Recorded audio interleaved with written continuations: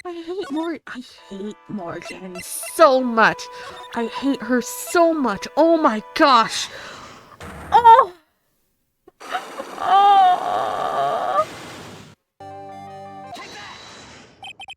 I have a firm grasp of the situation now, Iris. You have a sister, don't you? A twin sister, perhaps. That's right. Dahlia Hawthorne. A woman I know only too well. I had no idea you knew of her. Very impressive, Mr. Wright. But she's no longer... Yes, I know. Her sentence was carried out recently, wasn't it? I'm sorry. Thank you. There's no need to explain now, is there, Iris? The second you, who was here at the temple on the night of the murder, was your twin sister, Dahlia Hawthorne. But you just said it yourself a second ago. My sister's dead. Have you forgotten that? Have you forgotten this, Iris? This is a channeling dojo, a training ground of Korean channeling technique. That night, someone channeled Dahlia's spirit, and you knew about it. And that's the secret you've been trying to hide from me.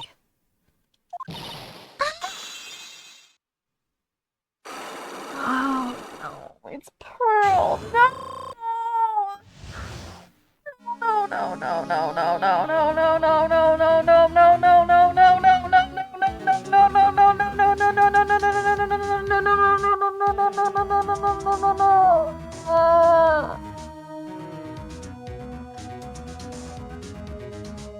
Why does Morgan have to be such an evil, disgusting human being where she makes her own daughter commit murder? Unconsciously, too! She didn't even control of herself when she was that, so she didn't even know that she was doing it! Ah.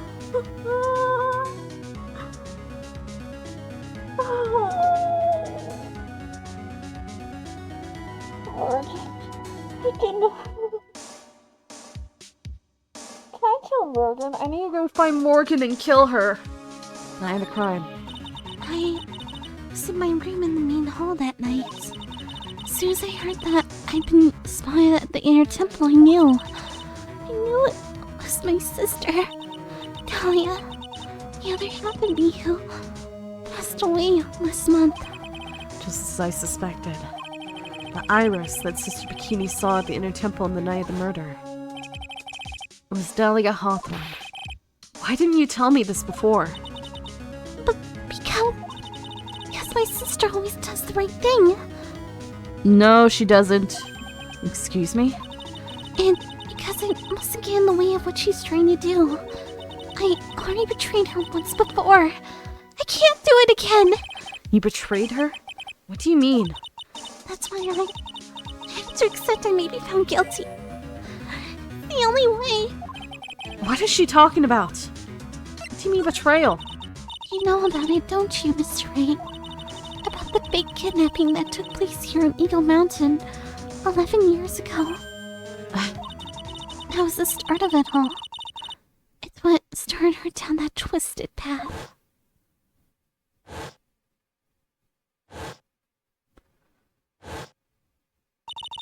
She started to commit crime after crime. In the end, she lost her life. It's all because I betrayed her. How did you betray her, Iris? It was no coincidence that Eagle Mountain is where the exchange was to take place. After all, I helped plan the whole thing. What? But I got scared, so I ran away. What are you talking about? Why would you help her? Stealing $2 million from your own father. That's awful. But I promised I'd help. And she didn't do it for the money. Huh? It was revenge on her father. Revenge? What do you mean revenge? It is! It is extremely effed up! There's a lot of family drama that shouldn't be a thing! What do you mean by revenge? It's almost as messed up as my family. He was a hideous man. He threw our mother away, then sent her to hell. Her mother. She must be talking about Morgan Fay. Our mother was the eldest daughter of the main branch of the Fay family. The main family had a lot of influence in many businesses and political circles at the time. As the eldest daughter, her mother was set to inherit all of that as the next master. That's the reason our father married her mother in the first place. For power. Such a terrible man. Ugh. But his plan backfired. Because our mother's sister took it all from her. She took over as the master curate. That would be Missy Fay. Maya's mother. But before long, the credibility of Curate tradition hit rock bottom. The new master, Mystic Misty Fay, made a terrible mistake. It was during the investigation of the TL6 incident. After that happened, our father took me, my twin sister, away, leaving her mother and her home behind. He hated the place. He said it was a hick dive, and that he had no reason to stay there. And that's when he came here to Hazakura Temple? Yes. The woman my father took as his next wife already had a daughter, Valerie. I had no place in his new family, you see. Oh. I haven't seen my mother once since then. Having the master seat stolen from her, and being rejected by her own family. I've heard she's been very battered, spiritually and emotionally. I think I'm finally beginning to see how the pieces fit together. I have asked her everything I can in my capacity as a prosecutor. This incident, everything related to it goes back to the history of the Fay clan. That's what it looks like. Iris, there's just one more thing I want you to tell me. What is it? During the incident in which your sister Dahlia Hawthorne poisoned a lawyer, she began a relationship with a certain college student in order to hide the evidence. That college student, have you heard anything about him? Well, I did hear one thing. She said she hated his guts. I see. Thank you for your help. You're welcome. Hurry up, Phoenix Wright. There's still much to investigate. Leave these locks to me. I'll open them for you. I promise. Thank you. Suppose I better continue my investigation. There's still one giant secret left to unlock. Pearl's psyche lock. I know what Pearl did. Morgan is a terrible mother! Oh my gosh. Please don't let it be true. Please don't let it be true. Please don't let it be true. February 9th, Heavenly Hall. Look at that. I really did make a fire. Right in front of the shack. What fire? There is no fire! Oh! Mr. Nick! Ha! You're too late, Nick! If you came here for one of our potatoes, you've already polished them all off! I think I've pretty much got all the evidence I need. I just need to find out what Pearls is hiding. Hi, Pearl. How are you? Are you okay? Yeah, I hope you're okay, Pearl. Terrible, terrible people, what? Why did you have to get Pearl involved like this? Why did she have to get her? No. Please tell me Morgan is here. Please tell me that Morgan is the real murderer. Please don't let it be Pearl. Pearl. I'm gonna cry. I don't have a crying emo. The best I have is this. Please, Pearl, don't be the murderer. Please. Deny the crime. After dinner on the night of the murder. Please don't be the murderer. You were supposed to be in Ellen Stocksman's room, reading a book together, correct? Yes, I was so happy when she invited me. But I didn't go in the end. You didn't go? No, there's somewhere else I had to go instead. I was so worried, I had to go. I didn't know what to do with myself. I was so nervous. So Pearls never went to Miss Doxman's room because she was too worried about something or someone else. Pearls. On the night of the murder, you went to this place, didn't you? To the Inner Temple.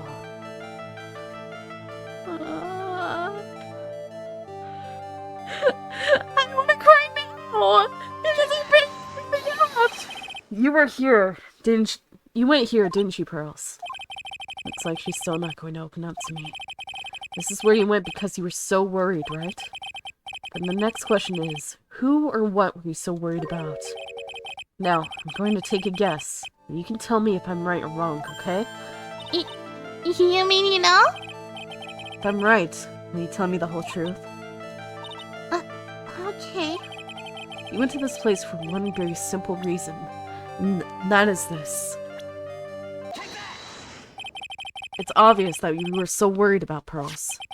It was Maya, wasn't it? You knew the training Maya was undertaking was dangerous. After all, it was the special course. Why are you making me hydrate when I'm about to cry? Don't hydrate me while I'm going through an emotional breakdown right now. I signed up for your special course. Well, my. Quite brave of you, considering how cold it is. Young people can be so reckless with their health. Don't blame me if you become one of those new channel.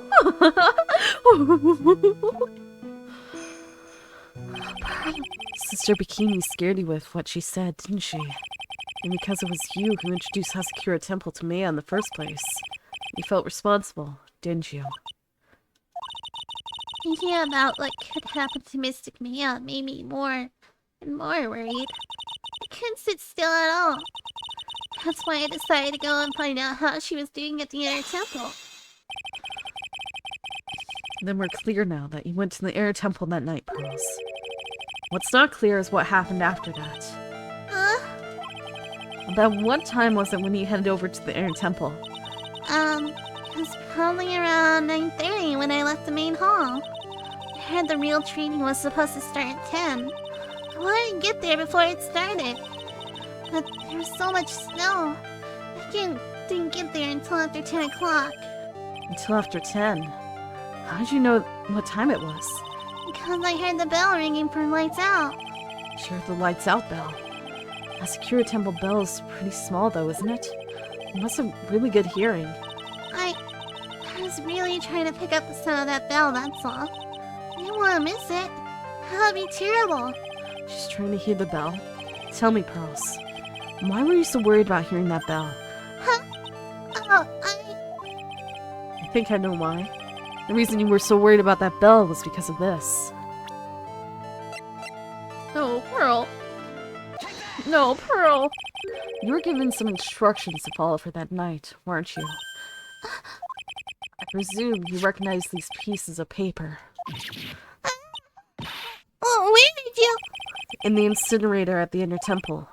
Pearls. You were following the instructions in this letter that night, weren't you?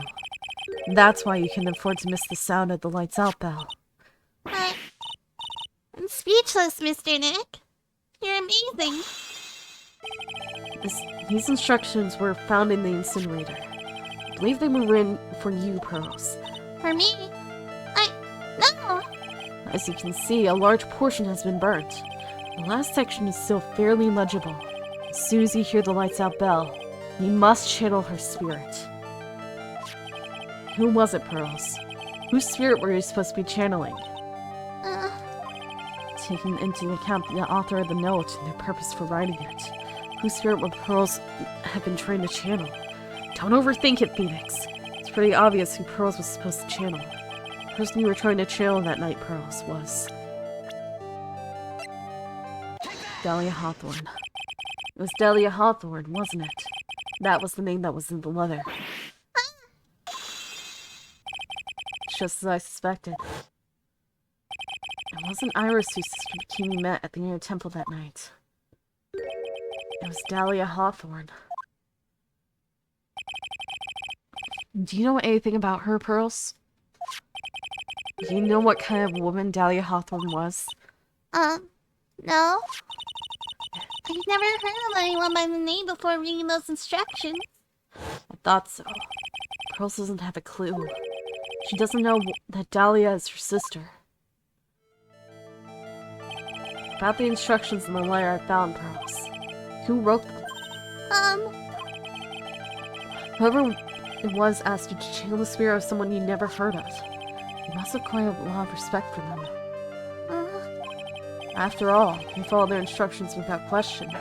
So here's my next question. Who wrote this set of instructions for you to follow? Morgan Fay. Pearls. I have to wonder about something. You didn't have any idea what the instructions meant, did you? Let them. But you followed them to the letter regardless. Why? Because it was your own mother who asked you. That's why. How did you... I figured it out. The person who wrote you this letter was your own mother, Morgan Fay.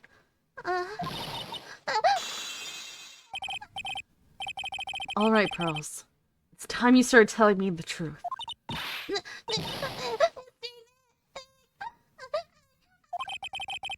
Why is she holding back from me?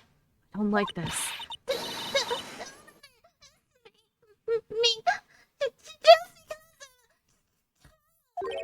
Huh? You're trying to say I follow these instructions. I like to see them real. What? Because I don't think you...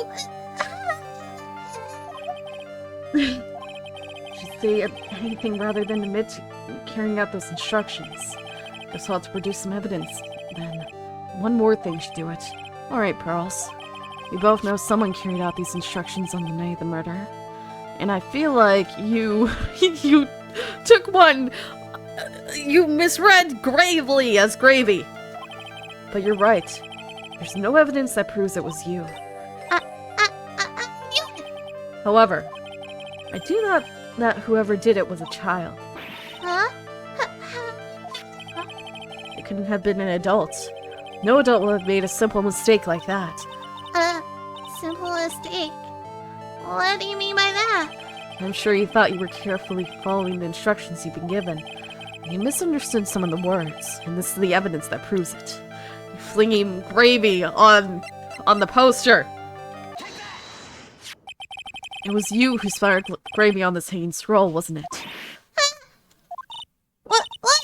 Why would I do something like... Do you remember what was written in that letter? Gravely roast the master in the fires of Hades, and bring our vengeance to fruition. But you didn't know how to read the word gravely and roast, among others, right? How do you know that? Remember the conversation you had with Miss Doxnam on the night of the murder? Perhaps we can read some books together. Really? I'm not very good at reading. Well then, would you like to practice reading with me? Miss Elise. So, for example, how do you read this? It says gravely. That's kind of a tough word. Sure, like Doxnan taught you how to read gravely and roast. But what she didn't teach you is what they meant. Gravely sounded like gravy to me, and the only roast I can think of was the food. And that's why you did it. That's why you covered the picture of the master in gravy from the night's pot roast. From the gravy from that night's pot roast. To be honest, I did think it was a bit strange. That was the strange part, not the fact that you're channeling a random stranger you didn't know. I guess I really did get the wrong idea. Just a tiny bit. I really am useless. I couldn't even burn the letter properly as my mother had asked of me. Such a simple thing. I can't even do it right.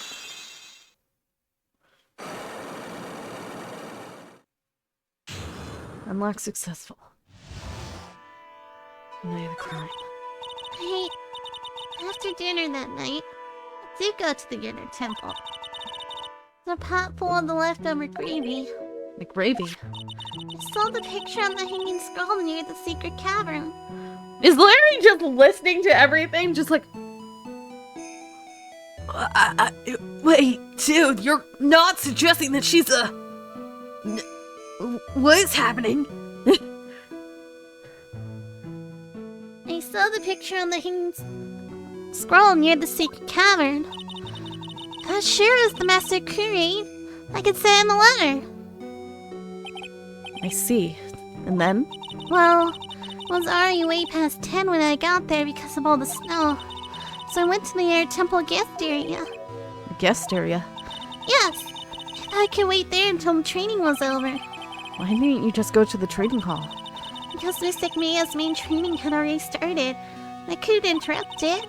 So I just stayed where I was and prayed for her to get through it. But then Pearls, did you fall asleep? I didn't mean to. I just couldn't help it. Hey, don't worry about it, Pearl. Who cares if you fell asleep? Oh, you are listening for no reason. I fell asleep waiting for Iris, too. It happens. Anyway, when you found yourself trapped in the inner temple, Yes, when I woke up, it was morning. I tried not to cry, but the ski bridge wasn't there anymore. And there was no one in the training hall. I thought everyone had left me before because I overslept. I threw the letter to the incinerator, then I heated up the leftover gravy and let off some steam by chucking the gravy on the scroll while you cried.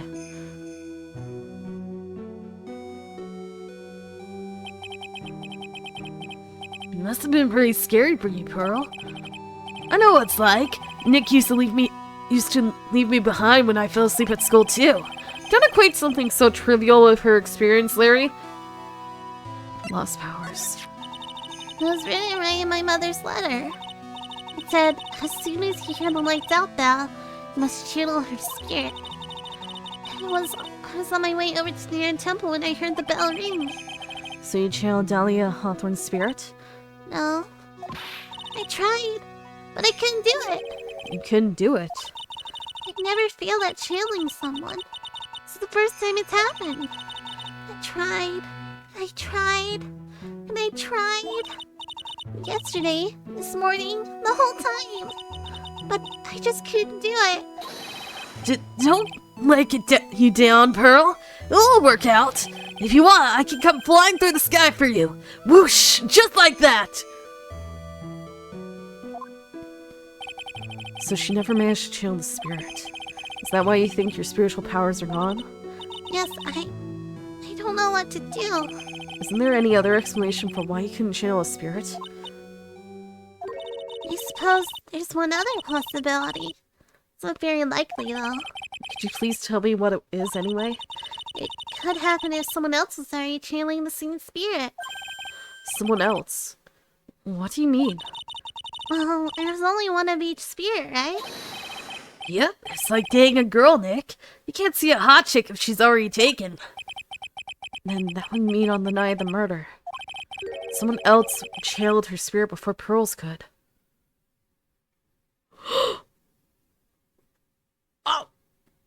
Oh, yay! She's gonna be convicted of murder, yay! It's Maya! Oh, thank goodness. Oh, I was scared for Pearl, but it's fine if it's Maya. Someone else channeled the spirit of Dahlia Hawthorne. I'm a failure. I can't even grant my mother's final wish. Her final wish? Yes, this letter. This is my last wish, she said. So make sure you follow the instructions carefully. This letter. I definitely need to find out more about it. Morgan's letter. What? No! I will not save Maya! As long as I have Pearl, I don't care about Maya! And as long as Mia doesn't go possessing Pearl. Mia, do you hear me from your spirit realm? Do not possess Pearl ever again! Please, it's very inappropriate when you do. Because the clothes do not grow with her! Please! My mother has gone to a place called penitentiary. Yeah, I know Pearls. I visit her every month. Last month, she told me. The time we've been waiting for has come, Pearl. There's something I need you to do for me. I have a letter for you at her home, where they brought me here. I want you to read it and do exactly what it says. It's for the good of the Fae clan, my angel. You'll be doing a great thing. Now, listen carefully. I'll tell you where the letter's hidden. You manipulated. I hate you! I hate you! My mother is always nice to me. I love her very much. Yeah, moms will do anything for their kids, right?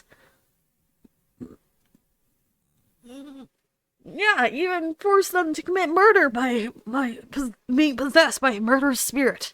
Yes.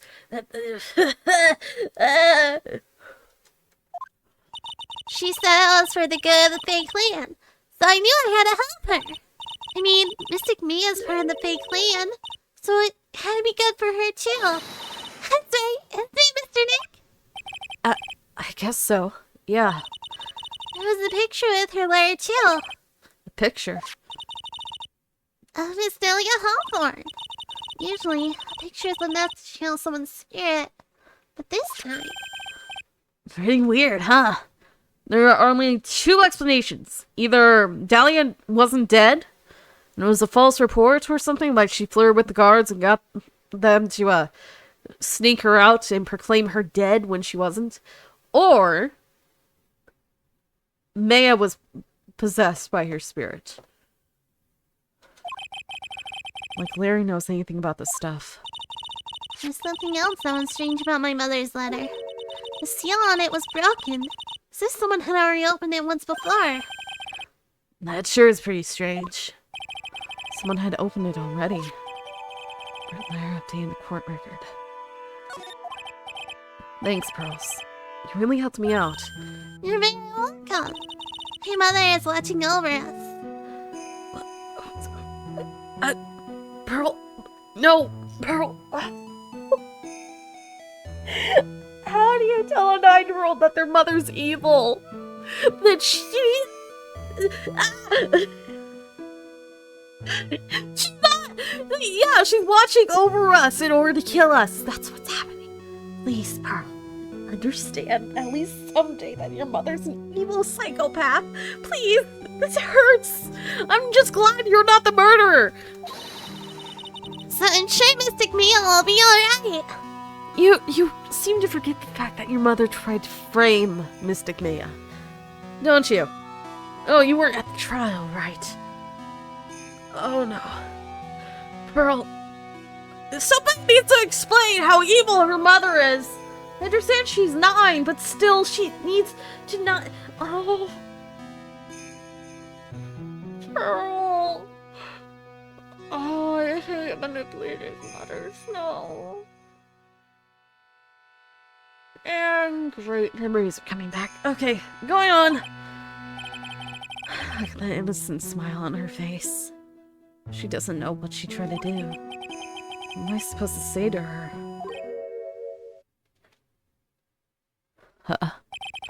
Finally figured it out, have you, Trilogy?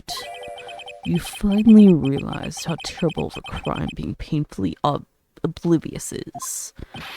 Gato! The entrance to the sacred cavern looks like a freaking puzzle workshop. Yeah, he's talking about the iris and the lock-breaking effort. It's all a waste of time. Why do you say that? Because Maya Fey isn't coming back. What? You don't know what you're talking about. How can you say something like that? It was your job to protect her, Wright. I never agreed to it. She latched on to me. Just like it was your job to protect Mia Fey. Two sisters caught up in the worst circumstances. I realize that, but... And you were the only one who was by their sides. You were the only one who could have saved them. But I didn't know anything about what was going on. What did I just say, Wright? Being oblivious is a heinous crime in itself. Tomorrow, We'll settle everything in court tomorrow. Once and for all. Maya fell in the river. Oh, that's what happened. Mr. Nick? Is what that man just said true? It'll be alright, Pearls. I'm sure Maya's alive. You'll see for yourself tomorrow. Did Morgan go and talk to Dahlia while she was in jail? Yeah, that's right. No, I can trust you, Mr. Nick. Pearl! My dear Pearl. You've done so well, my child. My Pearl. I hate you. It's better that you don't know what you've done. I knew this day would come for you. The blood of the Maid family is no more. Now, finally, after all this time, the master seat is yours. My last great wish. It seems I was just in time. I hate you! You manipulative freaking mother freaking fuck! I hate you so much! You're such a terrible mother!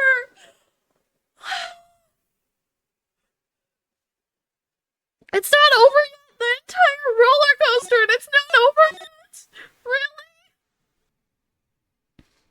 I had to take a breather. February 10th, 9:39 a.m. District Court, Defendant Lobby Number 1. Good morning. Oh, are you by yourself? Ah, morning, Pearls. Mr. Nick, please tell me. Oh, what's going to happen to Mystic Mania? Sorry. We don't know yet. The investigation is still going on, so I wasn't allowed into the Inner Temple. Oh, I see. So is Sister Iris still trying to remove those trick locks in the training hall? No, she's the defendant in this case, so she can't be at the Inner Temple. She's required to be here in court. And how come she's not here in the defendant's lobby? I have to admit, it's kind of strange. If you're looking for Iris, she's in the prosecutor's lobby. Oh, hi, Edgeworth. Edgeworth! What's Iris doing over there? She's going over today's testimony with the prosecutor as we speak. Today's testimony. You heard me. Iris is going to be testifying as a witness for the prosecution. Wait, what?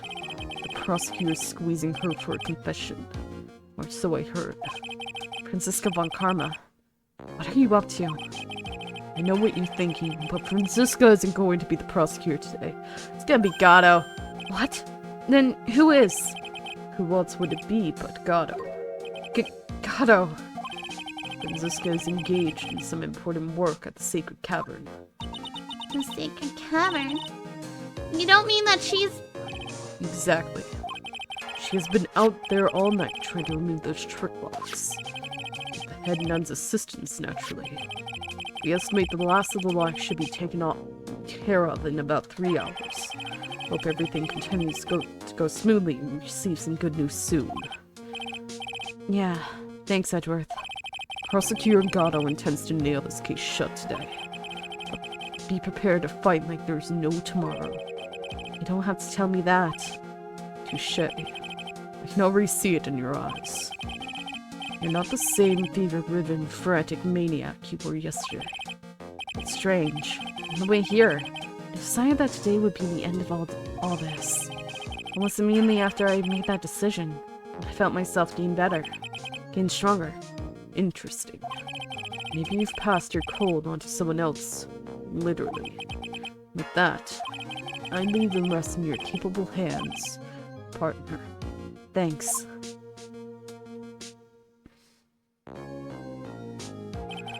I still don't have answers for most of the riddles plaguing this case. Oh, I have all the answers! I have all the answers. The circumstances around the murder of Miss Elise Doxnan. No. I mean, Miss Misty Fey. Impossible flight Larry claims to have seen. And that woman is really after. And we'll solve them all and bring this whole tragedy to an end. February 10th, 10 a.m., District Court, Courtroom number 7. Hi, Gato. How are you? Court is now in session for the trial of Iris Hazakura Temple. What happened to the Amish Canadian judge? Your Honor? What are you... Who, me? Well, my little brother came to visit me in my chambers earlier this morning. All of a sudden, in the blink of an eye, he developed a scorching fever and fainted. Wait, that's... The other judge is your little brother? What? Therefore, I'll be standing in for him. Is this a family courthouse? Is that why there's only 2 of you? Only the brothers can... What the frick? Is it really only the 2 of you? It's me and my little brother. We run this courthouse just like our father and his brother did. And their brother. And their fathers before that. And their fathers before that. Suddenly our bloodline began to dwindle. We had about 10 judges in here, but now it's only me and my little brother. We are a proud family line of proud judges that have judged fairly for centuries. Is that your lore? Is it really just a family of judges? This is literally a family-owned courthouse? What the frick? What the heck? That's your little brother? Why is he Canadian, but you're not? What? Or are you just... not blood brothers, like you exchange a cup of sake like Luffy and Sabo and Ace. Is that what you did? Is it that you exchange sake? Or are you blood related? I can kind of see it if you're blood related, but at the same time I don't. I see, Your Honor. So they're brothers. That explains a lot. My poor brother. He looked a bit pale, not to mention sad that he couldn't be here.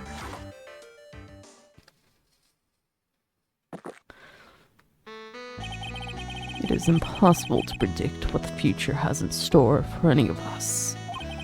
This is precisely why people feel the need to judge the past. And we of the court have been charged with the solemn duty of passing such judgment. Well said, Mr. Gatto. I understood exactly what you said, at least up until the end anyway. And the middle. And the beginning. Now then, Mr. Gatto, please proceed with your opening statement. Humans are fragile, fickle beings. Our hearts change with the shifting of the tides. There's only one thing that remains constant in this crazy world. Coffee. The bitter darkness that lies at the bottom of this mug. Oh, I was right, it was coffee. So then you mean... forget it. What do you mean? During yesterday's trial, the accused refused to admit her role in the crime. But today, she has had a change of heart. Sister Iris of Hazakura Temple has a confession to make. Confession? The defendant? Iris, why didn't you discuss this with me first? Very well. This court will now hear the defendant's confession. Hi. How are you? When meeting a beautiful lady, always ask for her name and profession. That's one of my rules. My name is Iris. I am a simple nun undergoing training at Hazakura Temple. Witness, is there something that you want to confess to? Yes, but first, I want to apologize to Mr. Wright. I can't continue lying to everyone anymore. It's all right. What is it? Mr. Wright, I have to admit that I did play a part in this terrible incident. Are you actually confessing? Are you saying that you were the one who murdered Miss Ellie Stockton? No, I'm not, Your Honor. But I dealt with the cover-up after the murder took place. After her spirit left, I took the lifeless shell of Miss Elise. and carried it to the Hazakura Temple courtyard, where I desecrated it. What? Order in the court. Order! Witness, are you saying you were an accomplice to the murder? Yes, that's correct. What? 3 minutes in court and I'm already covered in a cold sweat. Everyone on the planet is an accomplice to something. It just happens to be that in this case, it's to murder.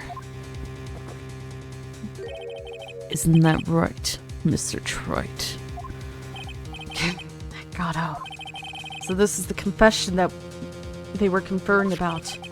Pains me to say this. But it looks like Iris's testimony was all a lie. There's this testimony crumpled up and shoved into a pocket. Which pocket? Why a pocket? Why not be specific about the pocket? Was it your breast pocket? The inside of your coat pocket? The jacket pocket? Why am I concerned about pockets? Now then, little lady, if you don't mind, I've got a question for you. Whose crime are you trying to cover up by your actions? Iris was covering for someone. I'm definitely up the creek without a paddle. Or a life jacket. I've been at Hazakura Temple ever since I was a little girl. Hazakura Temple is run by one of the branch families of the Korean tradition. One of our missions is to protect the Main family. I'm sorry, but Main family? Yes, and that's why I'm doing myself, if need be, to protect her. The daughter of the master of the Korean channeling technique, Mystic Maya Faye. Huh?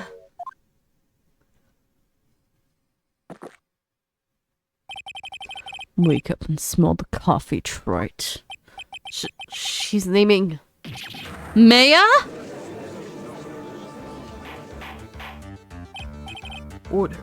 Order in the court. So not only did you witness the murder, you knew the name of the murderer? I'm terribly sorry, but it's true. I saw her commit the crime with my very own eye.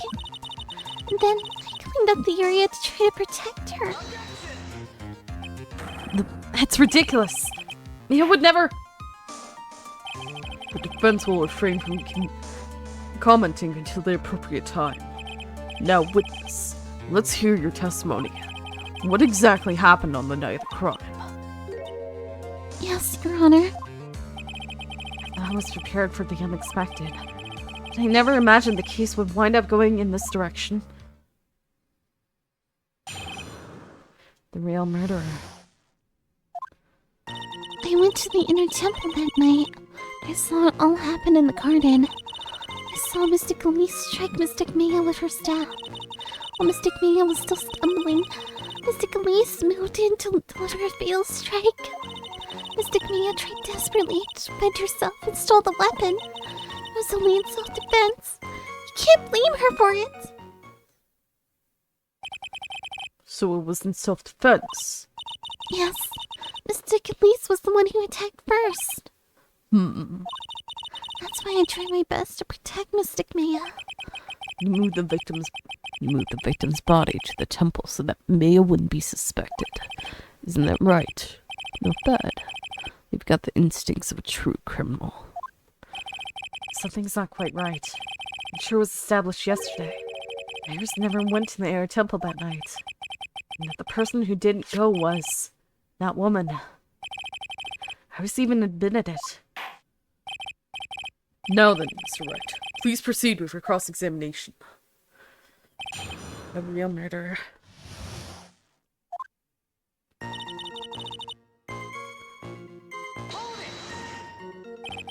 Sister Iris, your testimony has changed quite a bit since yesterday.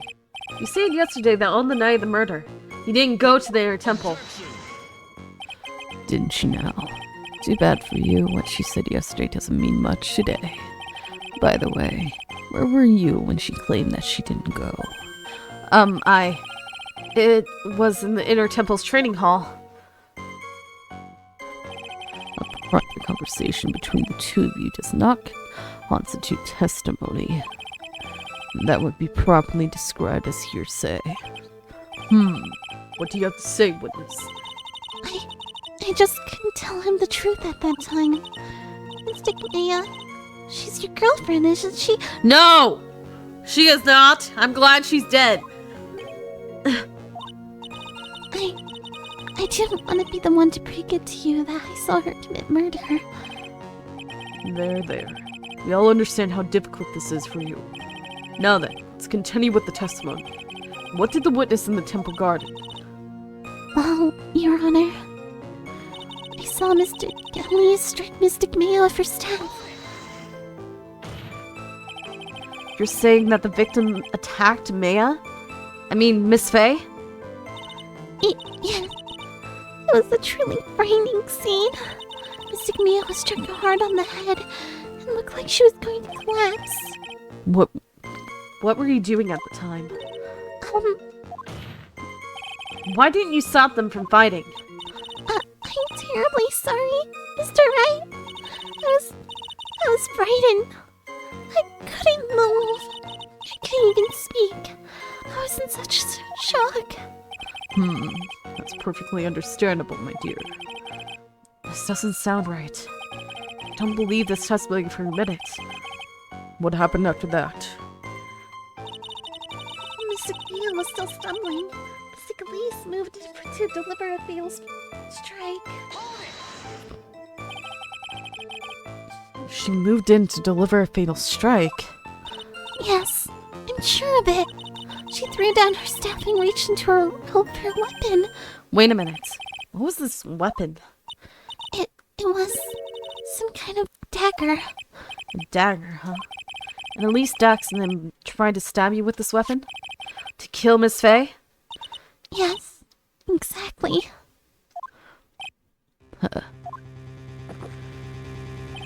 You look like I did. Like I did after I mistakenly took a swig of Worcestershire sauce. What do you... Worcestershire sauce? You have a problem with the testimony you're hearing from your client, lawyer boy. Do I have a problem with Iris's testimony? There's one thing. Your Honor, I have a small problem with the witness's testimony.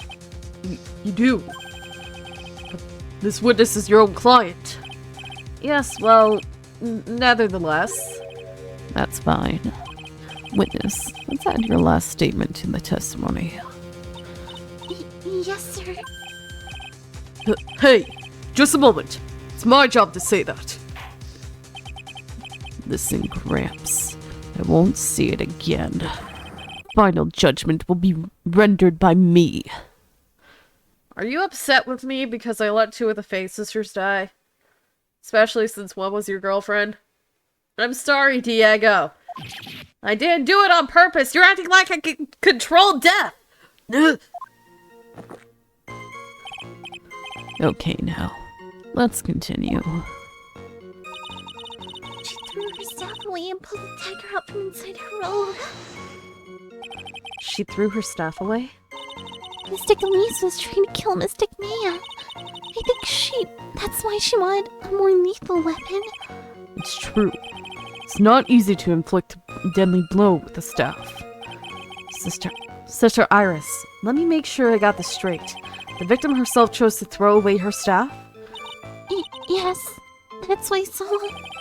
Is there anything odd about that, Mr. Wright? Yeah, it's odd, all right. Mystic Elise attacked Mystic Maya with the dagger. I'm sure of this. Mystic Maya tried desperately to defend herself and stole the weapon. And then? Mystic Maya, she turned things around and then she used the weapon she had taken and lunged forward for a strike.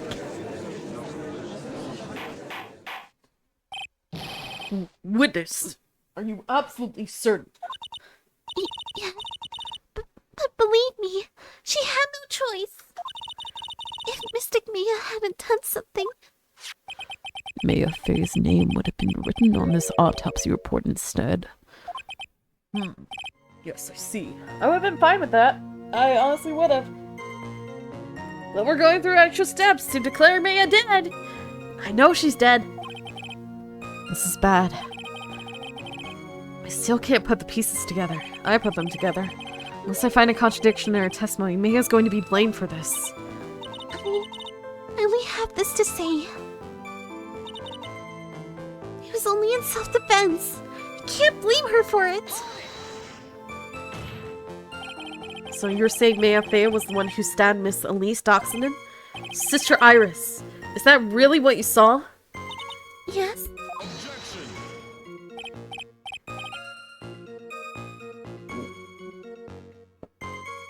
Tisk, tisk, tisk, Trilogy. If your mug is filled with black and bitter suspicions, the only way to get rid of them is to drink them down quick. Like this. Is that your second cup already? I'm still on my first!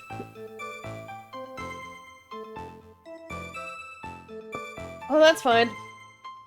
No, that's supposed to be a metaphor, but I don't get it. There's only one thing you need to get, right? It's called evidence. Now hurry up, before my next cup gets cold.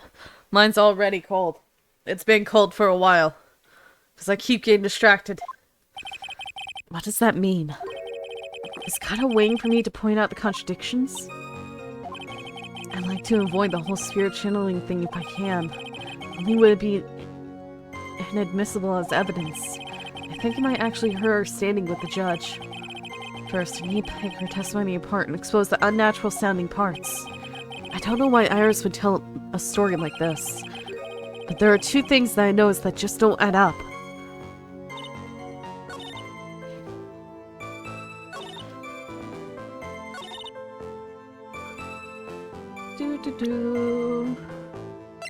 But the cane is actually a sword.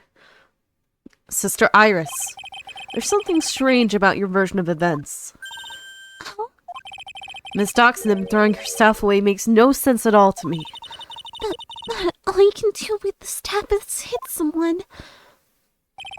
Naturally, you wouldn't know this, Sister Iris, but the victim's staff had a special feature about it.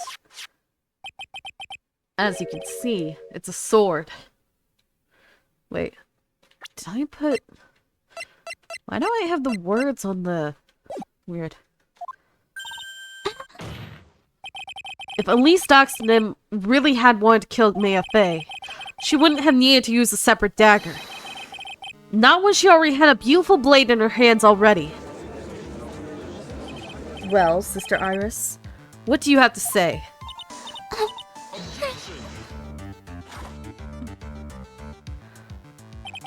That was an impressive bit of investigating, Wright. I never would have thought there was a sword in that staff. Even so, how should I put this?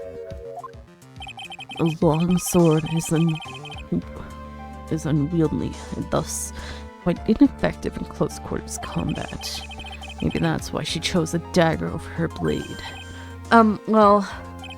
Anyway, the type of weapon she chose to use isn't what's important. The important thing is that she tried to kill Maya Fey. As long as there's nothing strange about that, there's no problem with her testimony. There was something strange about this whole testimony. Especially considering she's Misty Fey and was trying to kill her daughter. Well, Mr. Wright, the prosecution has a point. Very well, Your Honor. The defense will now present evidence to back its argument. Mr. Wright? I have here another piece of evidence that shows that this testimony can't be trusted. Because Miss Elise Doxenden would have never attempted to take the life of Maya Fey, considering that she's Misty Fey.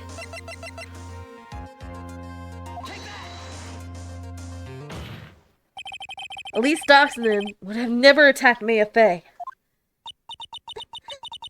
You be so sure? Because the victim's real name is not Elise Doxenden. Her real name was Misty Fey. Fey. No, Misty Fey. Who is this Misty Fey? Is she related to... Misty Fey is the master of the Korean channeling technique.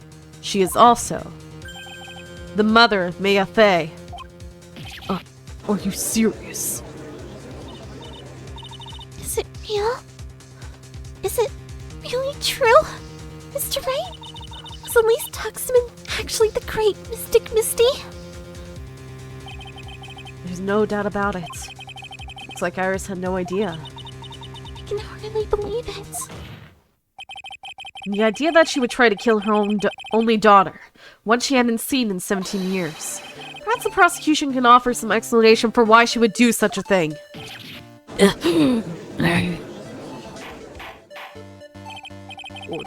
Order in the court.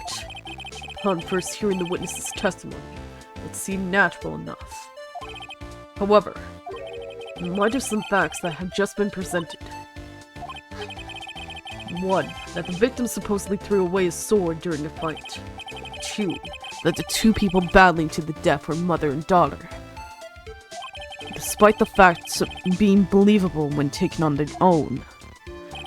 When taken together, the entire story seems difficult to believe. Listen, there's nothing in this world that is important, impossible, except for one little thing. Yes, was that one little impossible thing?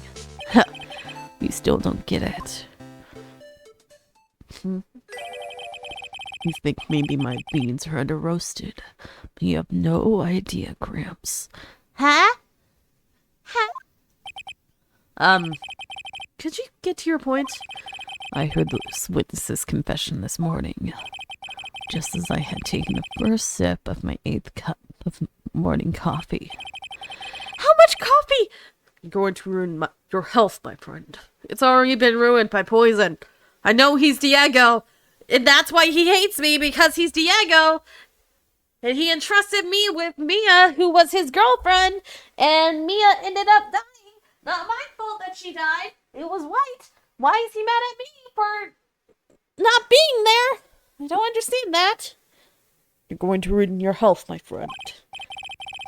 Anyway, after hearing this woman's confession... I had a detective who loves to investigate, sent to the scene of crime. He was singing a reggae song. Oh, it's another Tootie, okay. And he discovered this little beauty. Is that the dagger the witness testified to seeing? Obviously, Your Honor.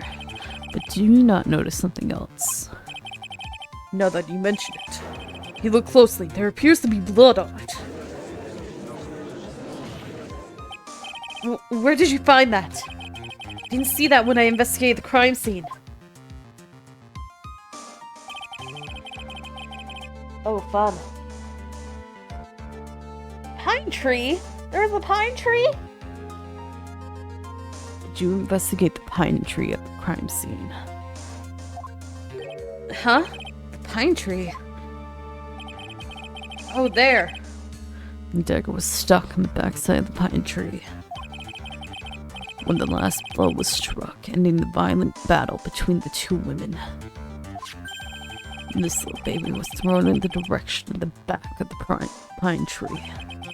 Which means the blood on the dagger belongs to the victim, correct? Ha! Are you even listening, old man? I first heard this confession this morning, just as I had taken the first sip of my 13th cup of morning coffee. How much coffee do you drink? Do you ever sleep? It helps with the pain. Didn't you say it was your 8th just a few minutes ago? I didn't have enough time to get the blood analyzed on such short notice. In any case, the court will accept the dagger as evidence. Furthermore, I ordered that a blood test be performed on him immediately. This is my sweetheart. Make sure you treat her right. Bailiff, give this piece of evidence to the crime lab for testing immediately. Can we bring my sword for testing? Please? Test the sword? Dagger adds to the court record. Now then. The testimony we just heard had numerous unbelievable aspects to it. However, after having found the very dagger the witness spoke of, I believe we can consider her testimony to be credible.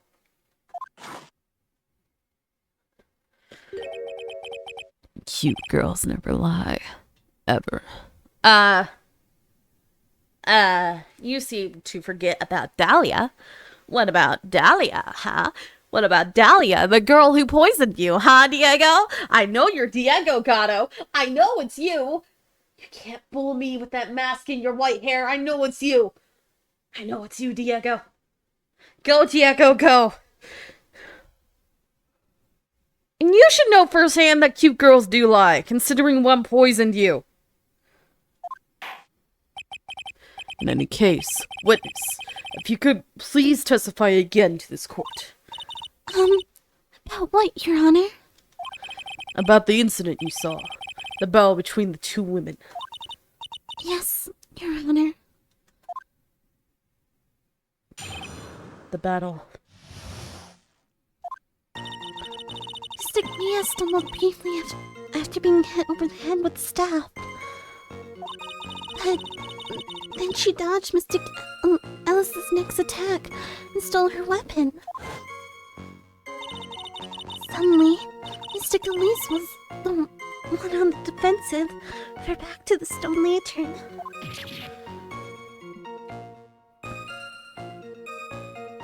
Why isn't there more blood on the stone lantern? And Mystic Mia stabbed Mystic Elise. Mystic Elise managed to fling the knife away, but then she collapsed.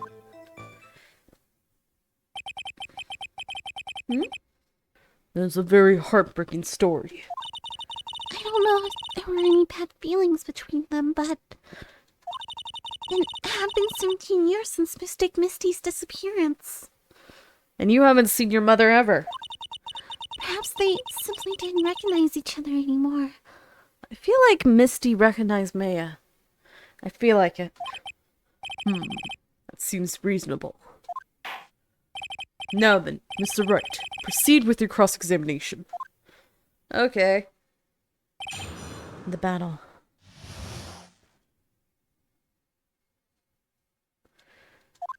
Yeah, he was poisoned by a cute girl. He's like, cute girls never lie. But he's the one who got poisoned. Because I know he's Diego, despite the fact that nobody is even putting it together that he's Diego. He has to be Diego. Go, Diego, go.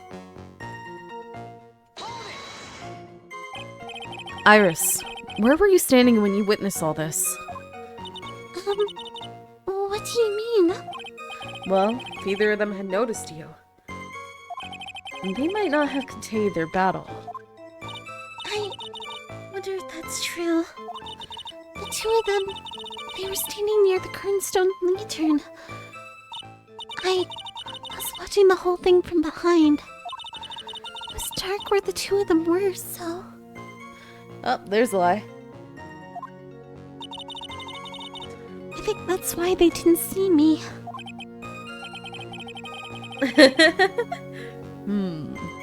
So it was dark in the garden when the murder took place.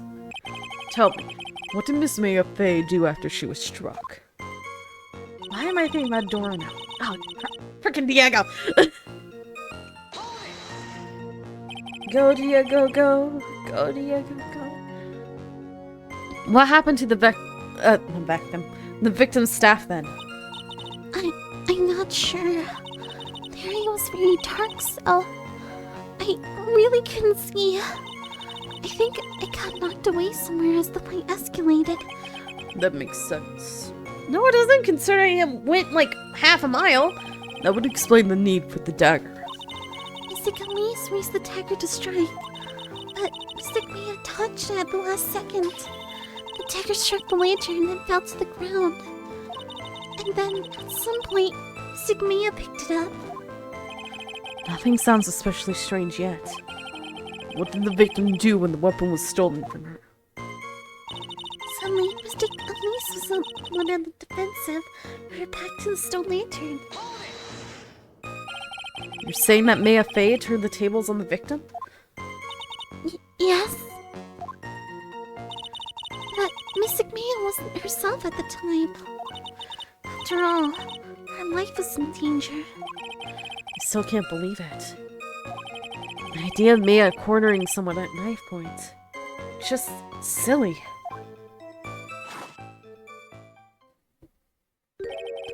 As they say, a cornered fox is more dangerous than a jackal.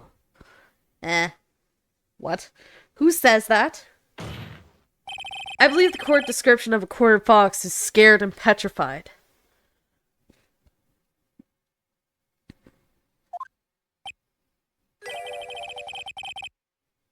Your animal analogies have grown tiresome. You're the one who started it! Anyway, so after Mia Fey backed the victim into the stone lantern, what happened next? That's when Mystic Mia stabbed Mystic Elise. Are you absolutely certain that's what you saw? Yes, I'm almost certain. Almost? The garden was dark. I couldn't really tell who was who. What did she just say? So in other words, it could have been someone else entirely? We know that Mega Faye was at the inner temple that night. Well, so was Bikini! And the woman that was killed was Elise Doxenham. Isn't it fairly obvious who attacked who? I don't have anything to counter that yet. Well then, witness, please continue with your testimony. Yes, Your Honor. The two of them faced each other for a moment. Then Mystic Mia rushed straight into Mystic Elise. Then Mystic Elise doubled over and fell to the ground. So she was stabbed in the stomach, huh? Yes.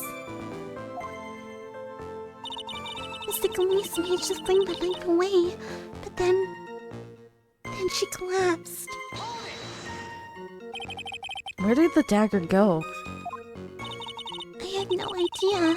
It was dark, and I couldn't see. According to the detective who found the dagger, it was stuck into the pine tree in the garden. Most likely was flung towards the tree after the struggle. There's most likely explanation, yes. After being stabbed in the stomach, did the victim collapse right away? Now that I think of it, she seemed to stare at Mystic Mia for a while. Mystic Mia stood there, not moving an inch. It felt like a moment like time had just stopped. But then, suddenly, as if the spell had worn off, Mystic Elise fell over. Seems like a reasonable story at first. But there's one thing that is completely impossible. The very idea of Mia stabbing someone. That alone is impossible. Which means, oh no, I feel like it's possible if she's motivated enough. Have like $10,000 on the line and she's like, oh, I can buy so many burgers with that. Okay, who do I have to stab? Because you seem to forget that she's tried to kill me multiple times already. This faulty testimony must contain another contradiction in it somewhere.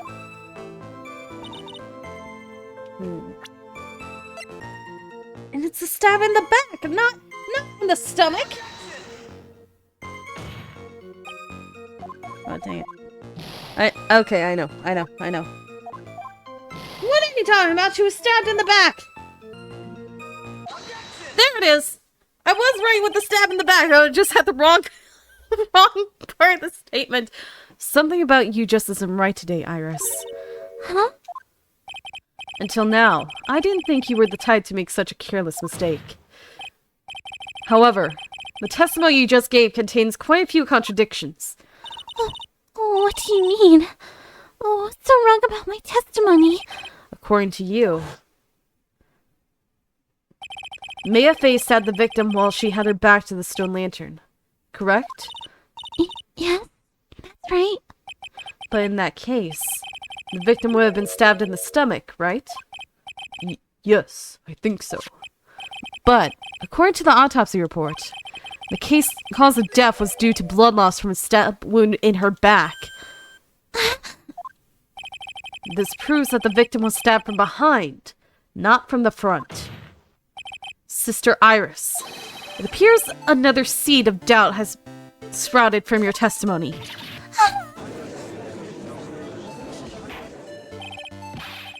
Oh, that's fine.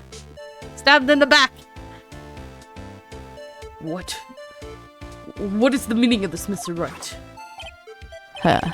It's simple. People aren't like books. We've all got a front and a back. You get my drift. What? Is that all you have to say? I can also say that darkness lets it play with the human mind. Could you please knock it off with the cheesy proverbs and illogical metaphors already? The point is, too much of this testimony just doesn't make sense. Throwing away a useful staff, the people fighting being mother and daughter. And now, she falsely claims the victim was stabbed in the stomach. There certainly are some inconsistencies. Well, Iris, how about it? Well, it's just... If you ask me, you're just being too naive about the whole thing. You're just being stupid. And vindictive. Diego. What do you mean?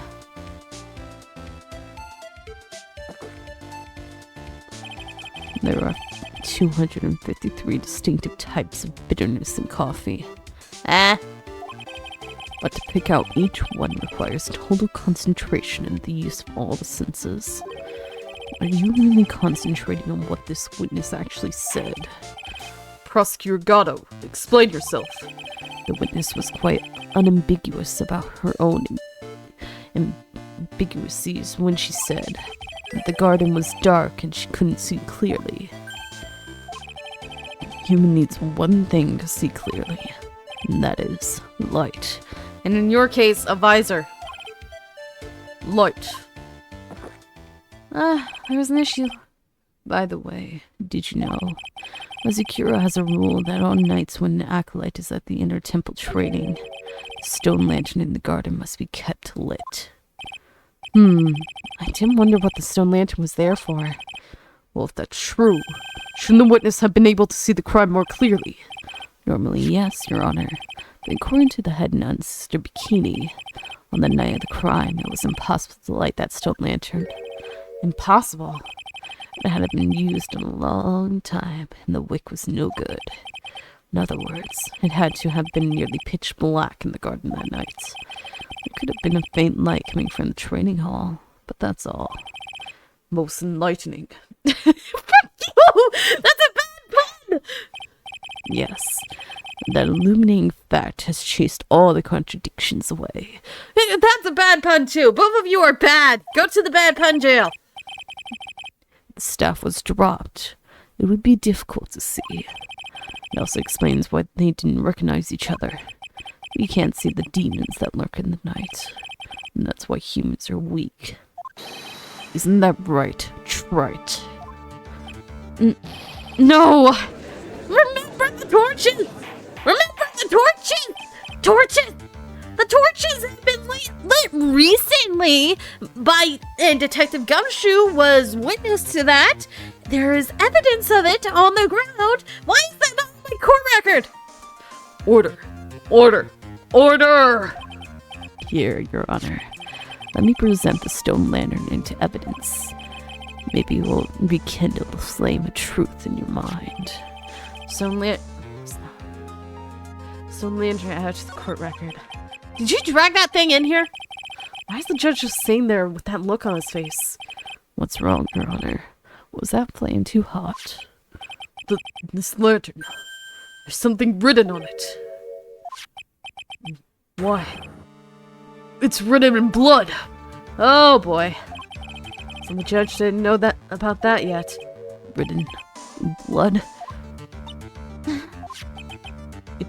It says... It says Maya, upside down.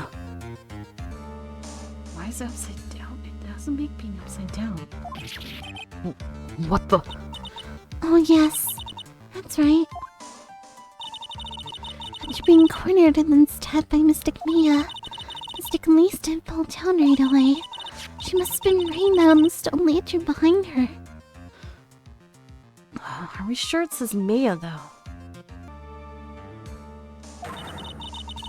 With the blood that was draining out of her body. It certainly looks that way. Hang on just a minute. Yeah, more is the currency in Genshin Impact. Why? What are you all talking about? Alright, your visors. You can't see completely well, can ya? What do you mean? What are we talking about? What we're talking about is the message written in blood. Nonsense. This lantern is as clean as a whistle. Could it be... he can't see the bloody writing at all? Now that I think of it, he did say something to me yesterday. My eyesight is pretty messed up. Even with these huge goggles on my head, I can't see everything. Oh, and you probably can't see red, can you? So that's what he meant by that. In any case, this is obviously an important clue. We now know that the crime scene was dark, and that the victim scrawled this message on the stone lantern. Well, Mr. Gatto, anything further? He's mad. Mr. Gatto.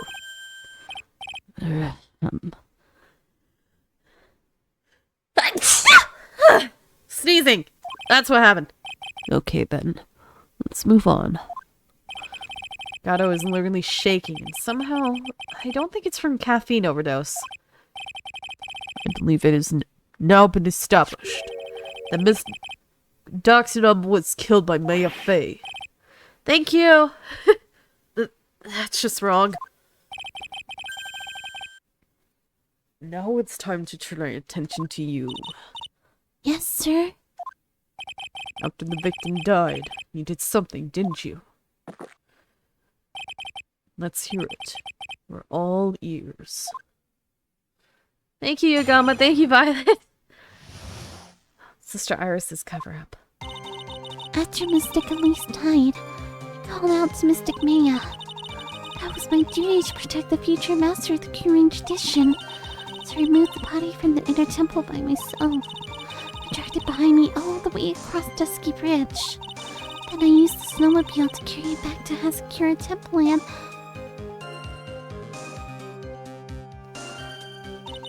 I used the Shichishita to alter the way the moon looked. So you moved the body. Yes, as Reza Hazakura Temple. I owe a great deal of thanks to the fake plan. But even so, I never imagined that Elise Tuxman was actually Misty Faye. I've committed a terrible sin. A terrible trick of fate. I believe you're looking for a twist of fate, Your Honor. I intended to return to the inner temple after taking care of the body, but...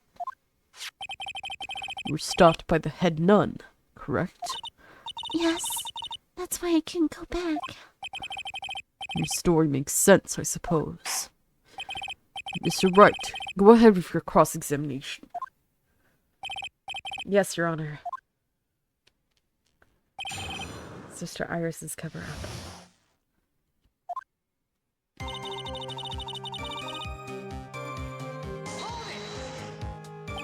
So you waited until everything was over before making a move?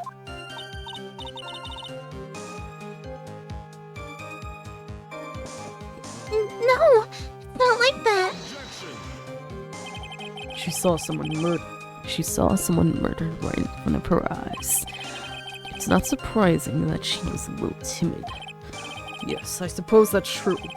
Sometimes when I'm watching lawyers argue back and forth with each other, I feel so helpless that I just sit quietly and wait for them to reach a conclusion. Isn't that your job to, as a judge, to mediate the argument? It wasn't until Mystic Mia saw me that it finally dawned on her that what she had done.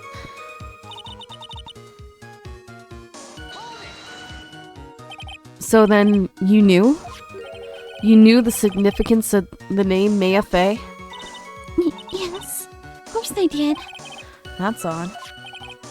I mean, Sister Bikini didn't recognize Maya's name until let alone her position. Anyway, she's a very special person indeed.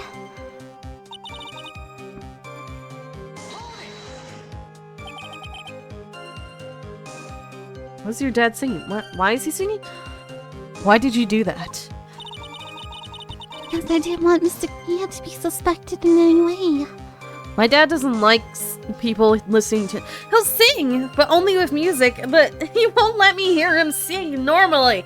I don't know why. He just doesn't want me to. I thought the best thing would be to remove the body from the crime scene. I've heard my grandfather and my grandmother sing. And my aunt... You moved her body all by yourself. Yes, I did. It would have been impossible if it wasn't for the snow. The snow, huh? It dragged it behind me all the way across Dusky Bridge. It's pretty amazing you can make it all the way across. That's a rickety old bridge. It looks worse than it is. Surprisingly sturdy despite its age. It's like they say, idiots are too stupid to catch even a simple cold. I kinda did. But there's one other thing that bothers me. Why not just throw the body into the Eagle River? Would have been much easier than dragging it all the way to Hasakura Temple. I thought that would still cast too much suspicion on Mystic Maya. That's why I tried to take the body as far as possible. Makes perfect sense to me. Didn't you also believe that about Dahlia? For the time being. Anyway, what did you do after you crossed the bridge? Oh wait, are you mad at me because Mia died and you're blaming me for the death? Before you could be reunited with her? Is that why you're mad at me, friggin' Diego? Then I used the snowmobile to carry it back to Hasakura Temple and... The snowmobile? I knew that would show up sooner or later. Yes, I had the key. I used the snowmobile to travel from Hasakura Temple to Dusky Bridge. This is the part that was in question the other day. Should I ask her for more details? About the tracks. If you really did move your body by snowmobile, there should be tracks left in the snow, right? Well, yes, naturally you would expect tracks. This picture was presented at yesterday's trial. Are these the tracks from that ride? Yes, I think they are. But I only see one set of tracks here. I don't see what's so strange about that. Snow was still falling when I left Hasakura Temple. I see. Snow was still falling, huh? And then when the murder took place, the Hawaii stopped. That's why there are such fresh-looking tracks. How about it, Mr. Wright? What do you think about this testimony? Let me look at the weather report again. Snow till 10:50. It's very important still. The murder took place. The snow had already stopped. It doesn't make any sense if you stack it up against the other evidence. Your Honor, I'd like the statement Iris has made added to the testimony. What? Does that have something to do with the case? All will be made clear if you allow her statement to be added to the record. Ha, this should be fun.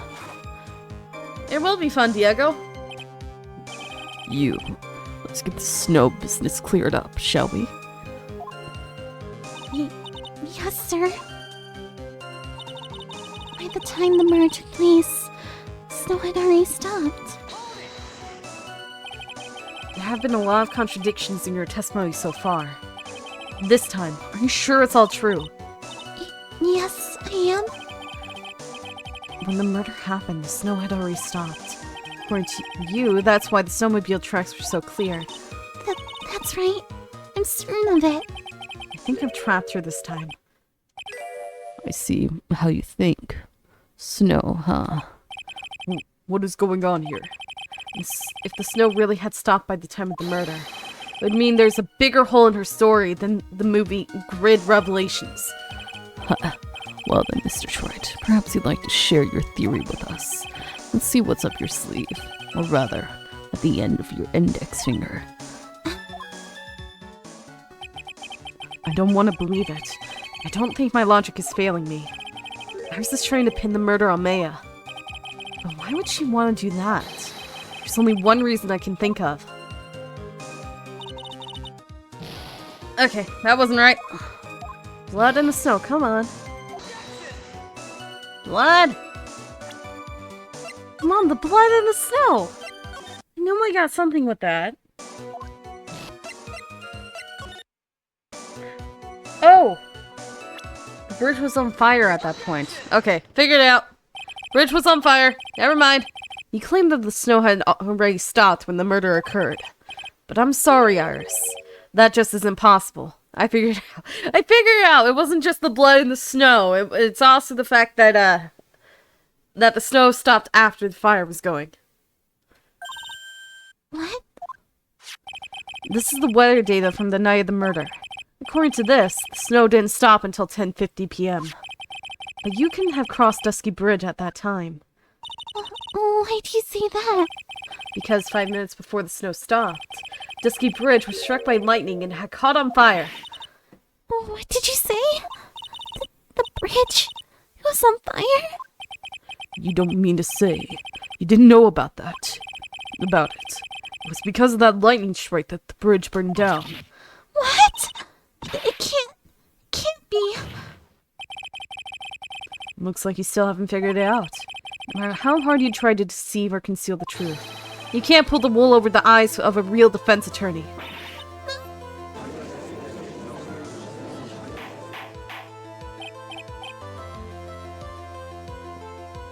Order. Order. Order. The bridge was already on fire when the incident took place. That's right. The inner temple was already totally cut off from the outside world. There's no way you could have crossed the bridge, body or nobody. Witness, even my patience has its limits. Any further lying and I will find you contempt of court. Do you have anything to say for yourself? The only person here that is truly contemptible is you. Old man. Me! How dare you! Whether this witness lied or not doesn't mean squat right now. Squat? The important thing now is to find out the truth. Isn't that right? Yes, of course, but whether it was snowing or not snowing, or whether the bridge was burning or not, there are two facts that can't be disputed. First, the body of Elise Doxson was discovered in the Hasekura Temple courtyard. Second, the head nun, Sister Bikini. Witness Iris desecrating Elise Doxson's body. He makes a good point. On both accounts. That's right. I'm not lying. What are you claiming this time? I wasn't myself at all that night. My memory is so hazy. You have stood at this witness stand and testified this entire time. Are you telling us now that your memory of that night is hazy? It is only human to err. If you're so perfect, right, maybe you can explain this for the court. What is it? When the murder happened, the bridge had already burnt down. And somehow the body traveled across the bridge and was found in the temple courtyard. Perhaps you have some kind of perfect explanation for that slow magic trick. Well, not exactly, no. I know there must be some other way she got across that burnout bridge. Unless I can somehow demonstrate it, I'll never know the truth. It looks like the defense is not prepared to offer a suitable explanation. You see what I mean? In other words, you're in no position to suggest that this lady's testimony isn't the truth. You're in no position to say it's not. It is. Alright then. Witness, let's hear your testimony once more. About what, Your Honor? You've admitted that you moved the victim's body. Nevertheless, your prior testimony contained a rather large inconsistency. Please add an explanation for that to your testimony. Yes, Your Honor. Will this be her final testimony?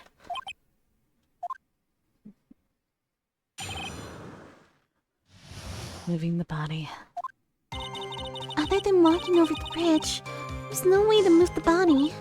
So I must have just gotten confused, I guess. The snow's still falling or had it stopped. Does it really matter that much? Are you saying that there is a way to cross a burning bridge? Flying? So it was just a misunderstanding, I see. This is a photo of Dusky Bridge after it burned down from the lightning blast. It was taken on the morning after the incident.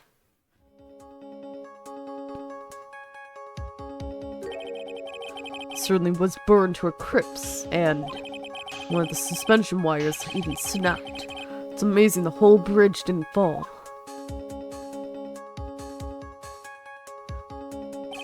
Clearly, it would be impossible to carry a corpse across a bridge in this condition.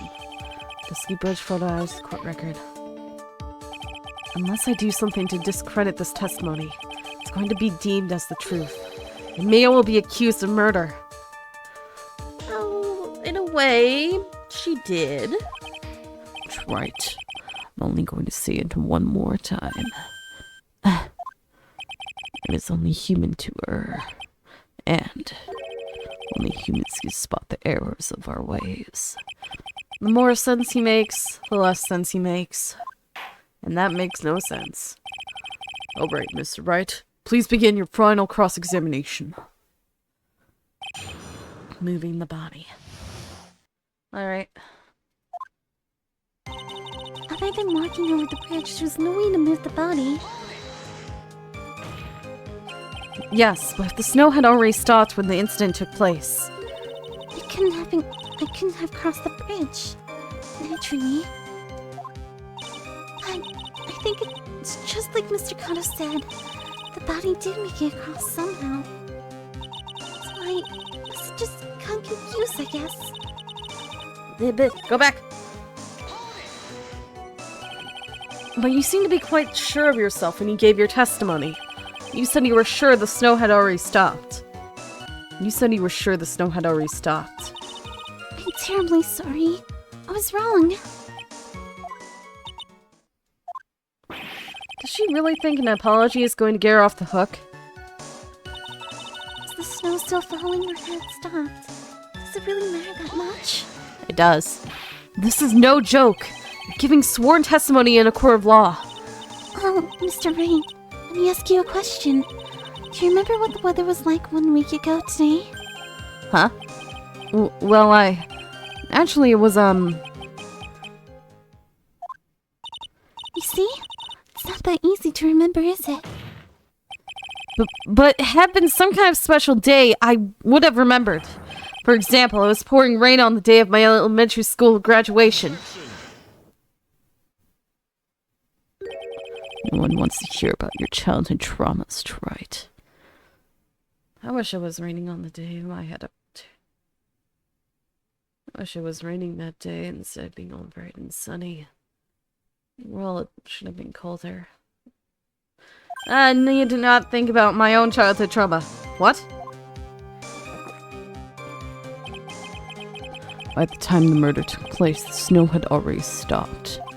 If you insist on obsessing over that one statement, let's see the proof. Show us some evidence that the body somehow crossed the bridge while it was on fire. Are you saying that there's a way to cross a burning bridge? Well, if you don't care about yourself and it's not your body. Well, I don't see why there couldn't be a way across. Mr. Wright, do you think that sounds a bit silly? Dead body crossing a burning bridge. Did anyone actually witness such a thing? If there was, I don't think you call someone like that a witness. After all, a dream isn't the same as actually seeing something.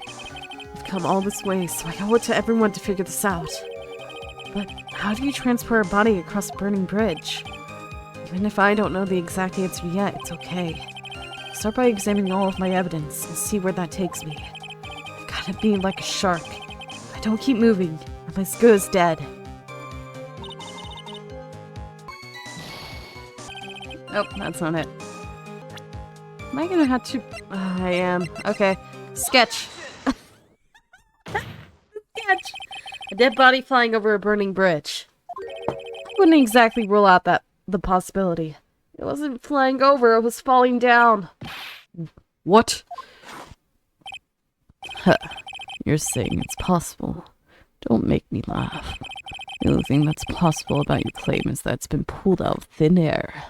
No, it's not. I don't know about that. In any case, you have a witness who did see it happen. Monstrous! Who is it? Who is this witness? It's someone you know very well from like 2 cases.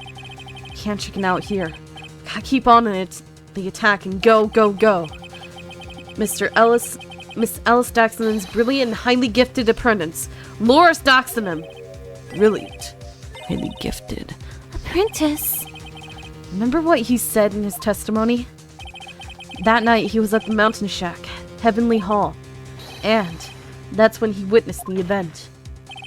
I think you've all seen the sketch before. It's an exact drawing of what he witnessed that night.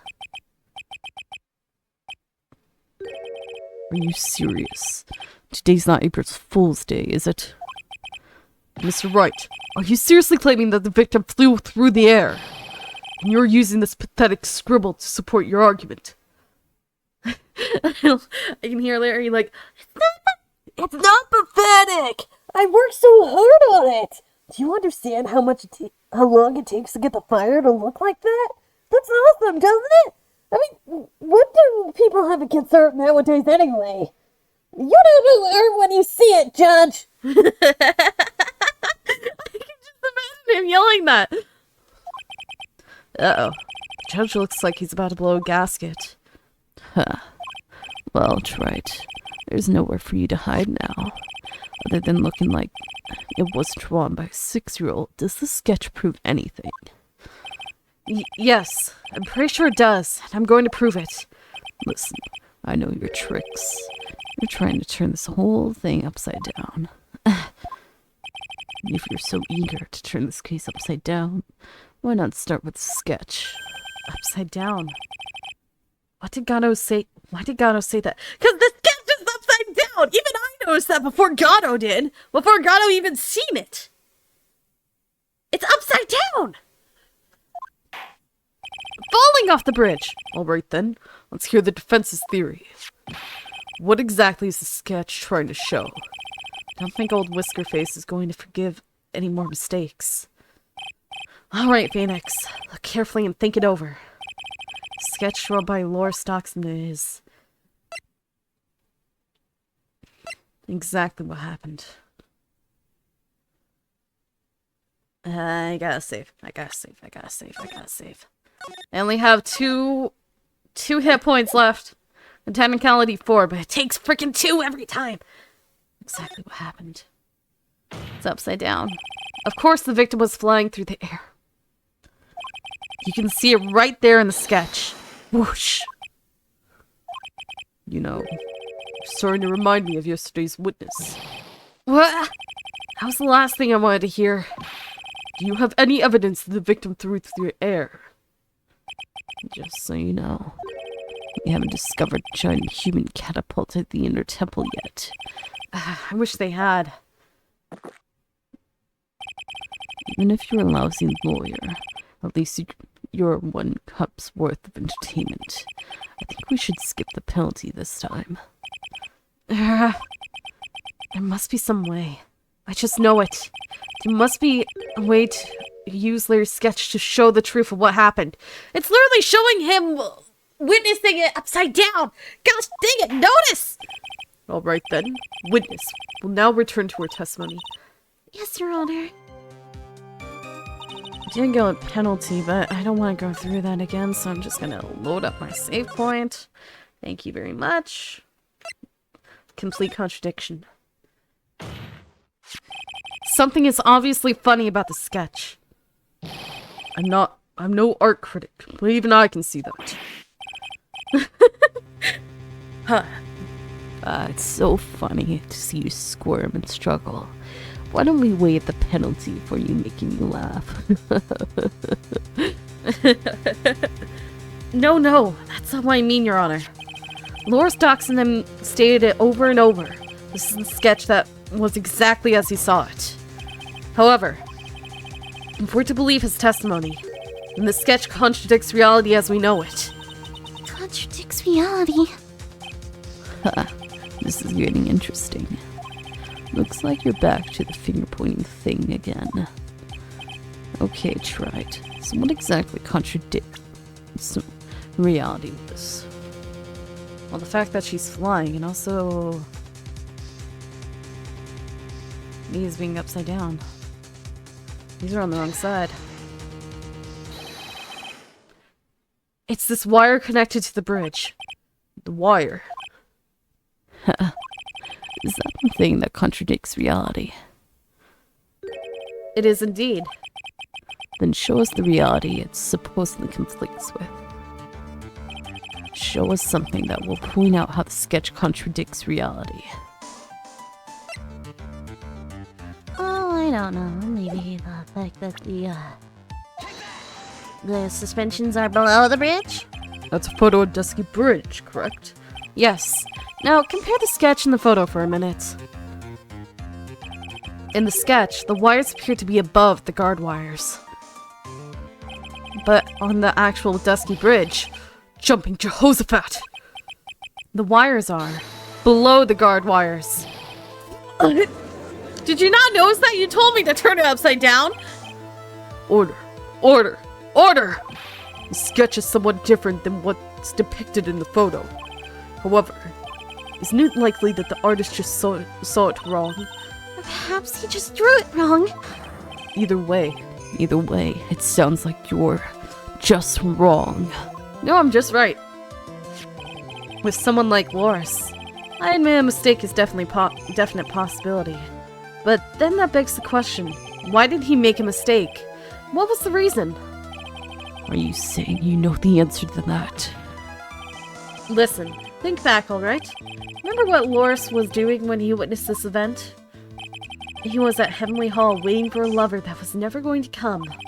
He waited and waited, and finally he laid down. But then, lightning shoots from the sky and sets the bridge aflame. Now ponder what sort of position Loris must have been in at the time. He was lying on his back, which is why he remembered the scene the way he did. He was lying on his back. Can't see how it relates, but it does, Your Honor. This is the reason why the wires in the sketch go up instead of down. Ha! No way. Loris Dox and them witnessed the event while he was lying on his back, face up. In other words, the scene that he saw was actually upside down. So then, the sketch should actually... I think you finally get it, Your Honor. The correct way to view Loris Dox and him's sketch is like this. This is how it should actually look. The victim's body wasn't flying above the bridge. It was actually swinging below. That's right. Just like a pendulum. It's not swinging below, Phoenix. No, it was falling off! Just... Order! All the things to say. Pendulum. The bridge was burning to a crisp. There was no way to get across it. But the body had been found in their temple. It would have caused problems. This is where the criminal decided to take a gamble. They used the burning bridge to get the body across to the other side. And a pendulum was the only way to get it done. Let's think about this for a minute, shall we? Dusky Bridge is about 20 yards long, which means it's about that far from the inner temple to the opposite cliff. Yes, that sounds right. In order to cover that distance with a pendulum, you need a rope of at least 10 yards long. To get a rope that long, you have to plan ahead. Oh! Oh, the wire didn't snap. It was used for the dang pendulum thing. Oh, that means it was Maya. Oh, it was full-on Maya. The lightning strike, that can only have been an accident. So it doesn't make sense that the culprit would have prepared the rope beforehand. So then, they didn't have to get the rope ready. The rope was already right in front of them. What? I'm saying that it was just a matter of using what was already there. And Iris went to Dusky Bridge and moved the body. No, and that's what the lady saw, and that's why the thing is covered in snow. In that case, Mr. Wright, please give us an explanation to support your theory. What makes you think the criminal had a rope on hand to create a pendulum? Is it gonna be in this? And the meaning of this is... If you want to know where the rope came from, it's hanging right there in front of your glorious beard. Huh! You complimented my beard. This is one of the wires from the bridge. Right, and that too. When the lightning struck the bridge and set it on fire, one of the suspension wires came loose from its anchor. The criminal didn't have any time to waste, so they tied the wire around Elise Doxnim's body.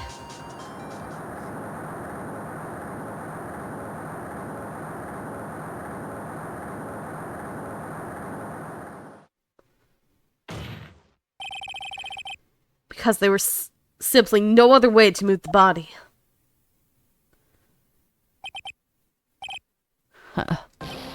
Glug, glug, glug. Chugging your coffee, why? Mr. Gatto. It seems that Mr. Gatto is more focused on his coffee than answering my question. It seems that the odds of a rope being readily available were very high. So I suppose it's not an impossibility after all. What? I thought you just chugged it all! Possible or impossible. That's not the question we need to ask. There's only one question. Did that really happen? That's right. I wonder if you can prove what happened to us. Do you have any actual evidence that the body was swung over like a pendulum?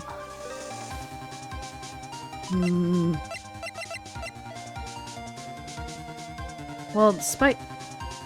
the crystal sphere? Before I present my evidence, let me review what we know so far. According to this photo, one of the wires snapped. Look at the map, and we can see it was in front of the inner temple. So then, that was the spot where the criminal... Yes, precisely. Now let's consider the body's movement by looking at the overhead map again. If the body was pushed from this point here, it would drop on the opposite bank at approximately this point. Did you say drop? Well, they must have failed to catch the body on the other bank.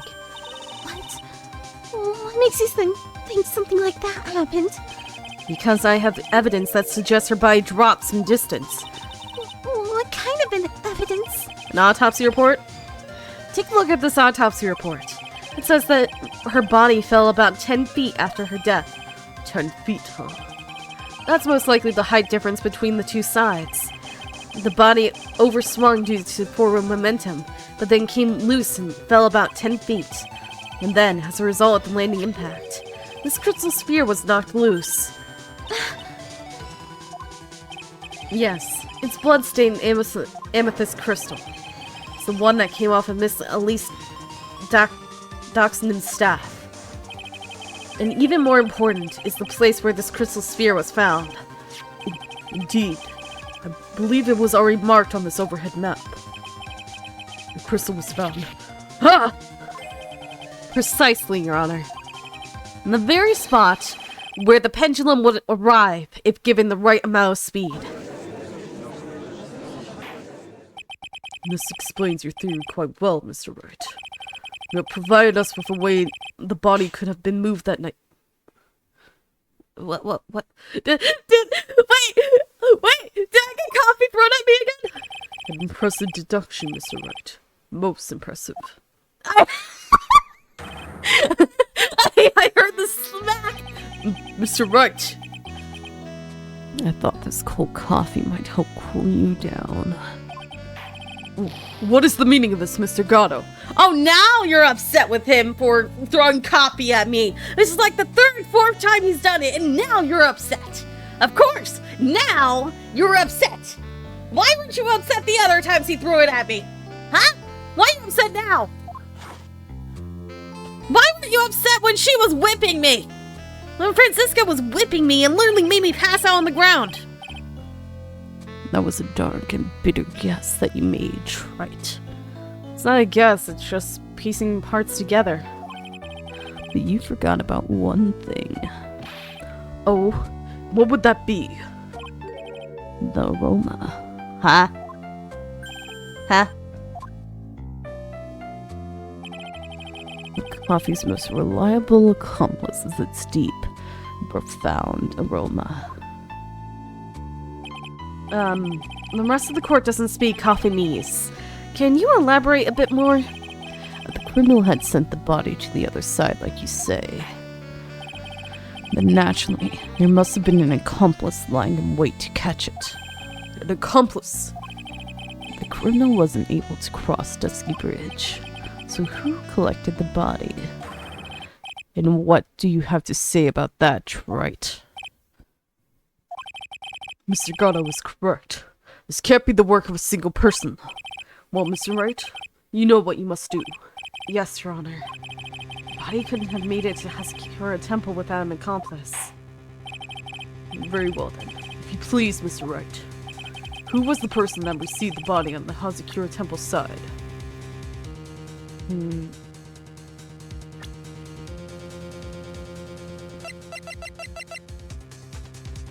It makes sense with Iris. It was either Iris or Bikini. I think it might have been Iris.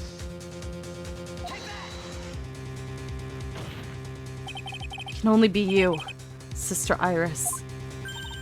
Huh? But I don't see why you're so surprised. The only way to transport the body from Dusky Bridge is by snowmobile. But with her bad back, Sister Bikini could never pick up a body like that. You're the only one that could have managed it. That's right. Even listening to the witness's testimony. On the night of the crime, this little cutie pie was on cleanup duty in the inner temple garden at the mother-daughter bloodbath. I haven't forgotten, but have you, Mr. Gatto? This witness was also seen at Hasekura Temple, desecrating the corpse of the victim. Strange indeed. It's almost as if, on that night, the defendant was in two different places at the same time. Sister Iris, let me ask you something. Why didn't you mention it when you first gave your testimony? mention what? The pendulum, of course. Using the sketch drawn by an eyewitness, I've established how the body was moved using the burn-up bridge, which means it's now a fact that this occurred. Something that should have already known. No, I had no idea. I didn't know about the pendulum. But the body couldn't have been passed along to the other side without your help. So you should have known about it. In fact, it'd be impossible for you to be clueless about this whole thing. Unless you're not really Iris to begin with. What? How can you say that, Mr. Wright? What? What kind of nonsense is this? You're saying this witness isn't Iris of Hasekura Temple? Are you serious, right? You mean this woman is... The person who tried to kill you? Maybe. There's no one besides Iris that could have received the corpse that night. Now I get it. Now I know why I've been sick to my stomach this whole trial. Why her whole demeanor changed so suddenly from yesterday. Why she's trying to pin this murder on Maya. Oh, she's being possessed by her sister. Gosh dang it. This woman that's standing here at the witness stand. Her real name is...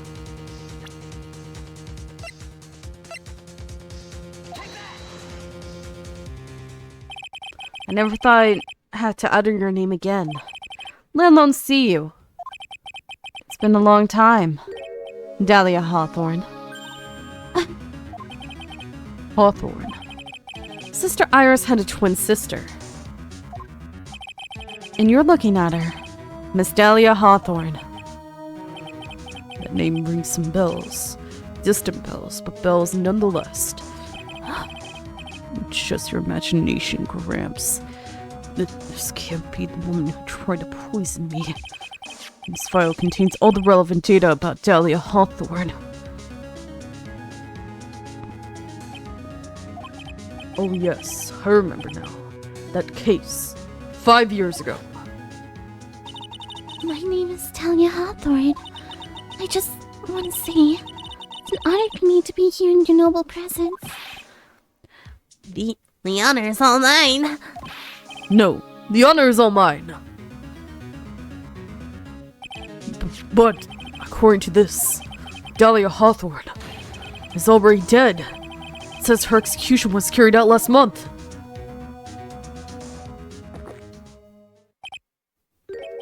So what? Death has no meaning in this courtroom. What? Order. Order. Order! Wait a moment. How can you... My sister... She's already dead! What kind of... You of all people should already understand. After all, the blood of the master of Crew Rain channeling technique flows within that body. The Crew Rain channeling technique. Now where have I heard that? That's right. You're not Dahlia Hawthorne herself. You're the spirit of Dahlia currently inhabiting the body of a spirit medium. What an exciting story. Exciting. Quite impossible. You're asking us to buy that Dahlia Hawthorne just happened to be channeled by someone on the very night of the murder to a temple where her twin sister Iris was. Well, if you're going to put things that way, then yes. We're supposed to believe that a coincidence like that just happens. Naturally, it was no coincidence. The whole thing was a part of a plan from the very beginning. It was all written right here in these instructions. What's that? These instructions were written by your mother, Morgan Fay. Part of the plan called for Dahlia Hawthorne to be channeled. That night, there were 2 irises that had to cure a temple. 2 of them. Even the time of the channeling was planned out. As soon as you hear the lights out bell, in other words, 10 p.m. However, Iris was seen before dinner time. That means that the Iris that was at dinner was the real Iris. The Iris who gave me this hood in the main hall was also the real Iris.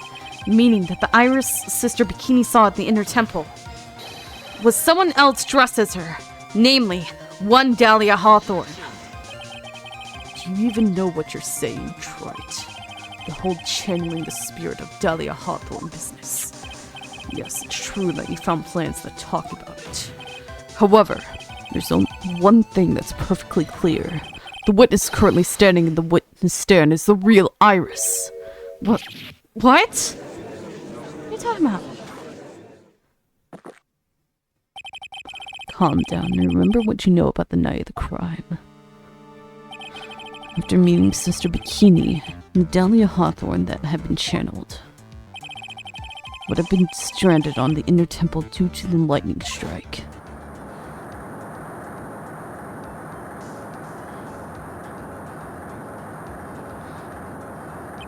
It was later that the body was moved by pendulum. That's right. Naturally, that would mean that the Iris that received the body was the real Iris. Are you with me so far?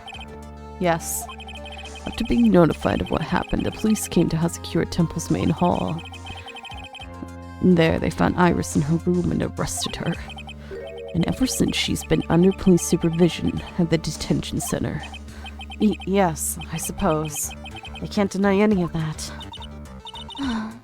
Thank goodness. Looks like he's finally convinced.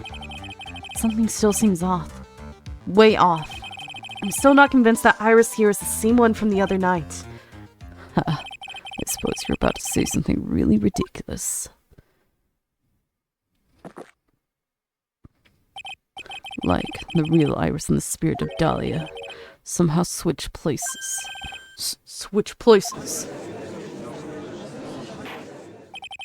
To be perfectly honest, there are still quite a few things I don't understand, but I do know that unless we confirm the witness's identity, we can't continue with this trial. Iris doesn't have the spiritual power needed to channel Dahlia, which means they must have switched places somewhere. Well, Mr. Wright, since the time she was arrested at Hazakura Temple, have there been any chances for Iris to switch places with Dahlia Hawthorne? There was one. Your Honor, I think there might have been one chance. Oh, explain yourself. Yesterday, for a few minutes, Iris's whereabouts were unknown. Unknown? What do you mean? What I mean is, there was a span of time in which Iris was able to move about freely, unsupervised. Well, who was it? Well, who was it? Who would give a murder suspect time to move about freely like that? I'm sorry. I know you didn't mean to. It wasn't your fault. The person who gave Iris the chance to freely move about was... it was Edgeworth. It wasn't intentional. He just has a traumatic fear of earthquakes. This is Mr. Edgeworth, isn't it? Your Honor, there was a fairly large earthquake yesterday, was there not? An earthquake? Earthquake? Oh my goodness! The Inner Temple! The Sky of Tremor might...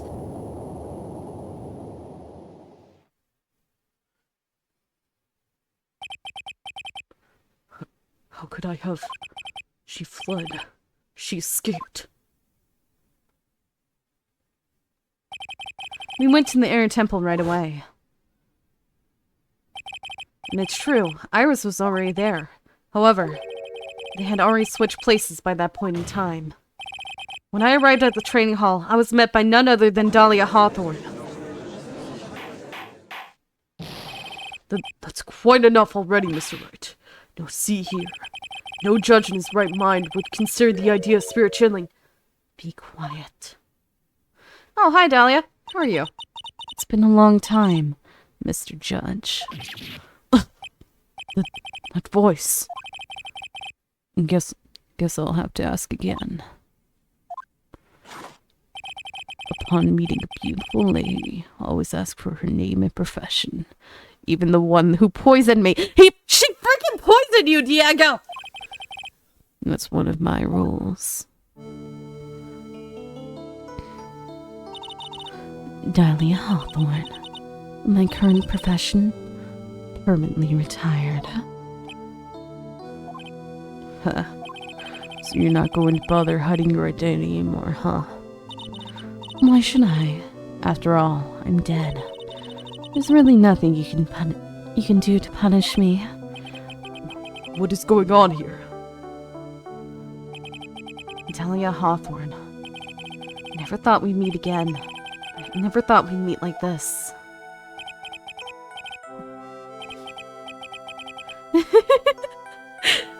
But this time, I'll end it. For her and for myself. To be continued. Really? Really? What do you mean to be continued? What the frick do you mean to be continued? No, we're going. We're going until this is over. No. No. No to be continued. We're going. February 10th, 1:06 p.m. District Court, courtroom number 7. Now then, let's continue with what we left off, shall we? Well, witness? Yes. How can I help you, Mr. Judge? Well, it seems that if we're to learn the truth, We'll need to hear your testimony. I have no problem with that. When you've seen what I have, sometimes the truth is better left unknown. In any case, let's hear your testimony. Tell us about the plan that was carried out that night. The plan. The whole plan began with my death. A stupid plan hatched by Morgan Fay to install her own daughter as the next master. For it to work, Maya Fay would first have to die. The idea was for me to kill Maya and then have the blame pinned on Iris. The plan went wrong. It seems to have succeeded anyway. What do you mean? What? So that means that... Wait a minute. Did you just say the plan was to kill Maya Fay? Yes. You have a problem with that.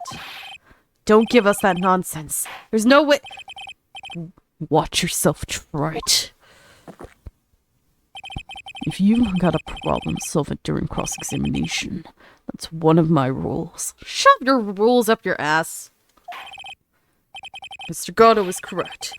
And by the way, that's one of my rules as well. Always agree with the prosecutor. Never question them. That's my rule. To kill Maya. Could it be true? Yeah? The plan.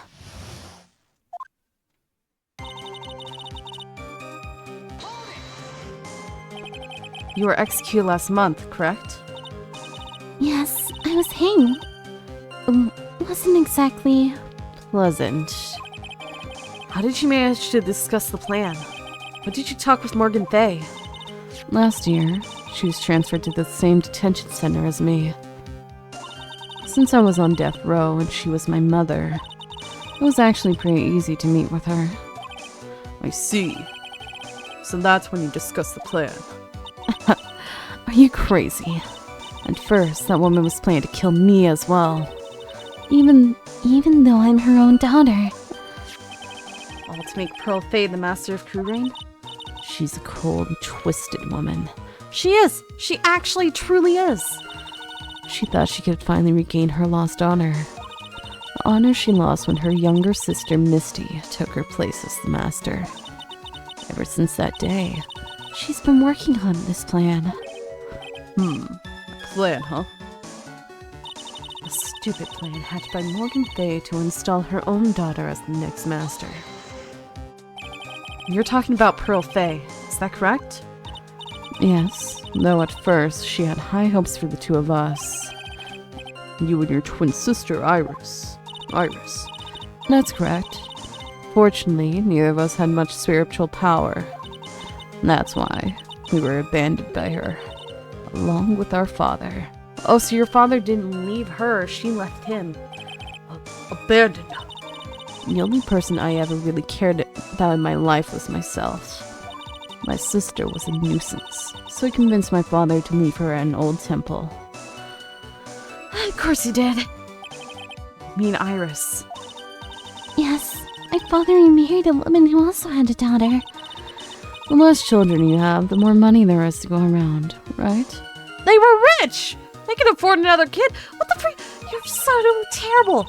On top of that, my father had absolutely no interest in children in general. How horrible. The really horrible one was that woman. That bitter, vengeful woman. It was her stubbornness that gave birth to that child. Pearl Fay. She was born with an abundance of spiritual power. Unfortunately for her, Morgan Fay heaped all of her broken hopes and dreams onto that poor child's back. All because of her pathetic dreams of having her bloodline become the main family. But for it to work, Maya Fay would first have to die. Maya would have to die. But why? For our bloodline to succeed as the main family, thus making Pearl the new master. The remaining descendants of the current master had to be taken care of. But Pearls would never agree to a plan like that. She adores Maya. How sad. You still don't get it, do you? Well, Pearl wanted had nothing to do with it. Morgan didn't care one bit about Pearl. That's why I hate her. The only thing she cared about was the position of the master. That's all. That's ridiculous. That's ridiculous. She was willing to sacrifice anything and anyone to achieve her goal. The life of her daughter, and naturally, the life of Maya Fey as well. How could anyone do that? The idea was for me to kill Maya, and then have the blame pinned on Iris. You were going to kill Maya? Pearl didn't need to know anything about it. All she had to do was follow the instructions in the letter and channel me. Then I would simply used her body and finished the job. In any case, I'm already dead, and there's nothing any of you can do to me. So the plan was to blame the crime on your younger twin, on Sister Iris of Hasakura Temple. She and I look absolutely identical. No one can tell us apart. If someone were to witness me killing Maya, Actually, they would think it was Iris that had done it. and the witness in this case was the head nun, Sister Bikini. I never would have guessed she was going to return to Hasakura Temple that night. But She wound up seeing Iris's crime anyway. Why did you want to pin the murder on Iris in the first place? She's your twin sister, isn't she? She doesn't care about no one. twin sister? Don't make me laugh. She's nothing but a backstabber. I couldn't care less about her. What did she do? Backstabber. You just don't understand. You never will. You backstabbed me! Anyway. I mean, it's succeed anyway. You think the plan was a success? You heard me. Just as that woman had hoped. Maya Fey is dead. Now the title and the master will pass on to Pearl. Pearl Fey. That's absurd! Maya's she's just trapped! Trapped inside the sacred cavern! Really? You're as foolishly optimistic as ever, aren't you? My darling Benny. Of course. Do you want to know the truth? Ever since we met, I've despised you. Your sniveling naivety, your pathetic faith in other people. I just want to know one thing. What did you personally think of Morgan Fay's plan? I told you already, didn't I? It was a stupid plan. It had no point, no value other than fulfilling her own greedy desires.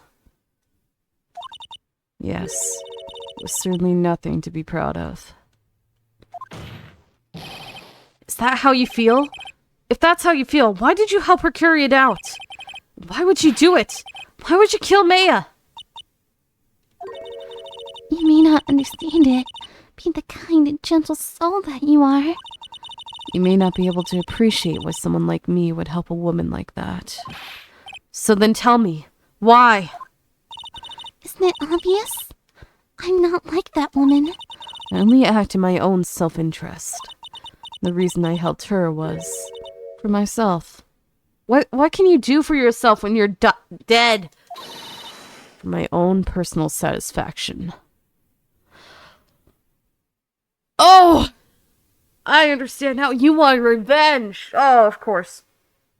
Taking out Maya and then your own sister who backstabbed you was also part of your own revenge. Okay, I see now. You're as messed up as your mother, if not worse. Your entire family's messed up. The only one that's okay is Pearl. Oh, Pearl, please be okay. What did you say? Can we protect Pearl from this entire issue? And ban her from seeing her mother? Gosh damn! Why did we let her go see her mom? Why? She's an evil, manipulating, freaking. Oh, I hate her. What did you say? So this woman, Dahlia Hawthorne. Yeah, I really want to make her safe because everything going on with Morgan just reminds me more and more of what I went through. Fun. She had her own reason for wanting Maya dead.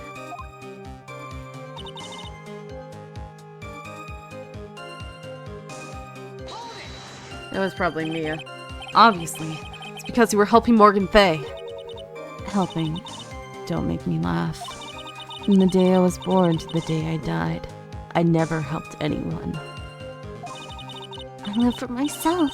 In the end, I died for myself. I thought that was obvious. So she wasn't actually cooperating with Morgan. She was just using Morgan in her plan so she could accomplish her own goal. All I wanted to do was kill Maya Fey. Oh! Oh! Frick! The entire magazine! Oh, that was all part of the plan! She possessed her sister and made bikini. Oh my gosh! Oh, you're a terrible person! All I wanted to do was kill Maya Fey. That was the only way I could think of to get revenge. Revenge? Looks like I have no choice but to present that piece of evidence. I can't believe it. She meant to kill Maya. I've got to keep a cool head. And I need to get more information out of her. It's the only way to understand this plan, and what she was after as well. Well, I know what she was after.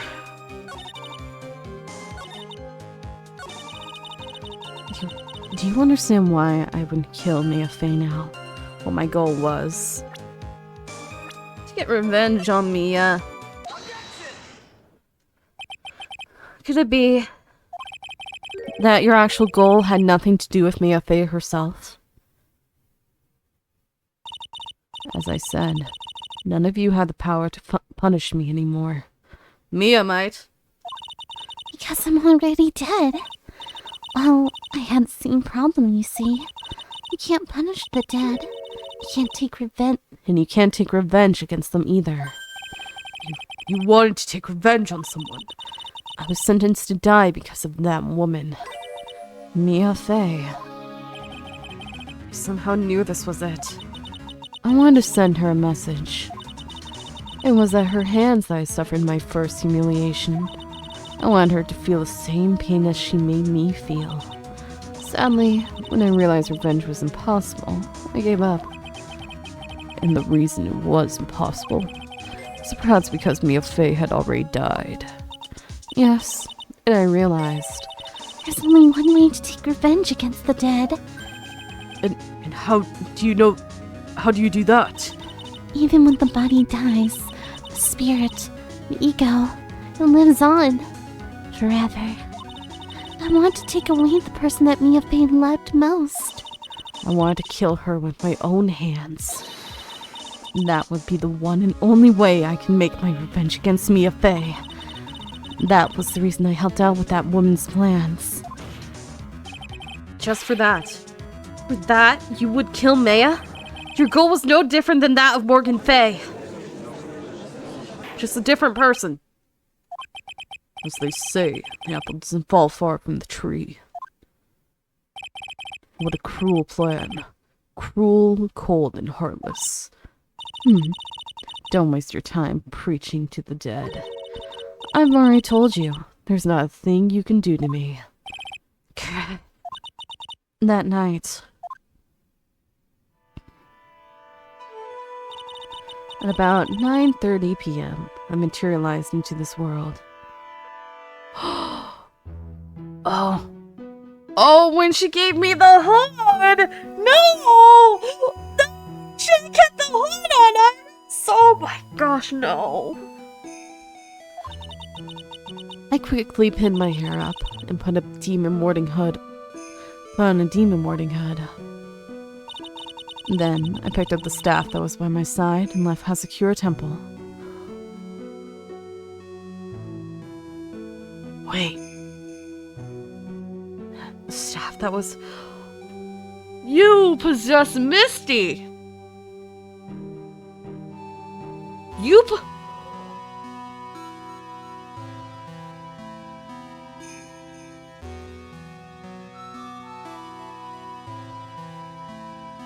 I understand now. Okay, so she possessed Misty. And then she went over and posed as her sister, Iris. And then when the lady left, she...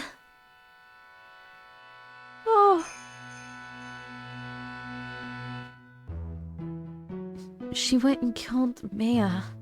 And stabbed herself in the back.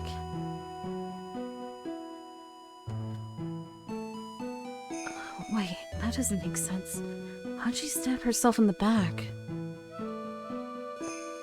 How can you do that unless... Huh. But she possessed Misty! So, it was at least Doxnum who handled her after all. That ridiculous head nun never noticed a thing. She left me a Fae at the Air Temple. And wobbled back, clutching her poor old back. What did you do then? That kid was easier to handle than I had hoped. I caught up with her in front of the stone lantern. Then I took out the dagger I got from the storeroom and...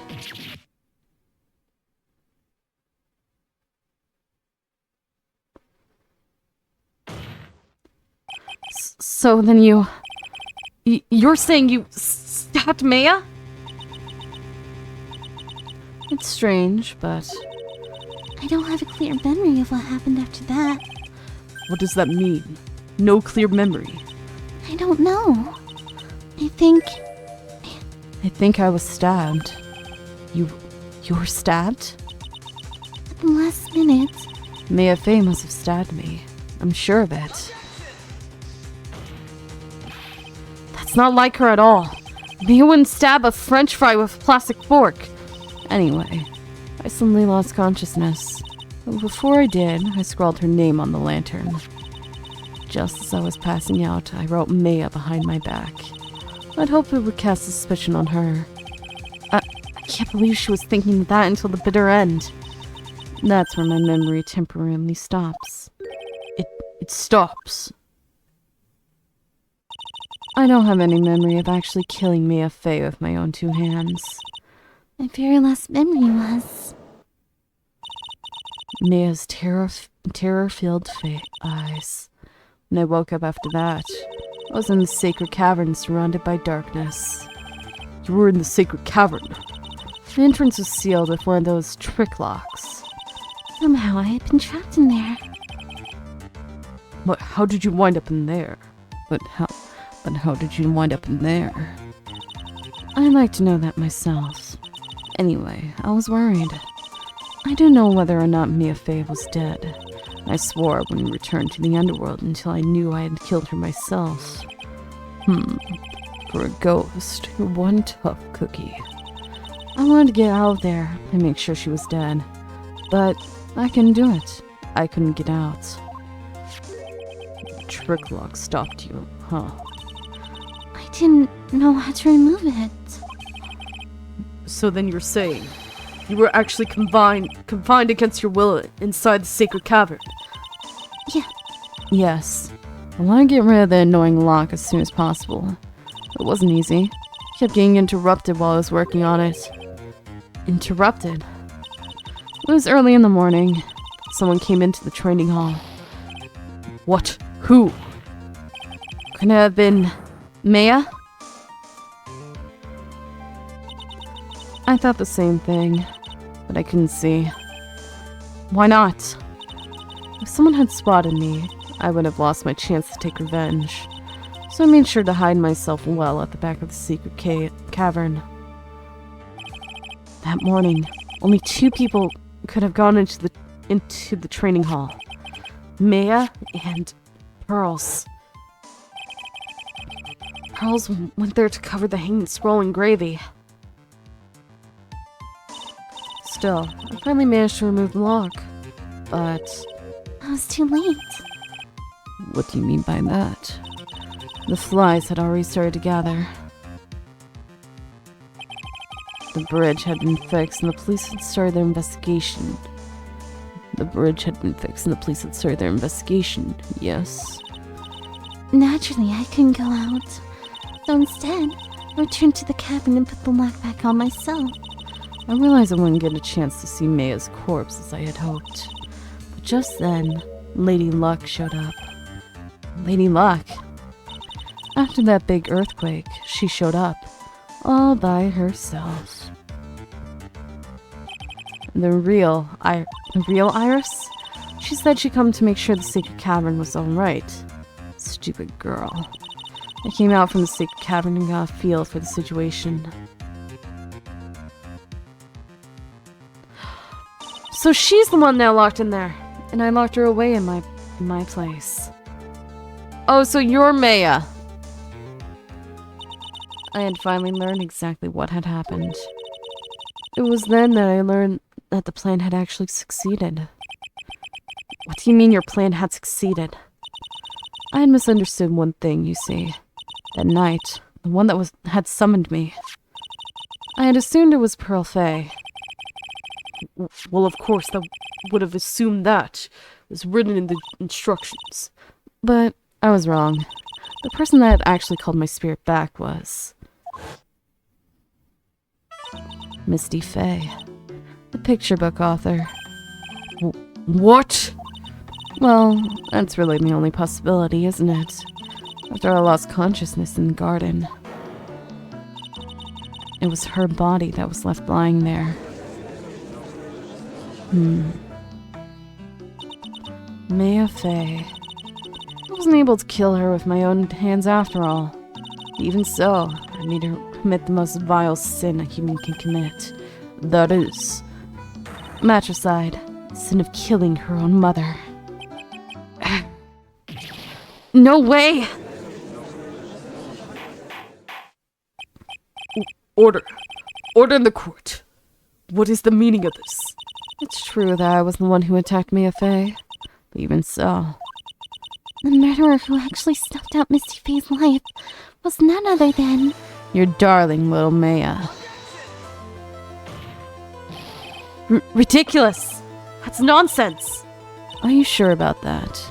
Just think about it. There's even evidence supporting these facts, isn't there? What? What do you mean? What's the so-called evidence? The fact that Maya Fay has disappeared is evidence enough, isn't it? And the real Iris is actually locked in a cage?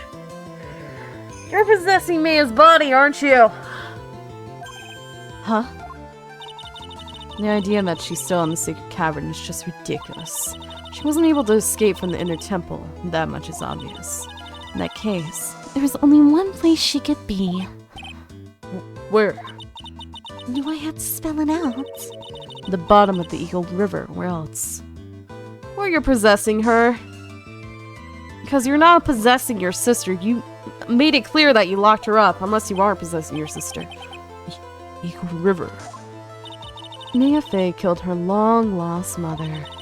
Can you imagine the guilt she must have felt when she realized that? That's why she threw herself into the Eagle River. Most bodies that wind up in there are lost forever.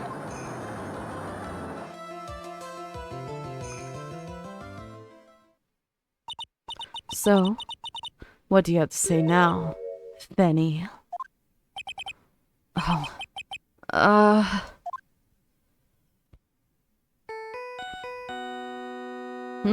Whose phone is ringing? Whose phone is that? Whose phone is ringing? Is it yours? Oh, it's yours. Oops. Sorry, that's my phone. What kind of ringtone is that? Sounds like Animal Crossing. Gatto here. Okay, thanks. Was it something important? They just finished removing the locks from the sacred cavern. That's great. What about Maya? There was a woman in the cave. Was it Maya Fey? It was the accused, Sister Iris. Huh? Don't look so surprised. I locked her in there yesterday. I just finished telling you that. So you don't even realize that you're currently possessing Maya? So, what about Maya? Where is she? Why are you so tense? Realize who she's possessing if Iris was locked away? There was no one else found inside the sacred cavern. No, it can't be. I told you, didn't I? She's dead. No. No! She's possessing Maya's body. What the frick are you talking about? It seems that this case has come to an end. A tragic end. I know Maya's not dead. They're not gonna kill Maya. I know they won't kill Maya because They won't kill Maya. I want Maya dead, but none of you seem to realize who she's possessing. Sadly, it appears the killer of Ellis did not doxin him, also known as Misty Fey. It was her own daughter, Maya Fey. Overcome with guilt for what she had done, Maya Fey jumped to her death into the raging waters of the Eagle River. can't be. It's not. Huh? Ha. See, Gato knows what's going on. Right. Have you ever heard this one? Once you eliminate the impossible, whatever remains must be the truth, no matter how improbable it may seem. What is that supposed to mean, Prosecutor Gato? According to this witness, Maya Fey threw herself into the Eagle River. However, is that really the truth? Huh? Remember, this woman testified earlier that the bridge was already on fire when the murder was taking place in the garden. Which means if Maya had thrown herself into the river, it must have been from the inner temple side near the bridge. That's right. That's where she jumped from. But that's impossible. It's impossible to jump into the river from there. What? Don't get your panties all twisted up, Dwight. Just relax and think through the whole thing again. And realize that Maya is being possessed! Of course she's being possessed by a murderer. Again. So it's impossible. Maya couldn't have thrown herself into Eagle River? Yeah, I know why. There's spikes on the other side. She's... Who do you think Dahlia is possessing? Idiots! Everyone is an idiot here. Oh my gosh. Well, Mr. Wright, Miss Hawthorne claims Miss Fey threw herself into the river from the inner temple side. Do you have any evidence that refutes this claim? Well, let's see. Let's look at the map. Oh, look! There's a ledge. Huh, I wonder. No. It's impossible to jump into the Eagle River from the inner temple side. No one knows that better than this witness. What did you say? 11 years ago, you jumped into the very same river. Just take a look at this overhead map. As you can see, below the cliff on the inner temple side is a big rock shelf. You're right. She wouldn't have reached the river if she had jumped off from there.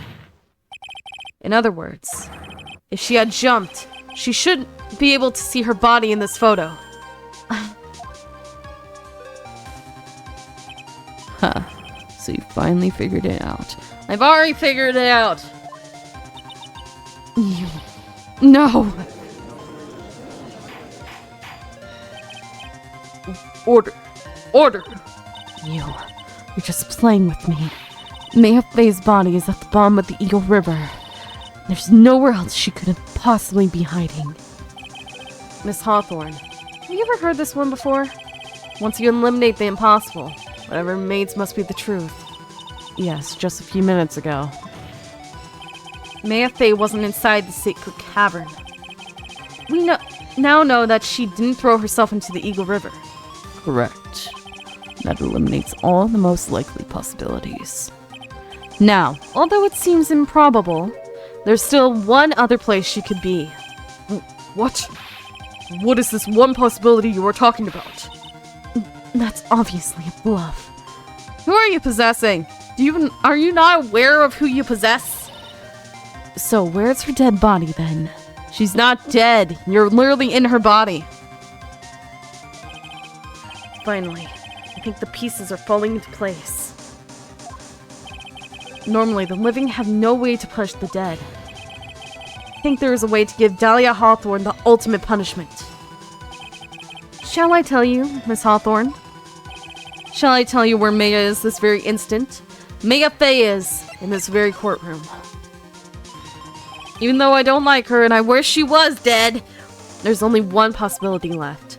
Namely, she's right here in this very courtroom. What? Maya Fey is here? You say she's here in my courtroom? Is it a ghost? Dahlia Hawthorne, I seem to recall that you said I had misunderstood one thing, you see.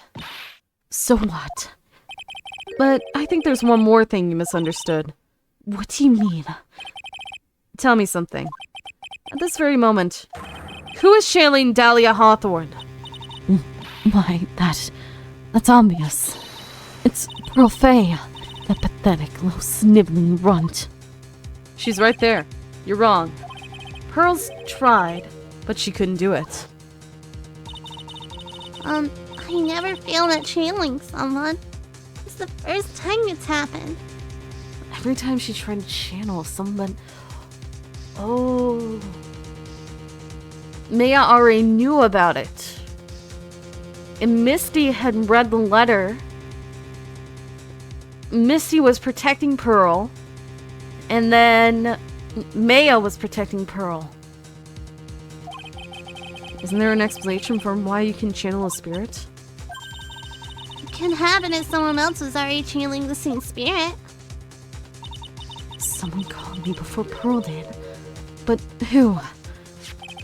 Pearl's even tried again on the day after the crime, but she couldn't do it. What could that mean? I think the truth is becoming clearer to you right about now, am I correct? It wasn't Pearls that channeled you. There was someone who called you before she could. It was freaking Maya. This is an easy one. Pearls couldn't do it, and Misty Fey is gone. There's only one possibility left. Come on already. I can't stand the tension. Dahlia Hawthorne. The person channeling you right now must be Maya Fey. What? What?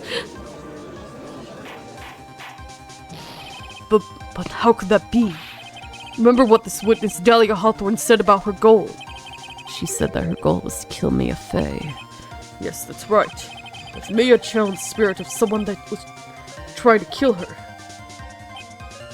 Ha. Well, Gramps, what would happen? To be... It looks like you finally understand, Your Honor. Well, I don't. What are you going on about? What I'm going on about is the reason Maya channeled you. To protect Pearl. And there's only one reason. To protect herself from you. And also protect Pearl. To protect herself. Me? Yes. On the night of the crime, you were only interested in one thing. Killing Maya Fey. The path back to Hasakura was closed off, and there was nowhere for her to run. So the problem became, where would be the safest place to hide? You mean... That's when she channeled me. All this time you thought you had been channeled by Pearls. And that's why it never occurred to you that Maya's hiding place was you. No. No. Don't say that! You were saying that Dahlia Hawthorne, was played for a fool by that little whelp? She actually did something smart for a change. Mia Fey killed herself. Isn't it obvious? Sorry, but no. It would have been impossible for her to jump into the Eagle River. That was the only avenue to escape open to Maya. The only way that Maya could disappear from the inner temple. I don't believe you. Stupid little girl like that, who has never been out in the real world. She could never have come up with a plan like that. Who could have given her such a brilliant idea? Mia? Well, me, of course. Oh, hi! Stop possessing Pearl! Please, Mia! Stop! Why do you do that? Mia! Mia Fey? It's been a long time, Dahlia Hawthorne.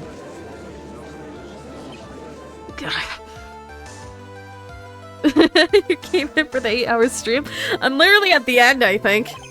So it's true. It was you. Yes.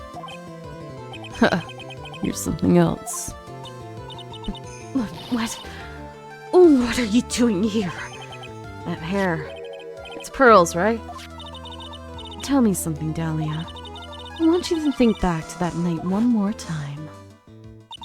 You had just cornered Maya in the inner temple's garden, and then, in the final moments of the fight, you lost consciousness. I was stabbed by Maya Fey. Actually, Maya lost consciousness at the same time as you. She did. Not terribly surprising since she was about to be killed. When she woke up, she was in the training hall. And that's when Maya decided she needed help. So she channeled me. She explained in a memo the situation she was in. She asked me what I thought she should do. She did that. I can't believe it. Of course, I didn't have all the details, but one thing was perfectly clear. And that was, I knew that you can be allowed to wander free. Free? What do you mean? It was a race against time, so I wrote down 2 things that Maya had to do. Channel Dahlia Hawthorne as soon as possible, and lock herself in the sacred cavern until help arrived. So it was Maya who put that lock on there. Yes. Why did you order her to do those 2 things? She hadn't done it. Dahlia Hawthorne would have been channeled by someone else. By one Pearl Fey. Pearls! Yes, Pearl didn't properly understand the plan. So all she was trying to do was follow her mother, Morgan Fey's instructions. If she had succeeded in channeling Dahlia Hawthorne's spirit, things would have turned out very badly, to put it mildly. So that's how it was. Dahlia Hawthorne would have used the body of Pearl Fey to kill Maya at all cost. Yes. It certainly sounds like that was the intent all along. How dare you! I won't forget this! Why not just admit it, Dahlia Hawthorne? Your little plan was nothing but a big failure. Yes, another failure to add to the pile of shame, wouldn't you say? What do you mean by another? Think about it, Dahlia. Remember all your past crimes? Not a single one of them was a success. They all ended in failure. What? How dare you? 11 years ago. The fake kidnapping. Your very first crime.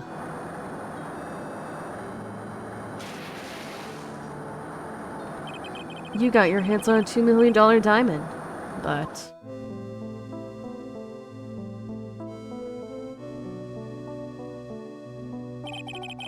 After Charlie Follies escaped and went to meet with Valerie Hawthorne. I don't know, it's very confusing. And I guess in a sense, Maya killed her in self-defense? But she said that she didn't kill, so what happened? Huh. The truth was exposed. Shut your mouth. That wasn't my fault. It's because of that stupid oaf of a prisoner and that weakling of a policewoman. And then, 1 year later, you try to kill me. Well, I'm still alive, but...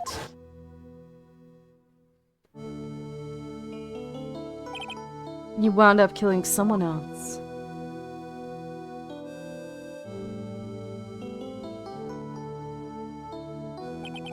As a result, you were sentenced to death.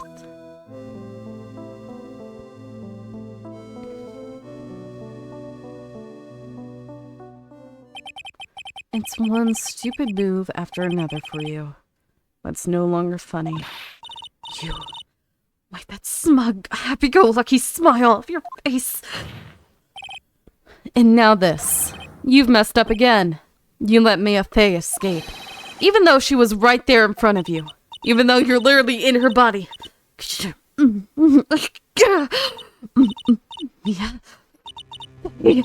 Mia Fey! Mia Fey! Mia Fey! You spinster! I was supposed to kill Mia Fey like I swore I would! And if only you hadn't gotten that spiky-haired jerk the guilty verdict, I wouldn't have been hanged to death! True. But I think you finally understand, Alia Hawthorne. You will never defeat me. What? What did you say? Whether you're alive, dead, or somewhere in between, you will never defeat me.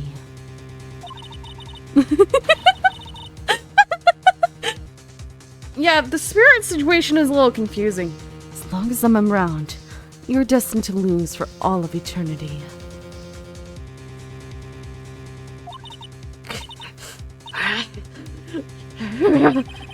I remember what you said earlier in the trial. You said there was no way we could punish you, because you were already dead. What about it? Then you said, even when the body dies, the spirit, the ego, lives on forever. And that's very true, Dahlia. And that's exactly the punishment you'll never be able to escape from.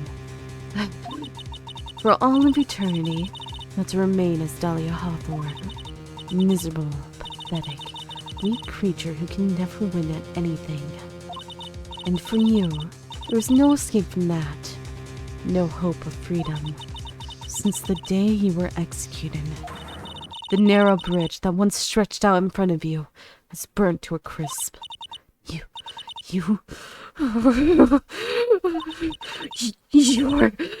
wrong. It can't be. How could I lose to the likes of you? And it no longer matters. She's shaking. I don't care whether you win or lose anymore. The only thing I want is for you to come out of Mia's body right now.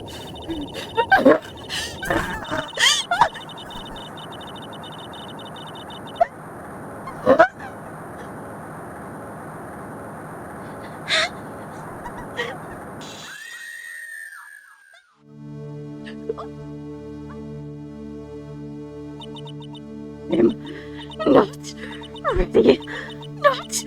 ready to go.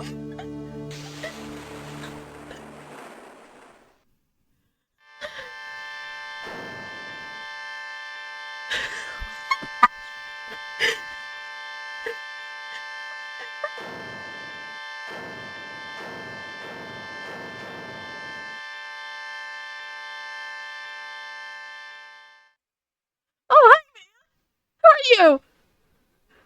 It's nice to see you with a top knot. Nick? Sis? Oh, she's... Oh, we see her collapse on the floor this time. Goes to come out like that.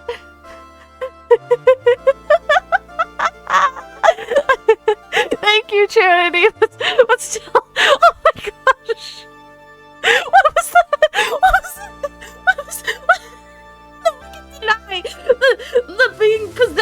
anything anymore. Now then. I assume you are the real Iris. Yes. I just rescued from the secret cavern. I must say, you and your twin sister are indeed identical from what I can see. In any case, it appears that everything has finally been cleared up. Mr. Gatto, what happened to Dahlia Hawthorne? If you ask me, Your Honor, looks like she went back to the hell she came from. It seems that Misty Faye wasn't the only victim in this crime. Maya Faye, as well as the young Pearl Faye, are also victims of this wicked and selfish plan. Yes, Your Honor. And I would like to request that Morgan Faye has no rights to see her daughter ever again. Never, ever let Pearl see Morgan, at least unsupervised. At the very least unsupervised. Please, do not let her go see Morgan again if she's doing this kind of shit. What the frick? Yes, Your Honor. The tragedy of Medium Valley has finally come to an end, it seems. It would be best for everyone if no further attempt was made to channel that spirit again. Your Honor? Yes, what is it? About this whole spirit medium thing. It's almost weird how comfortable you seem to be with the concept now. Well, to be frank, my younger brother is quite judgmental. He often criticizes me for not studying hard enough. And that's why I made a concert effort to study up on the crew range channeling technique. Hey, isn't that the New Year's issue of Occult? I've seen quite a few things in my many years on the bench. And in all that time, I finally learned this one thing. Each case is different, and takes place in its own world, if you will. In order to fully understand that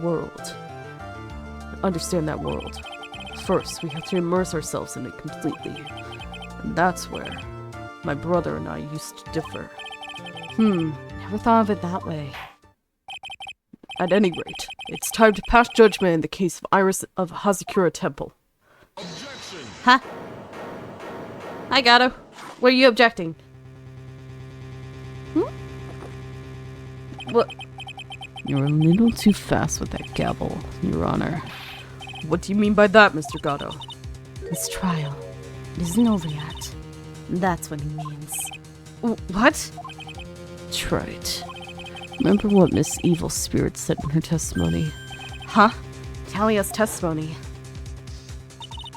I caught up with her in front of the stone lantern, and I took out the dagger I got from the storeroom and...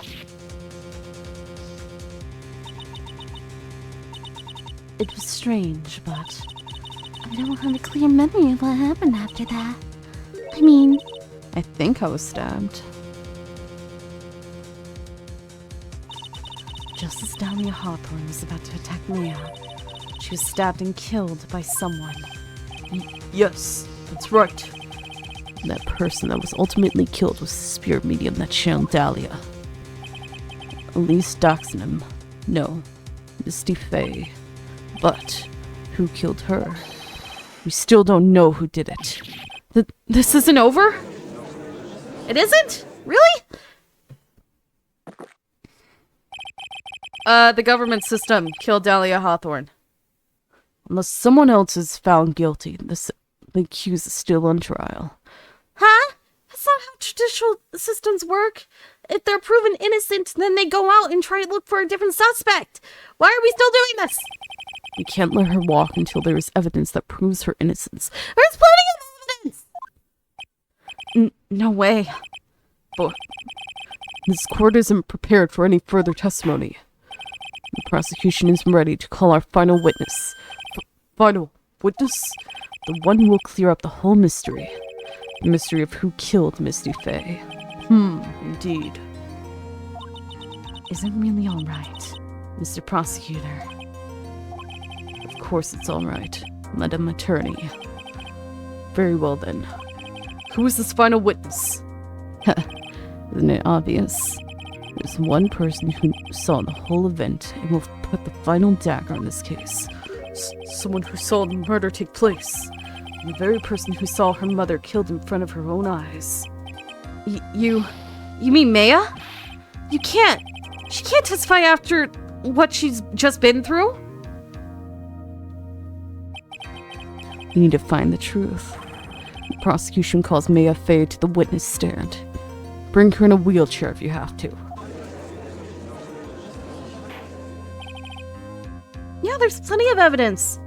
Considering the fact that she was on the other side of the bridge when it was burning down, and it's clear that it wasn't. What the frick? Very well. But first, we'll take a brief recess. We'll have to wait for Miss Fey to recover before summoning her. Once we receive the doctor's permission, we will proceed with the trial. Hey, Wright. I've got something to say to you, so listen up. What is it? I don't think much of you as a lawyer. It's always the same with you. You somehow manage to just squeak by without even a faint understanding of the case. Some beautiful woman always seems to come dashing in at the last minute to save you. You've got some nerve. But that's not going to happen this time. This time, you're going to have to do this by yourself. That's enough. This court is now in recess. Hi. February 10th, 2:56 p.m. District Court, Defendant Lobby Number 1. I'm truly sorry about everything. You were working so hard to defend me, but I was missing all day. We didn't even have a chance to talk. She's right. When I met Iris at the training hall yesterday, I had already switched places. Iris was inside the sacred cavern.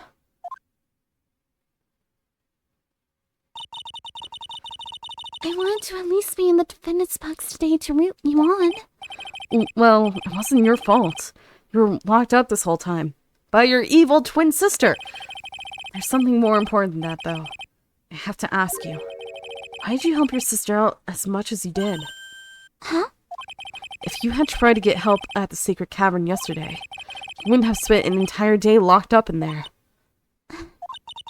My sister. I felt sorry for her.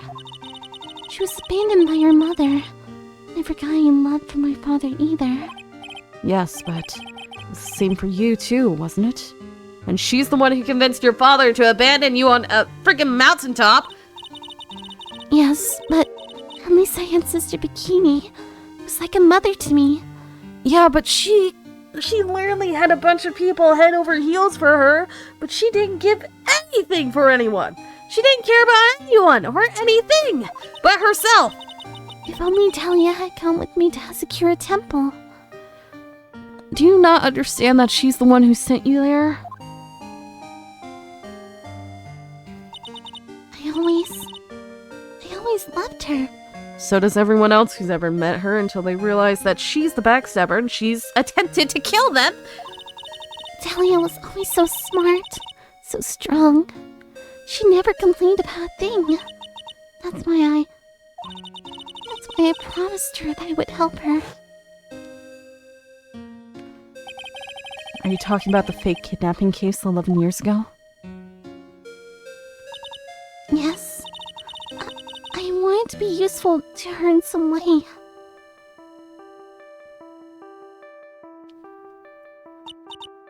But as usual, I was too cowardly. At the last minute, I ran away because of that. Dahlia's stepsister, Valerie, ended up...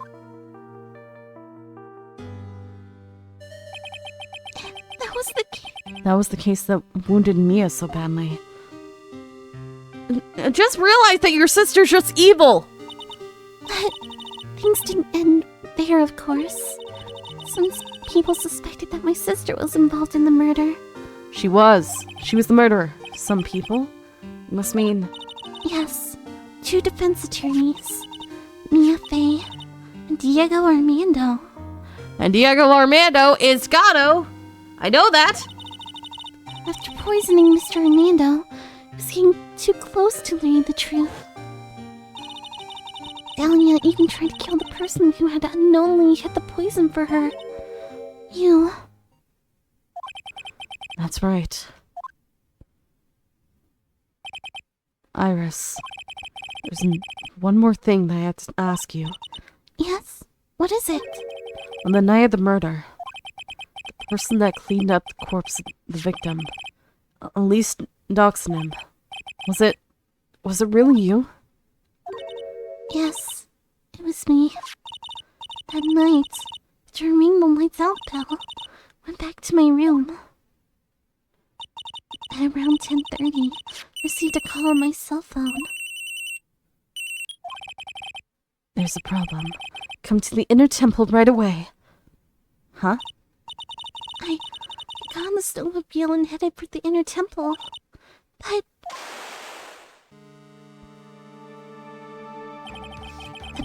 The path to the inner temple was cut off, right? exactly. We can't just leave the body here. So you've got to do this exactly as I say. Got it? Who's doing this? Who was doing this? It was me. I was the one that received her body. The murder weapon had been left in her body, so she wouldn't bleed too much. The staff that Mystic Elise always held. I knew it. The actual murder weapon was the staff. Yes, that's right. I brought the body back to Hasakura Temple on the snowmobile.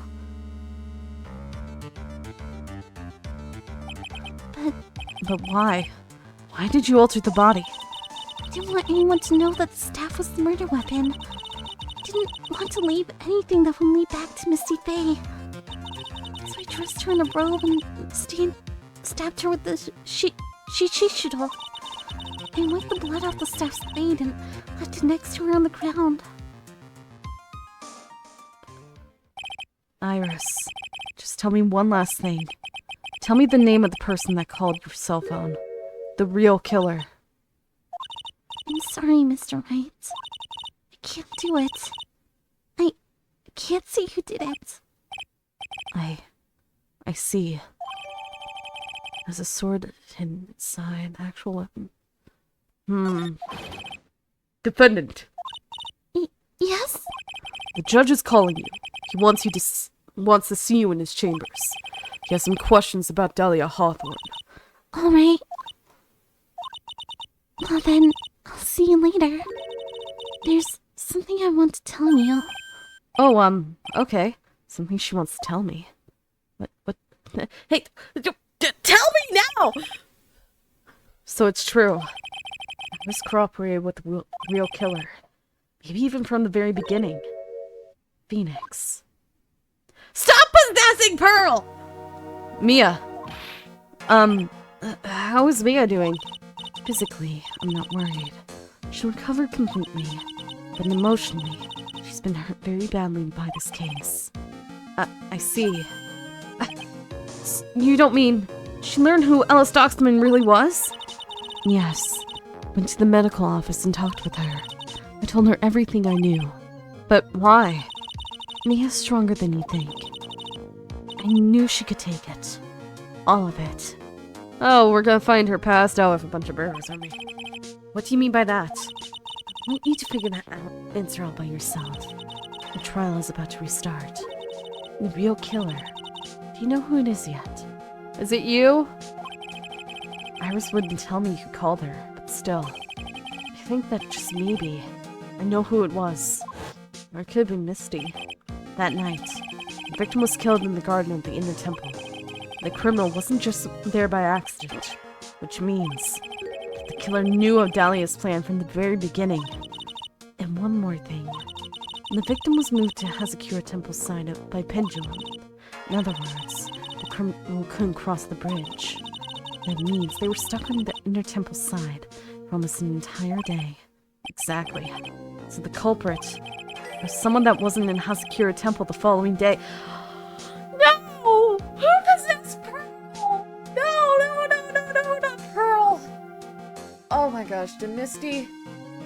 Misty! Why did you? Oh my gosh.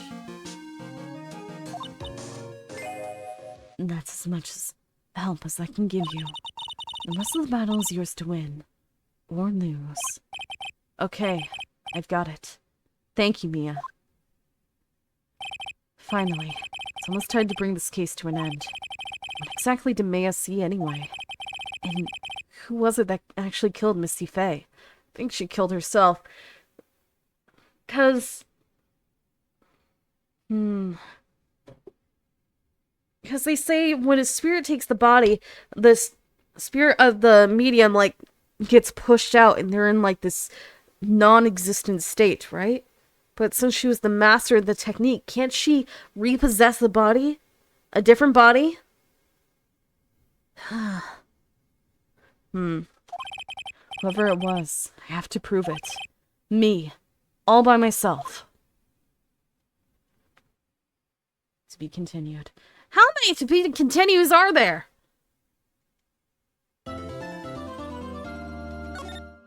Yes, of course I want to save my progress. Thank you very much.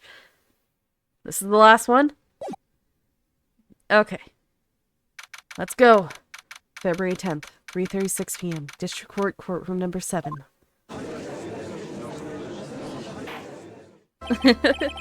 Now then, before we proceed any further, I'm going to announce the results of the test we have performed earlier.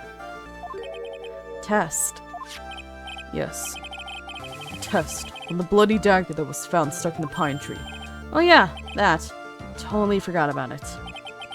And that's the weapon that Maya Fey used when she fought with the victim. So what are the results? Was it the victim's blood, or... Really? Still? Due to time constraints, a full test was impossible. However, there's one thing we can say with certainty. The blood that was on this dagger is not the victim's blood. Was it Maya's? That is all. Now then, let's restart this trial. So it wasn't Misty's blood on the dagger. Then whose was it? It was Maya's! I'm sure both the defense and prosecution know this, but this trial is rapidly coming to a close. Both sides will need to show some firm evidence with your claims. I understand, Your Honor. From what I've heard, the witness is dangerously weak, physically speaking. So let's finish this quickly. Agreed. Very well. Please bring in the last witness.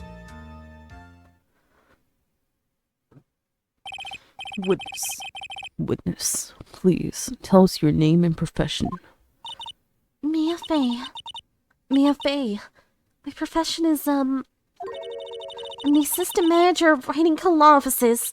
No, you're not! Don't give yourself a random title! Maya, according to the magazine I have here, you're a spirit medium at the Korean channeling technique. I'm frightened. The fake plan. I don't want any more to do with it. Oh, Maya. The pain the Fae bloodline causes must be unbearable.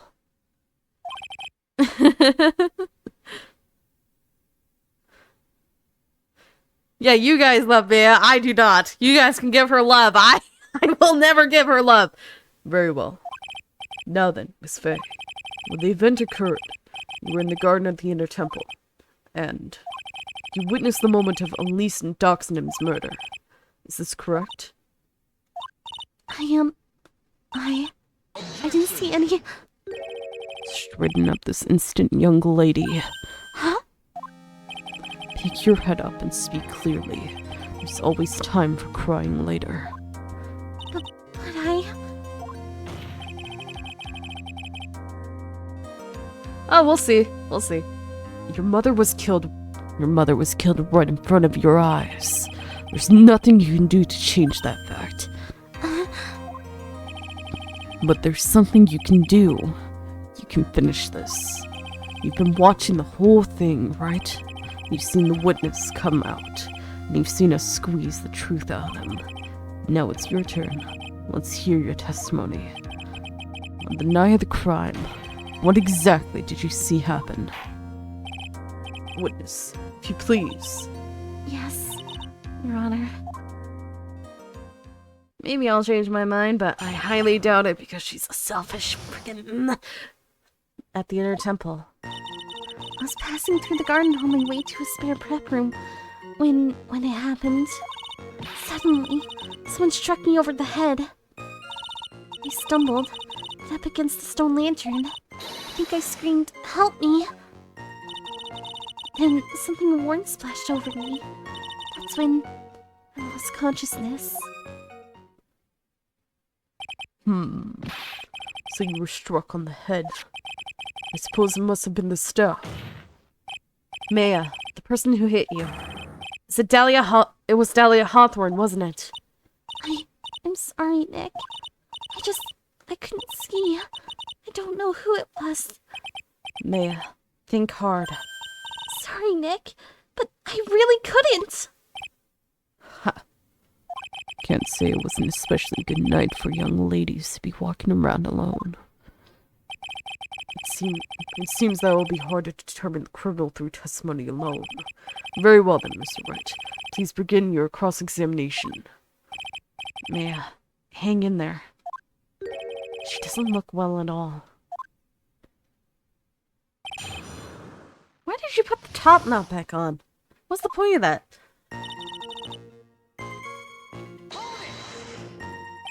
Who else was at the inner temple side that night? Well, Sister Bikini, of course. But I remember her saying that Iris would be coming later as well. On the day after the incident, Edgeworth met Bikinia as a Kira temple. Which means that she couldn't be the criminal. So then, did Iris actually come later like she said? Well, let me think. She seems confused. It's probably because she's so tired. No, I'm sure I didn't see her. She must have come while I was preparing for the training. Suddenly, someone struck me over the head. Who did it? Who hit you? Well, I didn't see who it was. I was hit from behind. You didn't see the person? But after that, your attacker was in front of you. How could you not see who it was? Let me think for a sec. I'm sorry. I just can't remember. Mia's really having a hard time. What should I do? Press her harder. Come on, Mia. This isn't making sense. Why didn't you see this person? Well, let me think. It was, oh yeah, that's right. It was dark, that's it. It was dark. It's not good to have too much light around when someone is undergoing spiritual training.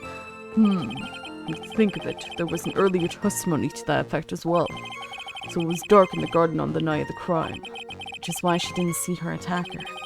Thought maybe she was trying to hide something. I guess not. Judging by the testimony thus far, the idea the attacker was most likely the spirit that was channeled by Elise Daxonum, Dahlia Hawthorne. Very well. Please continue with your testimony. What happened after you were struck on the head? I stumbled and hit up against the stone lantern. What happened afterwards? My attacker was in front of me, blocking off my escape. I think. You think? After getting hit like that, I was in a state of panic. There was only two things rolling around in my mind at that time. Well, now, this is beginning to get interesting. So what were the two things rolling around in your mind? My name is Mia A. 1 + 1 = 2. You see, for some crazy reason, I was afraid I was going to lose my memory. I know it's odd considering my life was in danger, but that's how it was. That's not odd at all. Your actions are understandable given the circumstances. So, what did you do then? I think I screamed, "Help me!" You think you screamed? But you're not sure? Listen, I was a complete wreck. It was dark and I couldn't see my attacker. Is it a man, a woman, an adult, a child? I have no idea. I was scared out of my wits. For all I know, it could have been a burger coming back to haunt me. Believe me, my dear, I am certain I would have soiled my robes. I thought this person might attack me, so I... Anyway, I'm pretty sure I screamed. I thought that was my last hope.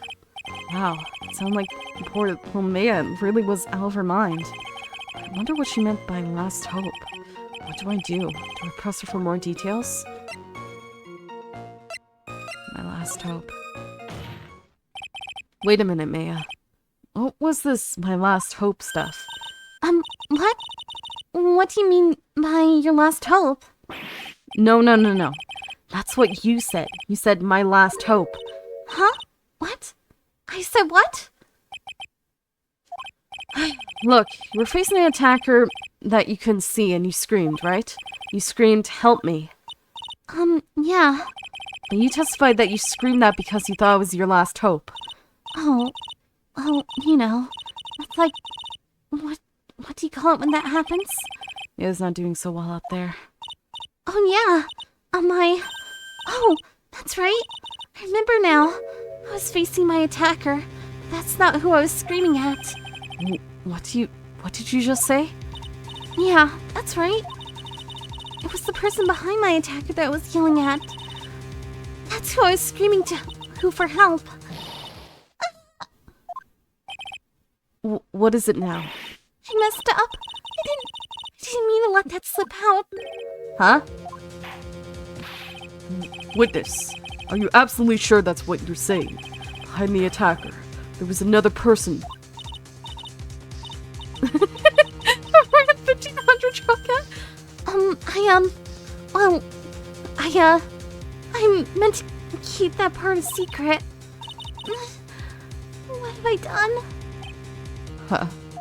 It takes a ton of pressure to make a diamond. And that's what I always say. Ton of pressure. You're in a court of law here. You can't make things up or try to hide things in the chamber. Witness, the information you just presented is vital to the case. Want you to add it to your testimony. I can see a man behind the lights. A man? A man? Who was this man? Oh, well, you see, I couldn't see. You couldn't see. She's used this excuse twice now. Well, you know, lantern light isn't very bright. Lantern light, did you say? There's a great big stone lantern in the garden. They always light it when the acolyte is there for training. Hey, you know what they say? Under the lantern, darkness reigns. So I could see the person that was further away, but not my attacker who was closer. Plus, there wasn't any other light sources in the garden at the time. That is strange. Then something orange splashed over me. You don't mean... Was it... I don't know at the time, but I think it was probably blood. She's saying that's when Miss Doxnam, who was channeling Dahlia, was stabbed in the back by the killer? At that moment, I was paralyzed with fear. I was just sitting there in the snow. And sure blood got on me, on everything around me. That's when I lost consciousness. So that's what happened next? I don't remember. How were you saved? Do you even remember that? No, I haven't got any idea. I really don't know what happened at all. That's too bad. Worked side by side with Maya for 2 years now. I can tell when she's trying to hide something by how she acts. Right now, I'm absolutely certain she's hiding something. She was hiding a man, apparently. Yeah, but they said that the stone lantern couldn't be lit. So there was a man staying behind your attacker? Yeah. That man. He's the killer.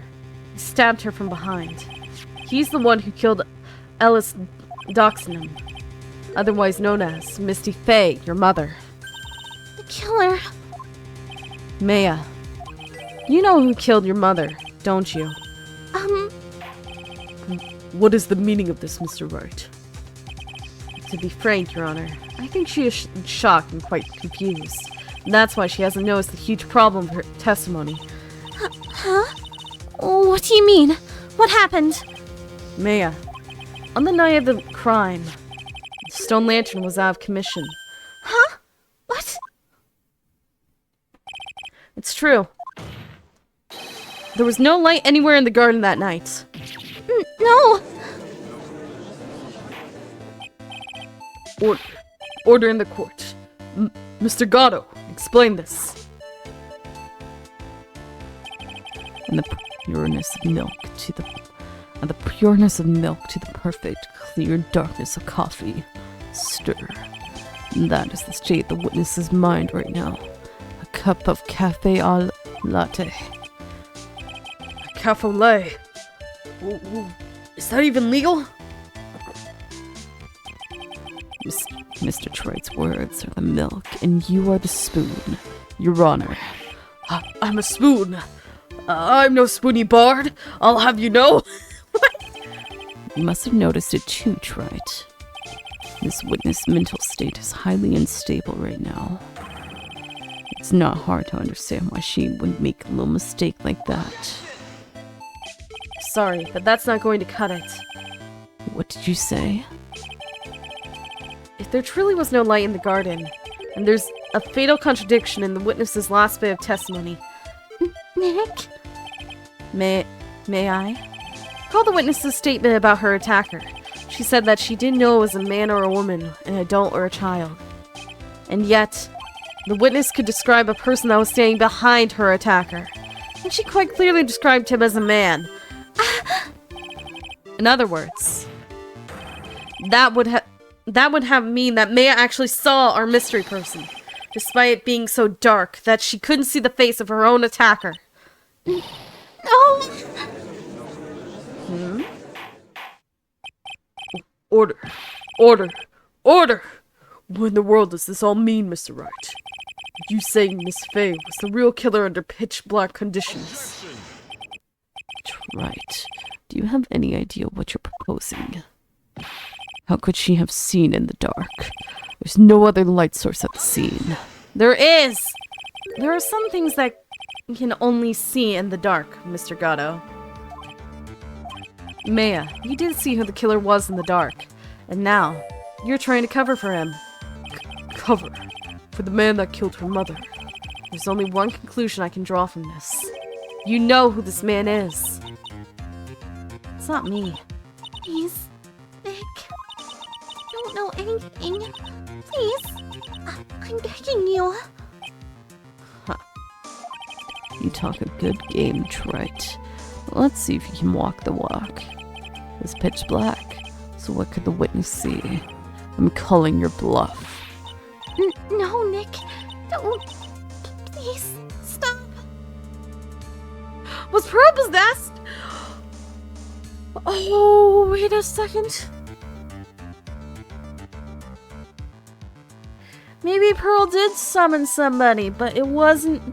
Oh, no, please don't let it be Pearl. Mia's dead set on protecting this guy. The man who murdered Mia's long-lost mother. But I can't let him get away with it. I'm a lawyer, an officer of the court. I'm here to find the truth. All right, Mr. Wright. Time to show us what you've got. Who was this person that you say Miss Faye saw in the darkness?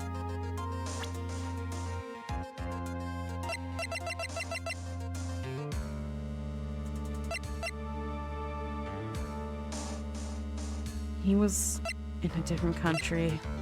He was at Heavenly Hall.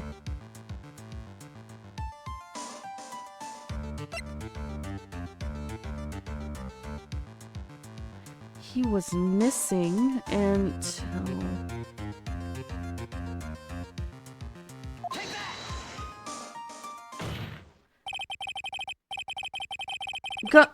Gatto was missing until the bridge was constructed. He's been stuck over the... Gatto! Huh? Gatto killed? Gatto's the killer? Gatto? Because it was pitch black, Miss Faye was able to recognize the killer easily. I'm sure the court would like to see for itself how this is possible, yes? What? But how do you propose to show something like that? It's easy. We just need to recreate the conditions of that night. Conditions? Your Honor, the defense officially requests that all the lights in this courtroom be turned off. And, This is... But it can't be.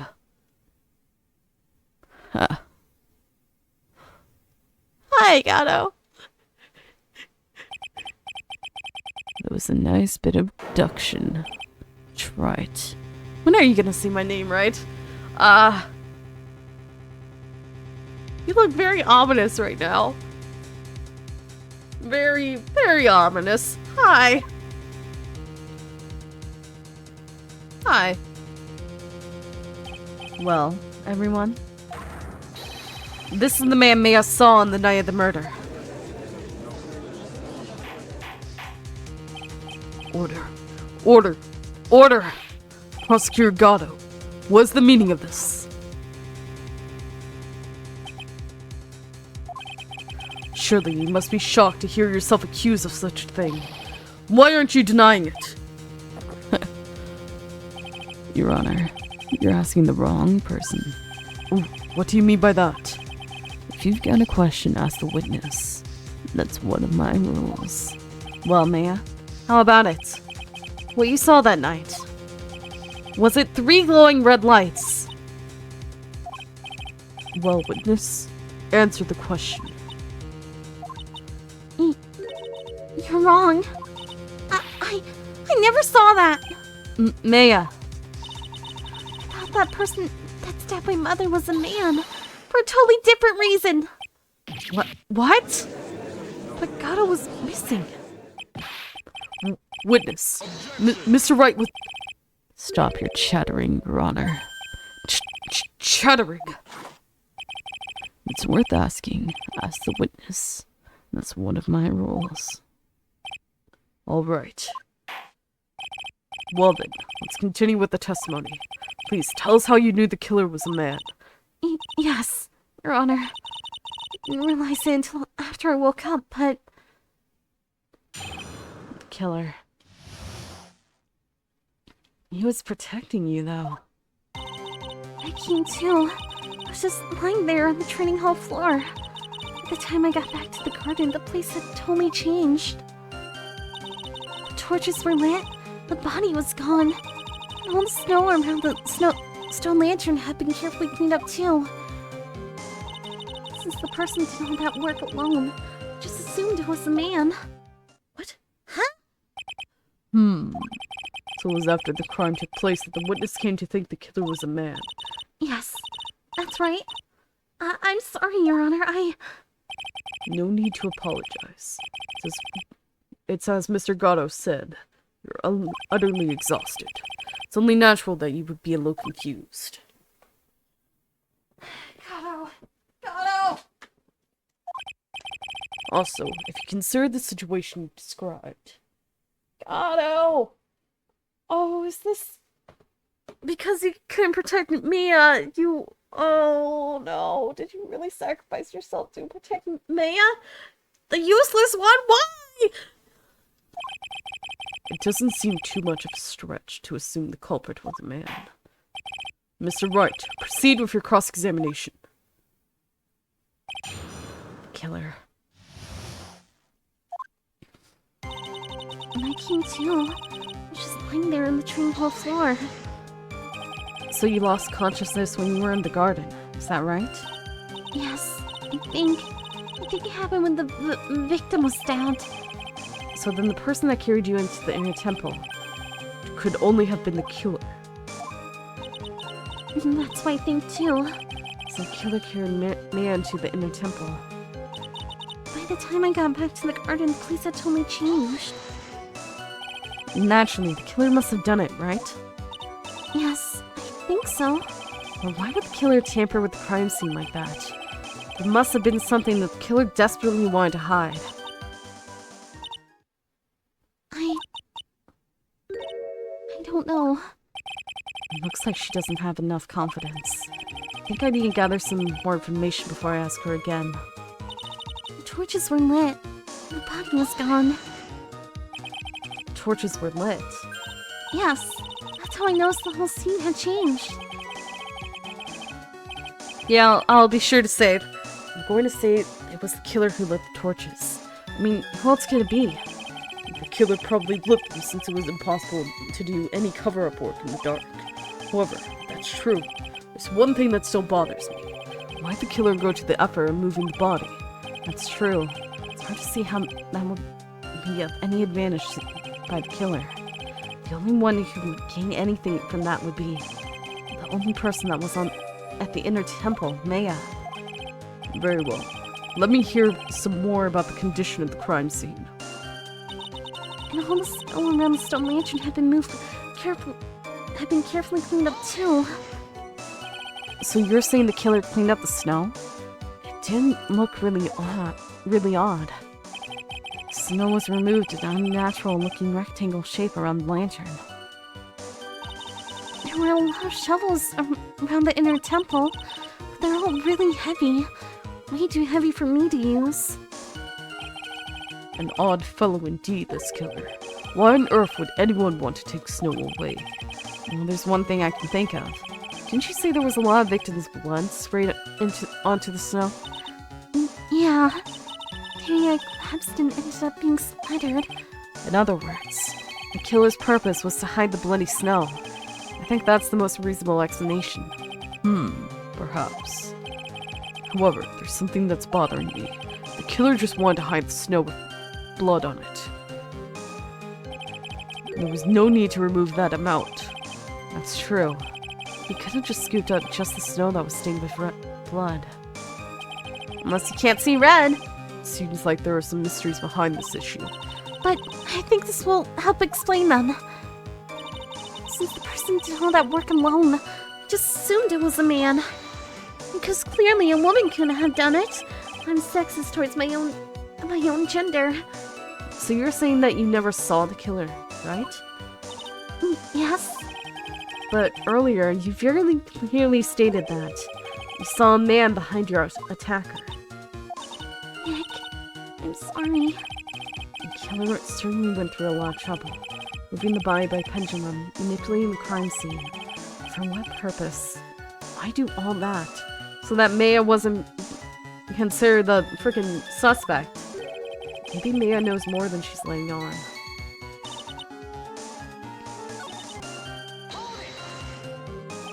Naturally, the killer must have done it, right? Yes, I think so. And why would the killer tamper with the crime scene like that? It must have something that the killer desperately wanted to hide. Truth is, when I saw the crime scene, I felt something. Oh, okay. I was curious if it was going to be that stupid thing where he had to go back after going through everything. And it was, considering he's like, maybe I have to have more information. It was better to test it than to be killing myself. You did? Yes. Felt like the killer was hiding the evidence from me. For my sake. What? Hiding it for you? Everyone knew that I was the only one at the inner temple that night. If Sister Bikini had come back and looked at the garden... She may have thought that you had done it. No, she definitely would have thought so. And you're saying that's why the killer cleaned up the crime scene to make it look like nothing had happened. Yes, I'm sure of it. Well, that's certainly an important piece of information. I want you to add that to your testimony. Yes, Your Honor. I think it was for my sake that the killer cleaned up the evidence of what had happened. They did it for your sake? Why? Well, if the body and the blood hadn't been removed, I would have immediately been the prime suspect, right? Yes, I suppose that's true. Yeah, and if that happened, the body would have caused some other problems too. If her real identity had come out right then, it would have been terrible. Master of the Kurain, killed by own daughter. I don't think Maya would be able to handle it. But still, it's rather difficult to fathom the killer's motives. What reason is there to go through that much trouble to protect you? Except for what was on the stone lantern. and I think I know why he did the rectangle thing, because he can't see red because of his visor. His visor, like, blocks out all the red. The body of Elise Daxonin was carried all the way to Hazakura Temple's courtyard. And then at the garden, the real scene of the crime. The snow that we suspect was covered in blood was scooped up and removed. It's reasonable to believe all that was done is in an attempt to hide the true crime scene. However, there's still one matter that seems somewhat odd. Oh, what would that be? You must have figured it out by now, Mr. Gatto. It's the message written in blood on the lantern. It was written very clearly on the white stone lantern. Maya. If the killer was so motivated to protect Maya from suspicion, then why didn't they wipe the writing off the lantern? Huh, you're right. Order. Order. Order. But Mr. Wright, isn't it a fact that the killer was trying to cover up the crime scene? Indeed, but it doesn't make much sense to move the body and remove the bloody snow. Then not wipe off the most incriminating thing of all, the bloody writing. But if that's the case, do you have any explanation for the killer's mysterious behavior? Why would the killer move the body and remove all that snow, but then leave the bloody writing on the lantern? I couldn't see it. I don't know what the killer's plan was. It's a fact that the killer left the writing on the lantern. There must be a reason for it. He couldn't see it! He can't see red! Well then, Mr. Wright, let's hear your opinion. Why did the killer leave the message written in blood on the lantern? The killer didn't notice it. And Prosecutor Gatto, early in this trial you gave me some good advice. Once you eliminated the impossible, whatever remains must be the truth. Maybe you're not as dumb as I thought. The real killer wanted to disguise the fact that a crime had occurred there. If that's the case, they wouldn't have left the bloody writing on the stone lantern on purpose. Therefore, it must mean that they didn't notice it. But that doesn't make any sense. The torches were all lit and everything. There's no way any normal person would miss something as glaring as that. You're right. There is no way any normal person would. What are you trying to say, Mr. Wright? There's only one person involved in this incident who could have missed seeing the bloody writing altogether. And who would that be? Who is the person that could have failed to notice the bloody writing? Oh, someone with a red visor. Mr. Gatto. This is what you said yesterday. Isn't it, Diego? My eyesight is pretty messed up. Even with these huge goggles on my head, I still can't see everything. You can't see everything. Is that correct, Mr. Gatto? This lantern was submitted as evidence today. I would like the court to think back to the moment it was first presented. This lantern. There's something written on it. Why? It's written in blood. Nonsense. This lantern, it's as clean as a whistle. Should have wiped it down, man. Mr. Gatto, just admit it. There are certain colors you can't see, correct? Oh, 9 hours? Already? You can't see red on a white background, can you? That's right. We went through this once before, during the poisoning case at Trebienne. The apron the delightful Miss Bird was wearing at the time, and someone spilled coffee on it. There's something still bothering me, Mr. Gatto. Why have you not explained the bloodstain to the court? Bloodstain? What bloodstain would that be? Don't play games, prosecutor.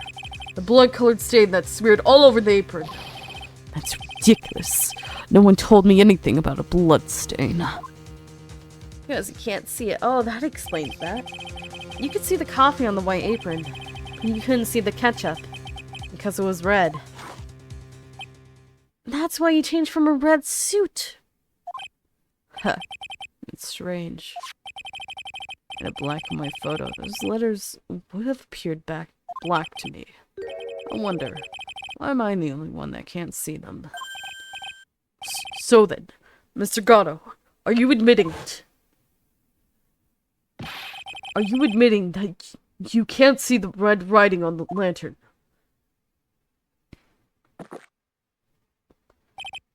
Hey, Gramps. Didn't you know that the reason why I don't drink red tea? That's the reason you don't drink red tea? I wasn't sure about it until now, but I just can't believe it. Prosecutor Gatto is the murderer, but there's no going back now. I finally figured out the truth. I finally figured out the truth. Mr. Gatto, the defense at this time firmly accuses you. You are the murderer of Miss Elise Doxman, also known as Miss Misty Fey. It's hard to believe this may be true. However, once again, Miss Wright has brought up a disquieting fact about you. Just make sure you don't fill out the indictment in red ink, Raps. Come on, how does a little graffiti make me into the killer? Besides, it's not like it's my name that's written there. I'm certain that the killer wasn't able to see the color red. This is rich. Do go on, Wright.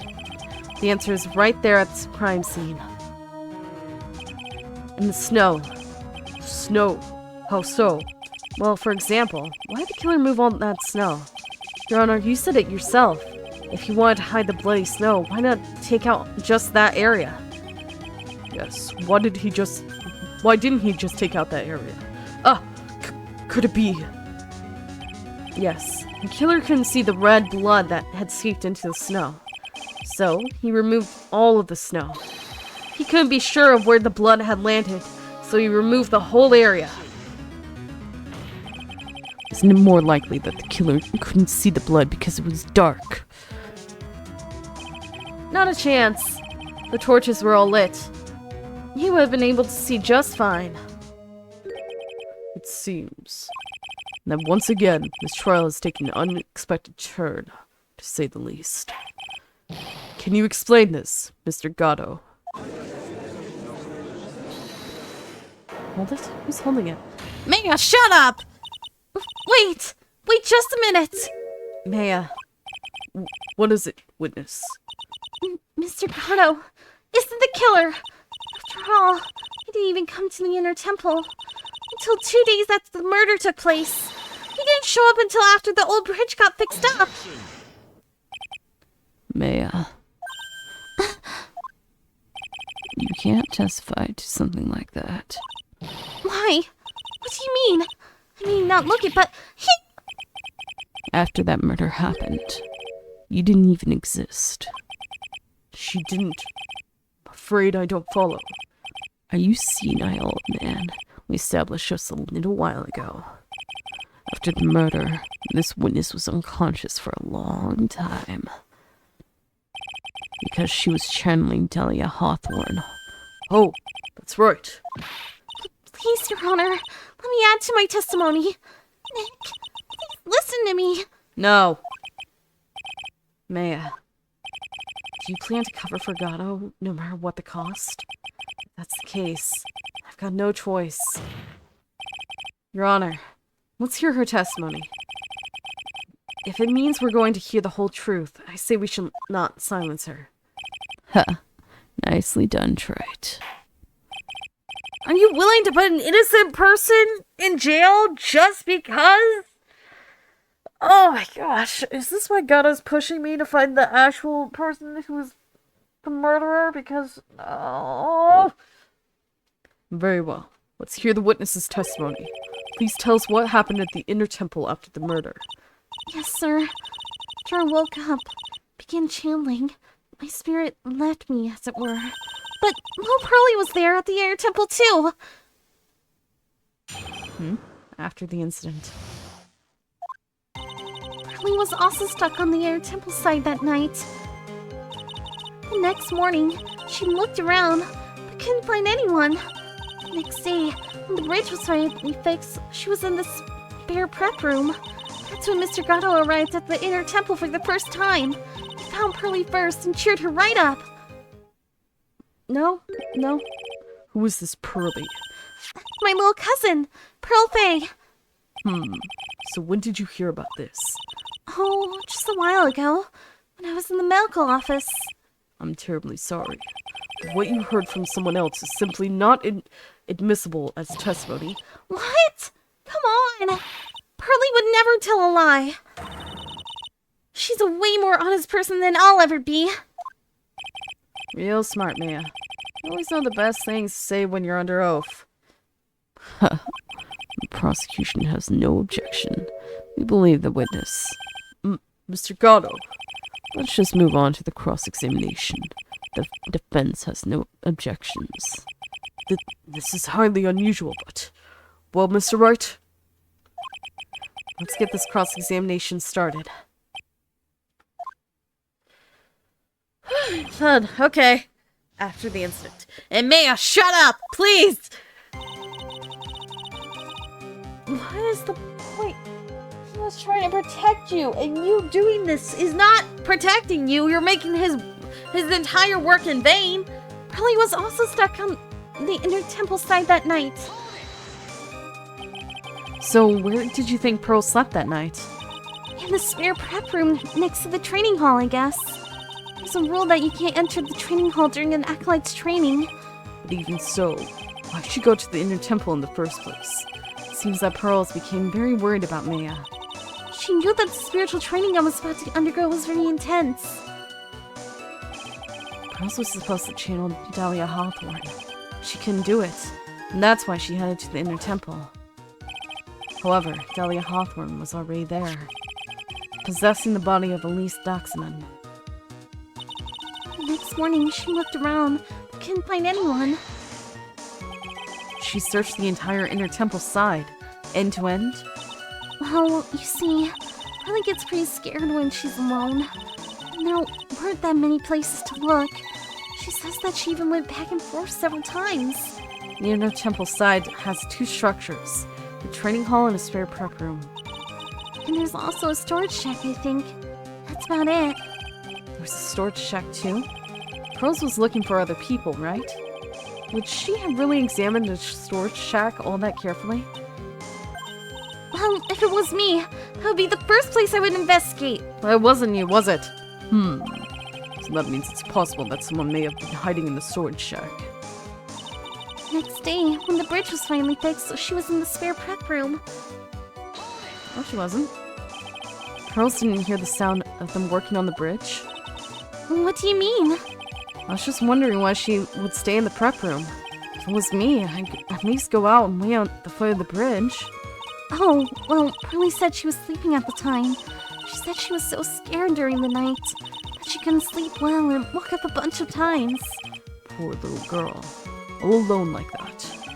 Well, we know that she held at least one friend in the sacred cavern, Dahlia Hawthorne, was busily battling with the trick lock. She couldn't let anyone see her, so she wouldn't have showed herself to Pearls. What happened after the bridge was finally fixed? And that's why Mr. Gatto arrived at the inner temple for the first time. So it was your first time at the inner temple side, Mr. Gatto? That's funny. Am I imagining things, or did the defense ask me a question? Mr. Wright, please save your questions for the witness. What you heard from someone else is simply not admissible as testimony. Those are your words, Your Honor. Touché, Mr. Wright. Oh well. What do you have to say, Mr. Gatto? Hot nights and even hotter coffee. That's what I always say. If it hadn't have been for this case, I never would have visited there. A freezing cold temple in the mountains. I think I'll pass. So you had never visited Hasakura Temple or the Inner Temple, huh? You want to say something, Wright? In any case, I have to find a crack in Gatto's armor. While I cross-examine Maya, that is. Very well. Please go on with your testimony. After fixing the bridge, the policeman came over to the Inner Temple side, right? Yes, and Mr. Gatto. He found Pearlie first and cheered her right up. No, he did not. He cheered her up? That's what Pearlie said. She said he was a very nice older gentleman. Thank you for looking after my cousin, Mr. Gatto. And Hero was thinking you were nothing more than a coffee addict. Ha. Cut it out. You're making me blush. This guy is really beginning to get on my nerves. More ways than one. The truth is, there aren't that many places to look on the inner temple side. The policemen were all busy going over the garden with fine-tooth combs, so I decided to carry out an investigation in my own way, Gatto style. In the same way, I'd like to hand down verdicts my own way, judge style. Maybe I should ask some question. Phoenix.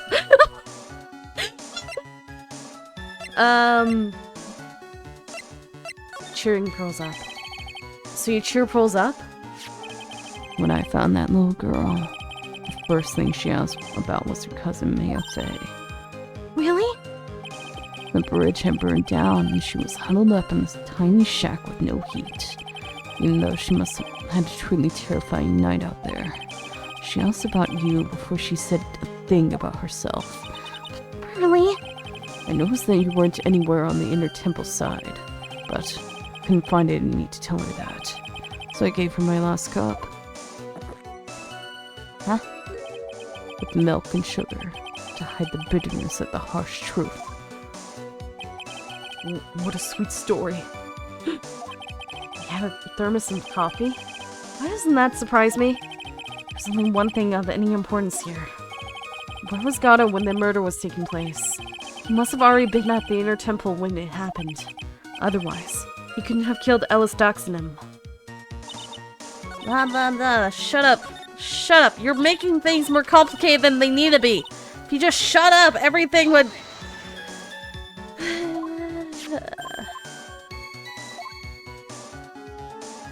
I think Gatto accepts... Because Gatto's not fighting against the claim at all. It's Maya who is. And it's annoying. Cause investigation. You said that you conducted an investigation of your own. Did you find anything? It looks like my investigation went about as well as yours did. Tried. After all, I did miss the bloody writing on the lantern. Well, I didn't miss it, so speak for yourself, Goggles. The only odd thing I discovered was the beauty in the training hall. Beauty? Misty Fey, naturally. Clad in her stunning Japanese garb, surrounded by the hue and aroma of Western taste. Western taste? Could he find a strange way to describe gravy? So from there you headed to the prep room. Wait a sec. What did Gatto just say right now? I think I just found his proverbial weak spot. There's only one thing of importance here.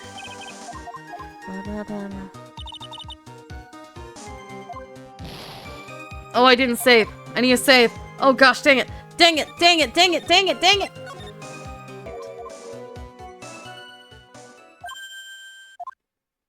Oh! Just as I thought. Gatto was lying. His first visit to the inner temple really was after the incident. He shouldn't know about that piece of evidence. Very well. Please go on with your testimony. After fixing the bridge, the policeman...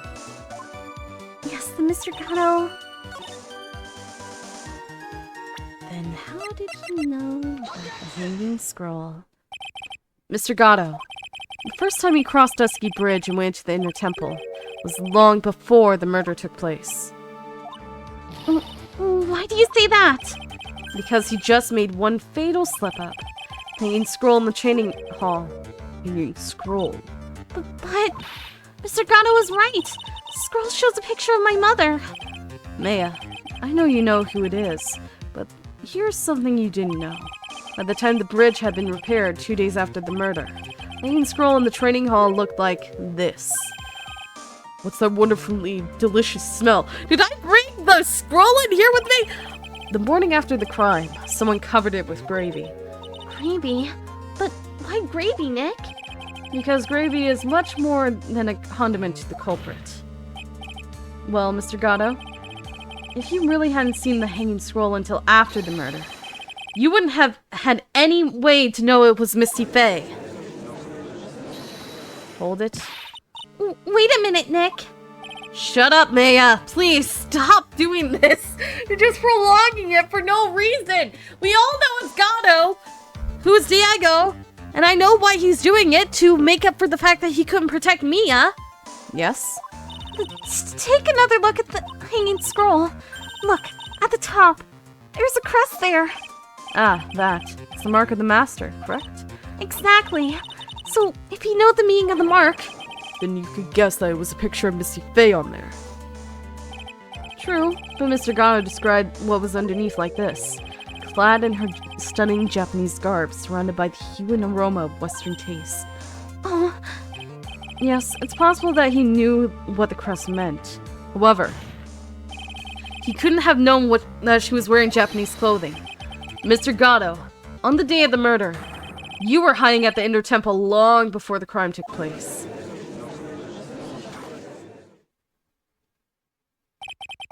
Can I ask you just one little thing, Wright?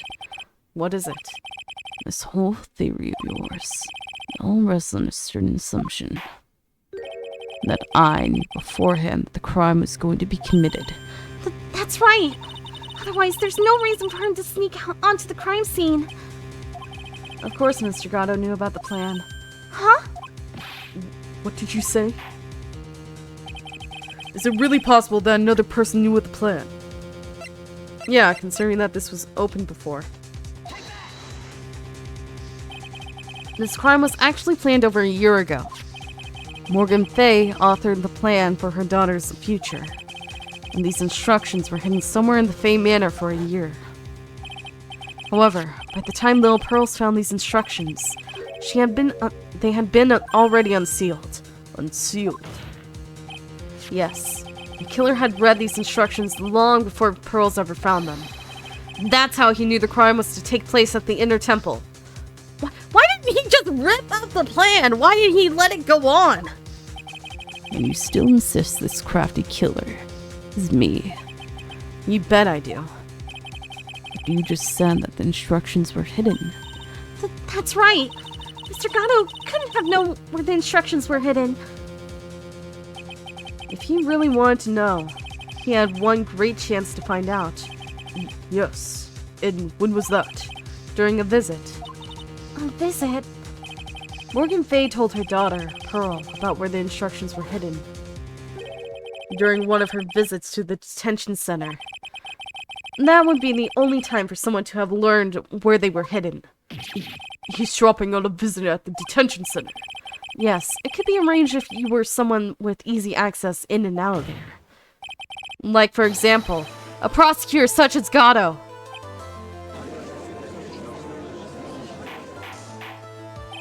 Order.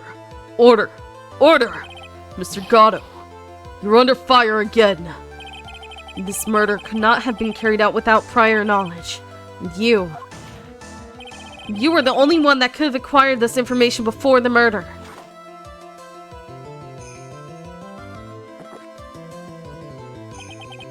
Humans are afraid of the dark, and yet, at the same time, they're fascinated and bewitched by it. Maybe that's why humans drink the darkness that is coffee. Sorry for always asking, but what does that mean? It means there's a reason for everything. According to your theory, the killer in this case eavesdropped on the conversation during a jail visit while he'd learned of a hidden plan for a crime. After discovering the plans, he hid in the Inner Temple and waited for the crime to occur. Then he ultimately took a person's life. And he did all of that just to protect this witness? That's right, Diego. If you're accusing me of this crime, I have to ask you, why would I do this? This girl is nothing but a stranger to me. I've got no reason to go through this kind of trouble to protect her. I am what you see. I'm certainly not the type to rescue the damsel in distress. The killer's behavior is certainly extreme, for the lack of a better word. Even considering what the killer wanted to protect this witness's life, his behavior is still a little too unnatural. However, you had a good reason, didn't you, Mr. Gato? Or should I say, Diego? An unshakable reason that forced you to protect this witness at all cost. I knew it. Figured it out, haven't you, Nick? Yep. Maya. I guess you were doing your best to cover for Gato. For the same reason, huh?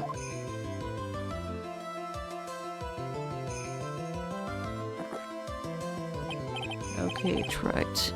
I'm all ears. Let's hear it. It's very simple. Maya Fey is a lot more than just a stranger to you. What's this? There's one person who lies at the very center of this whole story. One person that ties you and Maya Fey together inextractably. What is that word? Mia. There's a good reason why Maya Fey's life is so important to you. After all, she is Mia Fey's only sister. Mia Fey. You once worked alongside her. That was when you were a defense attorney. Wait a second here. Mr. Gato is a defense attorney? With your honor's piercing intellect, you must have figured out by now. The real name of this man who calls himself Gato. His real name is Diego Armando. Isn't that right?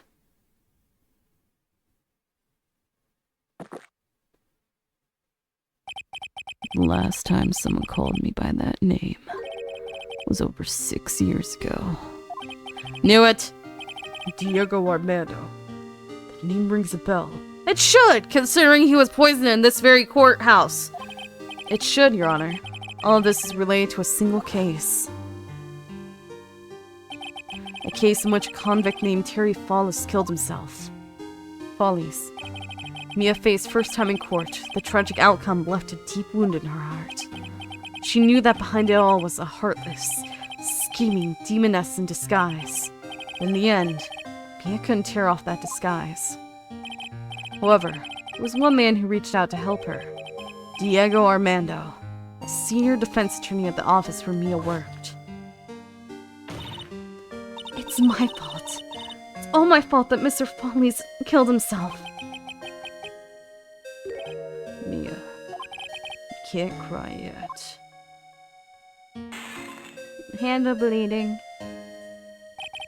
The only time a lawyer can cry is when it's all over. I don't want it to be you either. Could it be Maya again, please? Was moved by her. The way she put all her faith in her clients. That pure, sweet heart of hers. That's why I could never forgive Dahlia Hawthorne. Mia and I thoroughly investigated that fake kidnapping incident. Then one fateful day, Dahlia wanted to meet with me. It had been 6 months since the trial. We met in the courthouse cafeteria.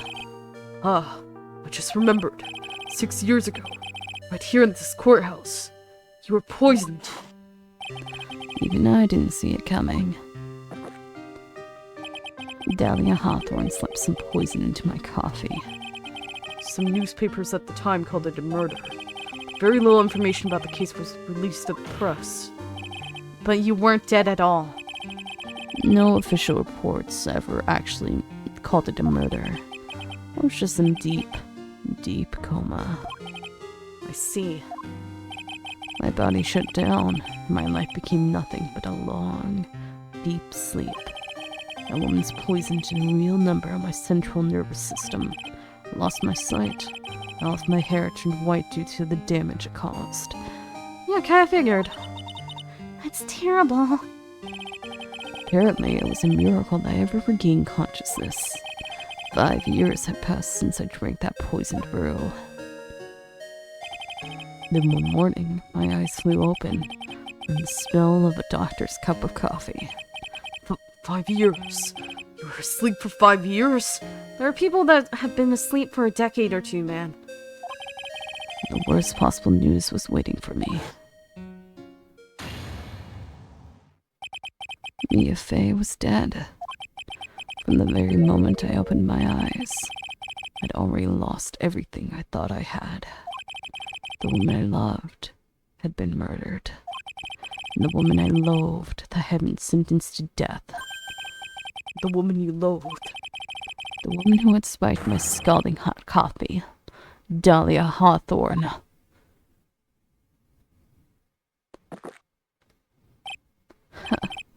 Good old Mia. She didn't let me down.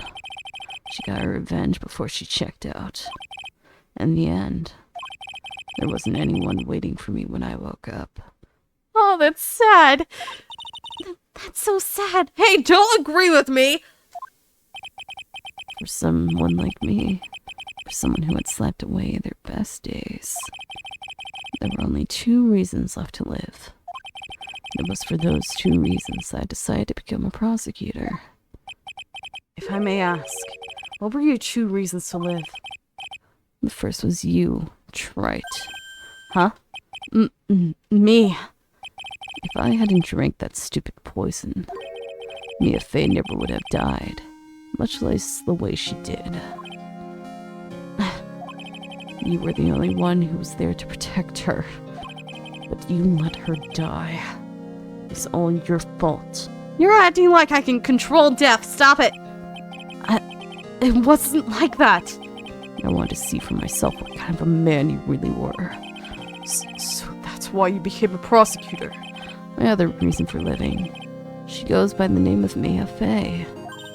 Huh? You mean me? You were the only way I could make up for the sin of not saving Mia. 1 year ago, when the Korean village incident was resolved, it was obvious that Morgan Fey was planning something. Yeah, kind of obvious, especially with the cutscene at the end. Whatever her evil plan was determined to stop it. My role as a prosecutor put me in the perfect position to do something about her. That's how you overheard Pearl's visit with Morgan at the detention center. I knew what the time was drawing near.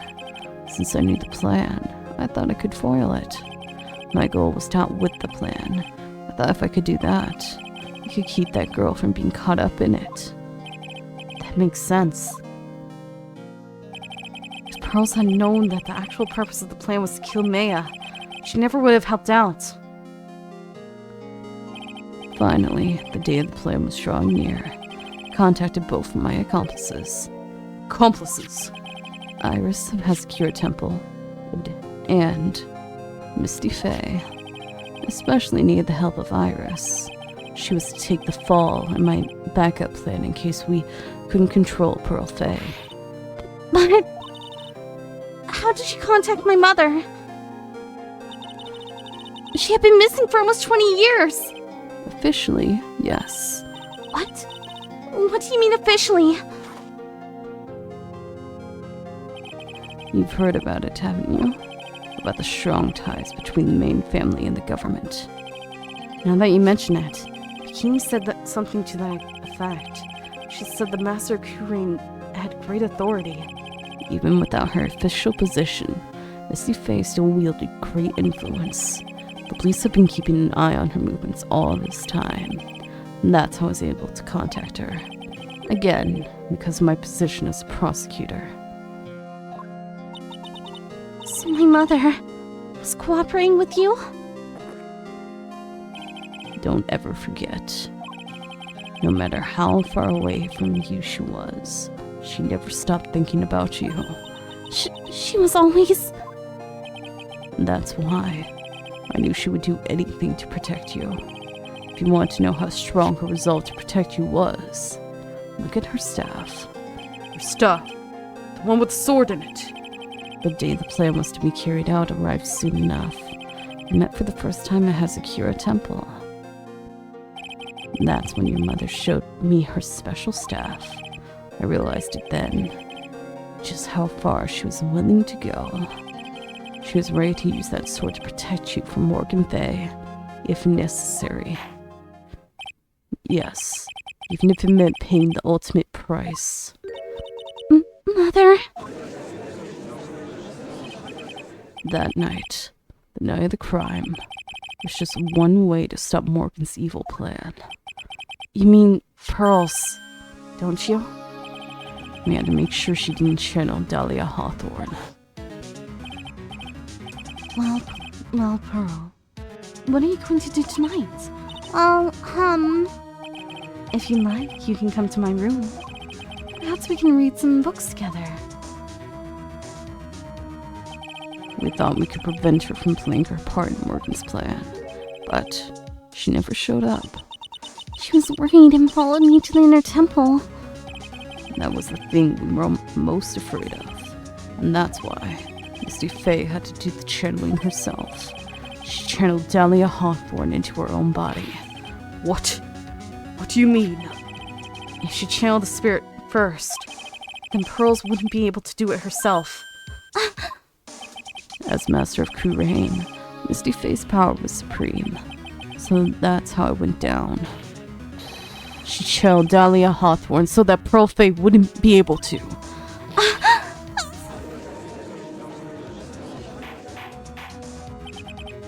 What? Is this true? My role in the plan was to make sure no one was going to hurt Mia Faye. That's why. That's why I hid myself at the inner temple, just in case you need to be saved from Dahlia Hawthorne. Gato. Anyway, that's all I'm going to admit to. Trilogy. Huh? There's no doubt about it. You're a great defense attorney, but you're going to have to do the rest yourself. The background leading up to this incident has been laid bare. There's just one question remarking, Mr. Wright. Who killed the victim? There's only two possible suspects right now. Mia Faye. And I'm sad to say, you, Mr. Gato. Can I say Mia, please? Well, Wright, if you're the real deal, then finish this thing once and for all. Show us beyond a shadow of a doubt that you can finish this on your own. No, Nick. Please don't. Mia. I heard the whole thing from my sister in the medical office. That's why I have to protect Mr. Gato. I don't care if you hate me. I can't do it. I can't testify against him. After all, he's the man who put his life on the line to protect Mia. And me too. I'm saving. I want to say Mia, honestly. But just to spite her, I'm going to say Gato. Because she's so adamant. Mia, I know that. Nick? But even so, it doesn't absolve him of his crime. Please, Mia, testify. Miss Faye, your testimony, please. This is the final testimony. Don't bother trying to hide anything, because I'll know. I want to hear the truth from your own lips. At the cost of my mother's life. She didn't even introduce herself to me. She didn't hug me. She didn't say she loved me. She just died. She saw me. She knew who I was, but she didn't do anything. I feel like that's sad, honestly. 17 years and the mother didn't even try to hug her daughter. I understand. I'm sure you're right. I'm ready now, Nick. All right, young lady. Tell us about the moments before you lost consciousness. What exactly happened at the time of the murder? These ads are terrible, huh? I'll wait. The time of the murder. Just before it happened, I think I saw some red lights. Red lights. 3 of them. I thought I'd ask for help, but just then I was splattered with blood. She wasn't dead, though. She was struck back at the enemy behind her. Suddenly, the red light went out. The whole area was dark.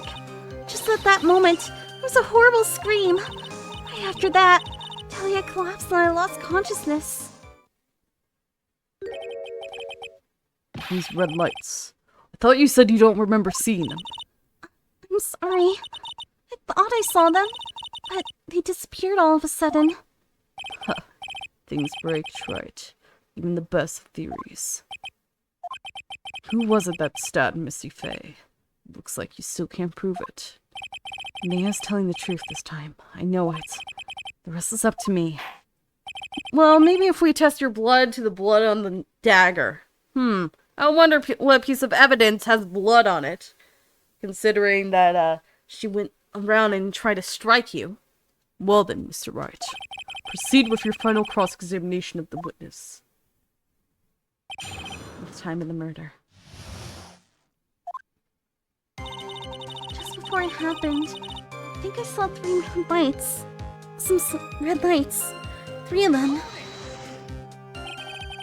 Lights shining in the dark. I don't think you can make a mistake about that. Yeah, you're right. I think I saw them, but I can't see for certain. I can't tell you for sure they were Mr. Gato's mask either. I don't get the feeling she's covering for him anymore, but it was harder.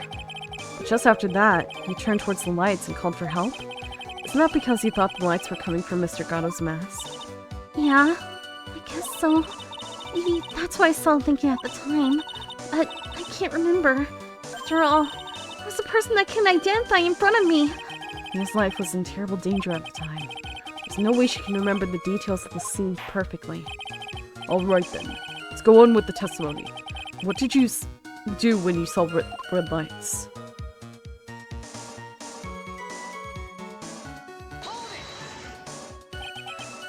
That blood.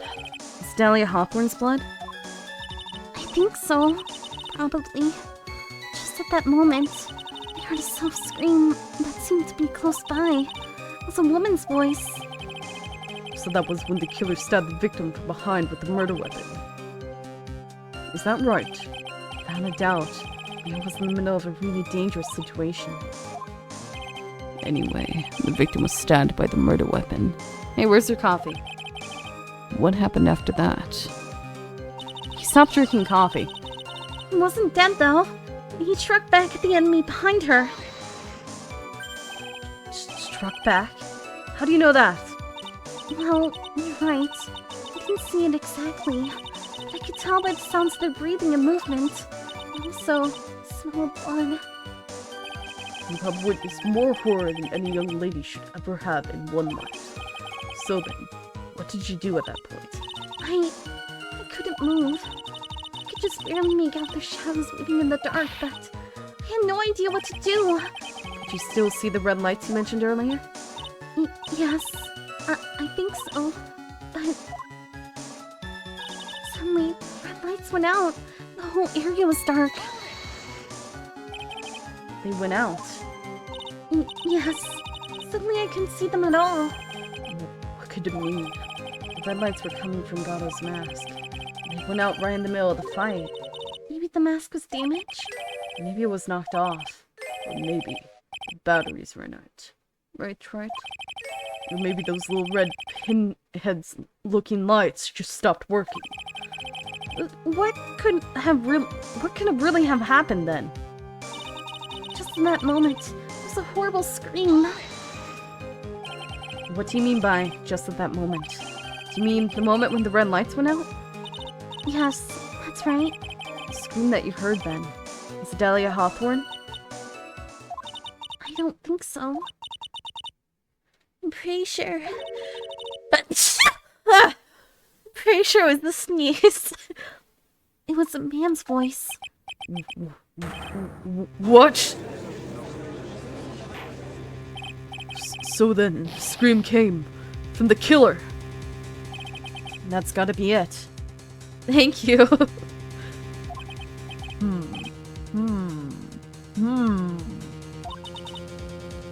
I think Talia Hawthorne must have taken the blade and attacked the killer with it. And then the killer let out a scream of pain, huh? After that, the killer stole the blade back and delivered the final blow. I guess. Well, Mr. Wright, it seems to make sense to me. It sounds like a reasonable deduction, but I still kind of wonder. It's a contradiction. I'm sorry to say this, but that interpretation would create the enormous contradiction. That makes sense. After all, my deductions are almost certainly never correct. Remember the testimony she gave us before the killer let out a scream? Mia said that she had already been inspired by the victim's blood. In other words, The blade and the staff had already been plunged into the victim. Is that right? She couldn't have been struck with the back of a sword that was already stuck in her body. The weapon that caused the killer to let out a scream must have been something other than the staff, which is this dagger.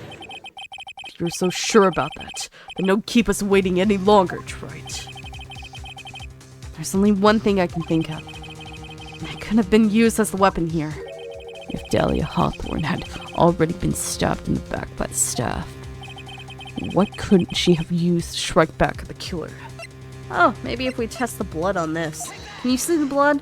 Can you see the blood on this knife? You seem to be blood blind. It's not specifically colorblind, it's more blood blind. You are blind to all things that look like blood, especially on a white background. Naturally, the dagger the killer brought to the scene of the crime. Oh, that's right. Forgot about that. The dagger was found at the crime scene stuck into a pine tree. Yes, the detective found that this morning and brought it to me. Dahlia Hawthorne struck back at the killer with this, and she managed to wound him as well.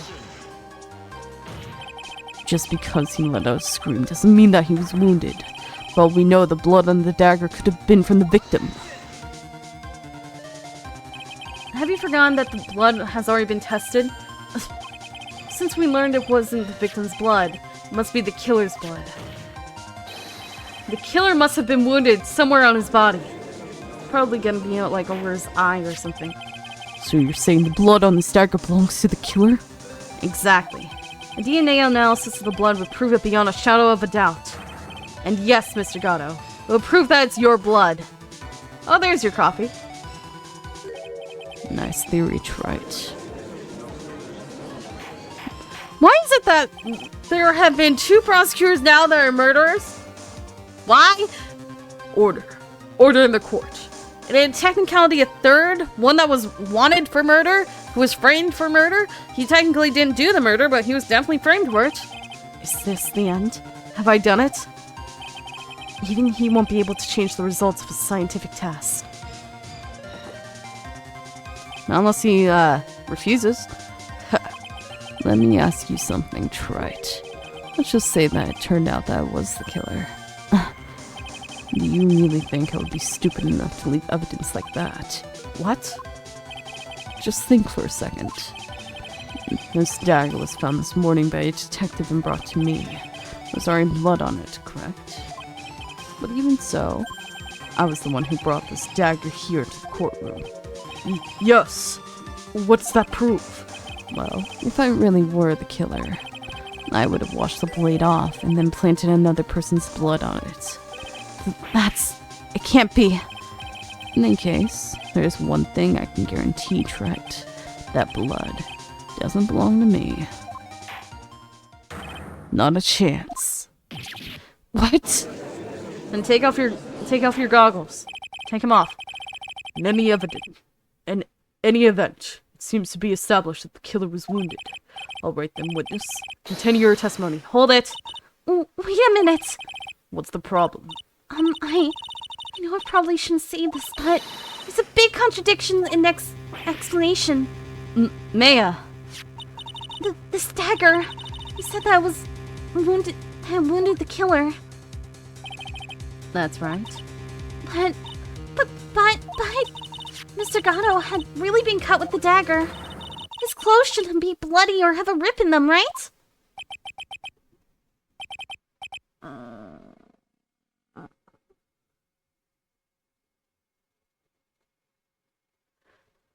This is part of the reason why I hate you. You're so dense. Oh my gosh. You act like people can't change their clothes. Maya, maybe you just change his clothes? That solved the contradiction pretty easily. What are you talking about? It's not that simple at all. It is. Remember back to the day of the murder? Everyone was on the inner temples, so I got trapped there. Ah, that's right. Once the bridge was fixed and the police headed for the inner temple, Mr. Gatto was already there waiting for them. He never had a chance to change his clothes. He was there for 2 days. What are you talking about? He could have changed his clothes. Ugh. What are you talking about? He could have changed his clothes. He could have had a freaking... Well, maybe he brought a change of clothes with him. But no one could have predicted the lightning strike that shut down the bridge. Why would anyone have brought a change of clothes? Did the judge take smart pills during the last recess? Well then, maybe the killer took off his clothes before he committed the murder. That way he wouldn't get any blood on them. Or you could have just washed it. That's impossible, Wright. You know how cold it gets up that late at night. After a few minutes with no clothes on, you'd be frozen solid. Ah!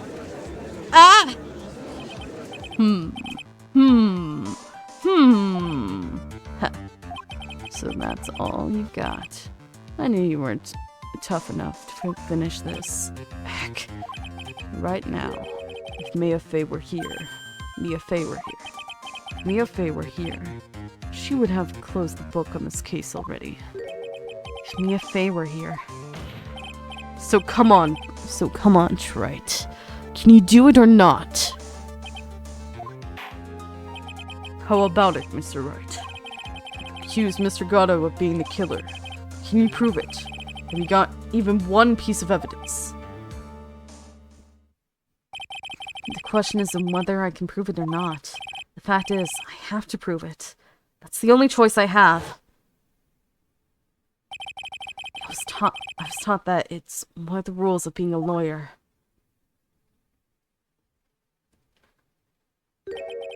I can prove it.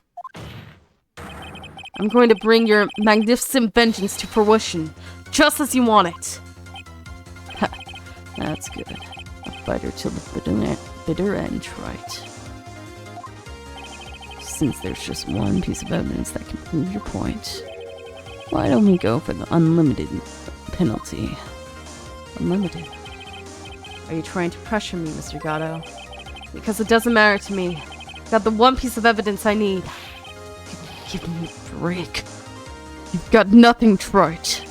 So what do I do at a time like this? It's simple. I've got to think outside the box and approach this from a different angle. Ask him to take that off! Take off the Take off your goggles! Alright then, Mr. Wright. Let's hear what you've got. There's one thing I've demonstrated in the previous cross-examination. The killer was wounded. And that was proven by the blood on the dagger. But we decided it was impossible for him to have hidden such a wound. He had been cut by a dagger. There should have been a bloodstain on his clothing. There's one place the killer could have hidden his wound. What did you say? Hidden? This is it. My last stand. I need to think about this from a different angle. Don't need to think about why there was no bloodstains on his clothing. I need to show how he hid the wound. It's the end of the line. Final stop, Wright. Let's hear what you've got. Where's this location where you say the killer hid his wound? How do I prove that? On your eye. It's your eye.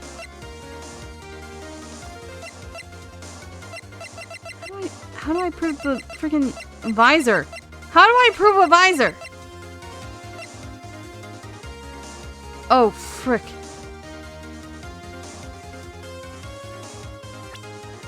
Just present his profile? Okay.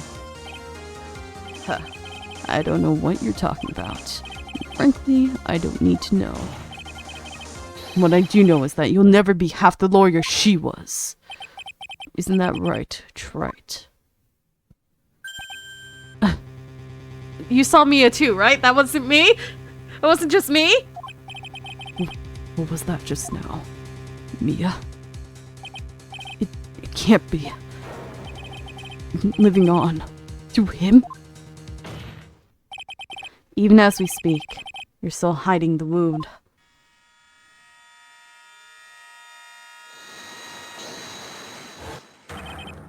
It's beneath your mask. During the fight, the red lights given off by the killer suddenly disappeared. Seconds later, the killer let out a scream. That's right. Your mask went flying off your face. Mr. Gatto, would you mind removing your mask? if you have a dagger wound under there somewhere. Then I'd say this whole case is solved.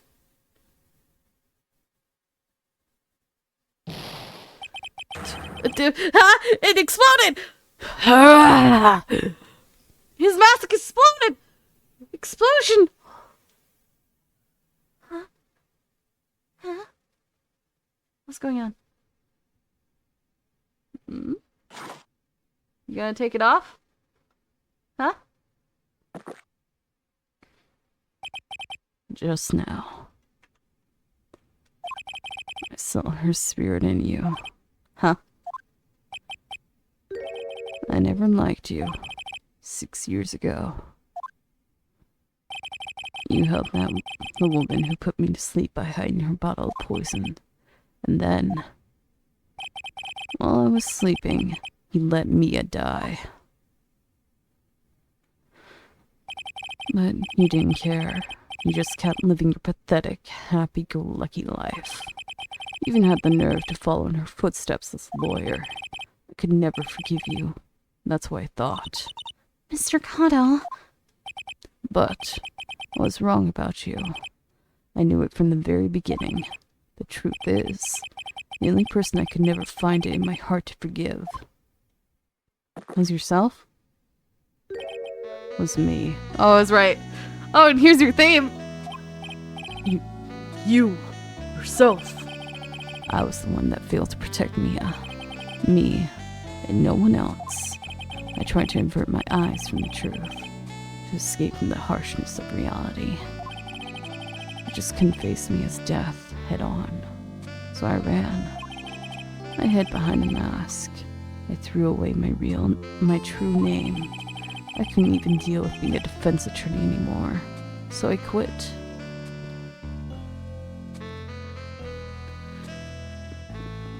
Yeah, it does. But, you saved Maya. Wait, this is the last time? Yeah, that was my plan. Up until just now, anyway. What do you mean? Are you listening, Maya? If I hadn't really wanted to save you, then there's one person that I should have gone and talked to right away. Who would that be? Are you talking about Nick? But I didn't do it. I tried to get the help of Iris and your mother, but I closed my eyes to the most important man involved. Do you know why? The real reason? No. Why? I suppose. I wasn't really interested in saving you at all. Huh? I think I was just trying to salvage what's left of my own broken soul. I was trying to make up for the fact that I couldn't save Mia. Nothing more. Yeah, because you could have told me about Pearl. That's why I let you walk right into a situation that I knew was dangerous. Forgive me. You're wrong. You put your life on the line to save Maya. Was it really for Mia's sake? Even if I'm not really sure. What do you mean by that? That night, in the darkness of the garden, when I saw her silhouette, a part of me must have known the truth. The truth that it wasn't really Daddy Hawthorne standing there in front of me. It could have been Misty Faye, or even that little girl. But I still picked up the blade. It was like I was dreaming.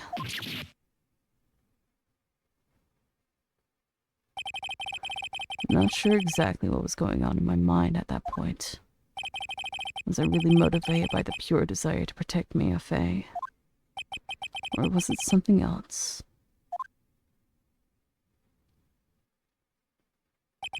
Was it my hatred for a woman who had stolen everything from me 6 years earlier? Could it have been simply a desire for revenge? And now, I don't know anything anymore. I did learn something today, however. I finally realized that I was the arrogant one. I was just chasing an illusion, a fantasy. stupid fantasy of defeating you in the courtroom. Yeah, and you haven't even done that once. You were the one who made me realize my folly. You never ran away from me as death. Instead, you picked up where she left off. As a true defender of the people.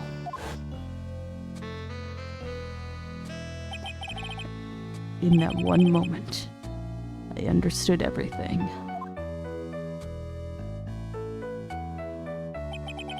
Mr. Gatto.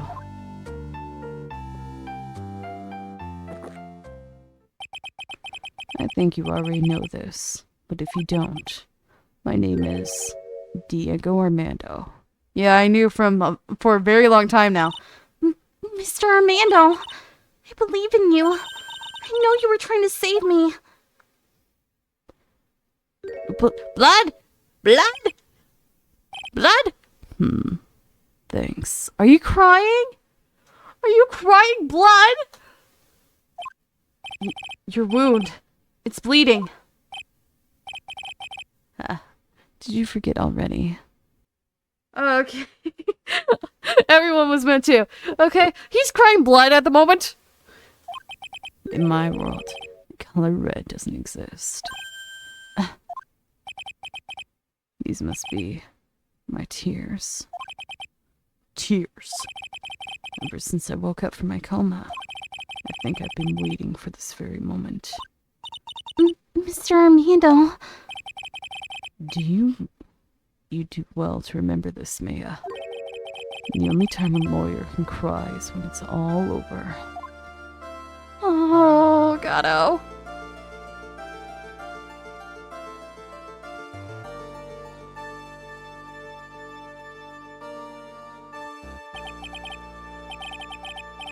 This time, it really is over.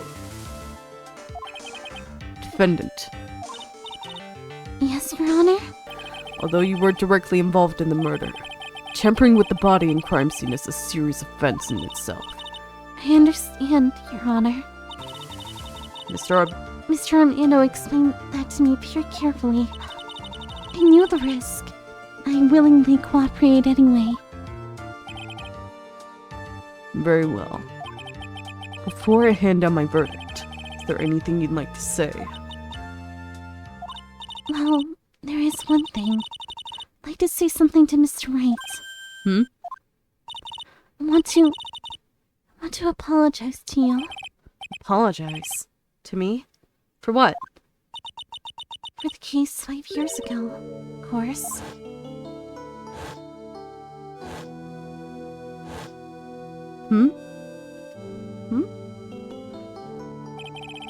I just remembered. Weren't you poisoned by your own lover? Not exactly, but yeah, something like that. Even now, 5 years later, I can hardly believe it. She was going to do it. She's planning to kill me. It's not all that surprising. The two of you hardly knew each other. Huh? What do you mean? You and my sister.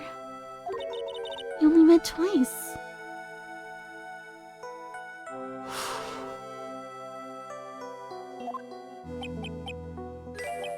Huh?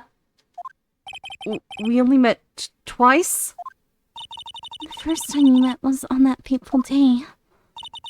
The day she poisoned Mr. Armando in the cafeteria of this very courthouse. The next time you met her was 8 months later. You met her again on the day she stole your cold medicine. And Doug Swallow was killed. No way. It just can't be true.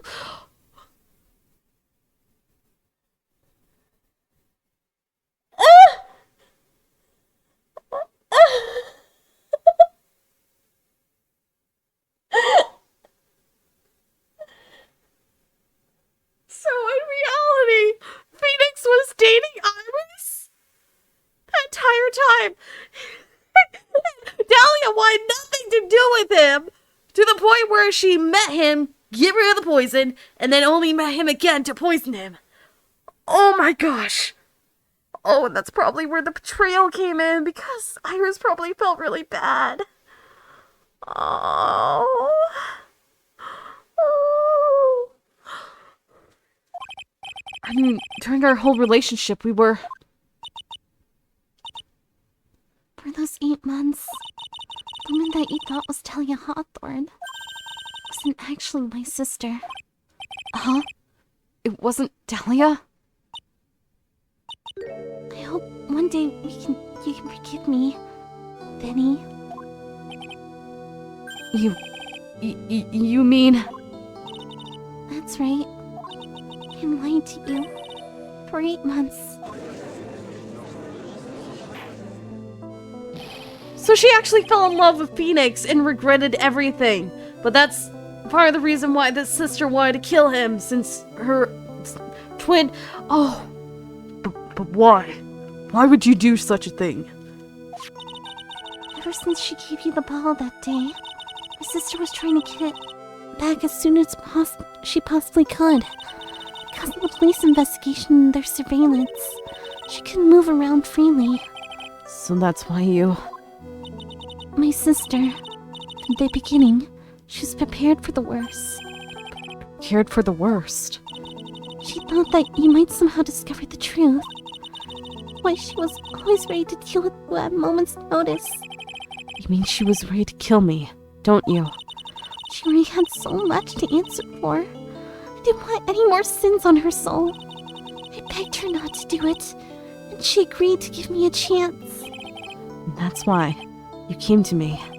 You came to get the bottle and pendant back from me in her place? But I can get you to give it back.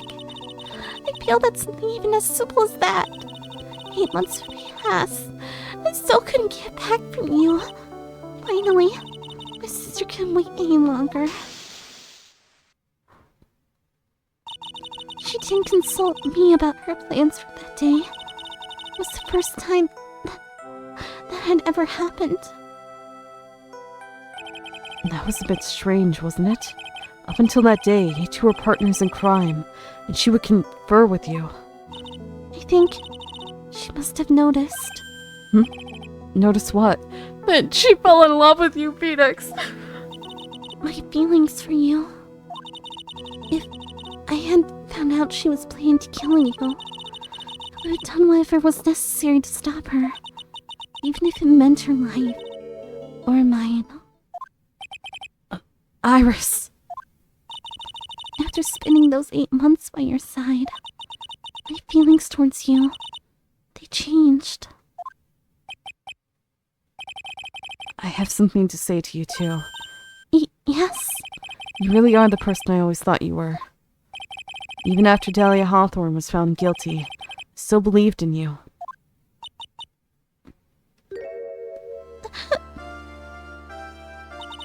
Thank you. I need to make a crying emote! Oh my gosh! Well, it's a good thing to see you're not crying. How many cups of darkness have I drank over the years? You and I don't know. I'll tell you though. Right now, this one here is the greatest cup I think I've ever had. It's probably gonna be your last. Don't you think so? Phoenix Wright. Hey, you said my name right! I have coffee! Did you give me coffee?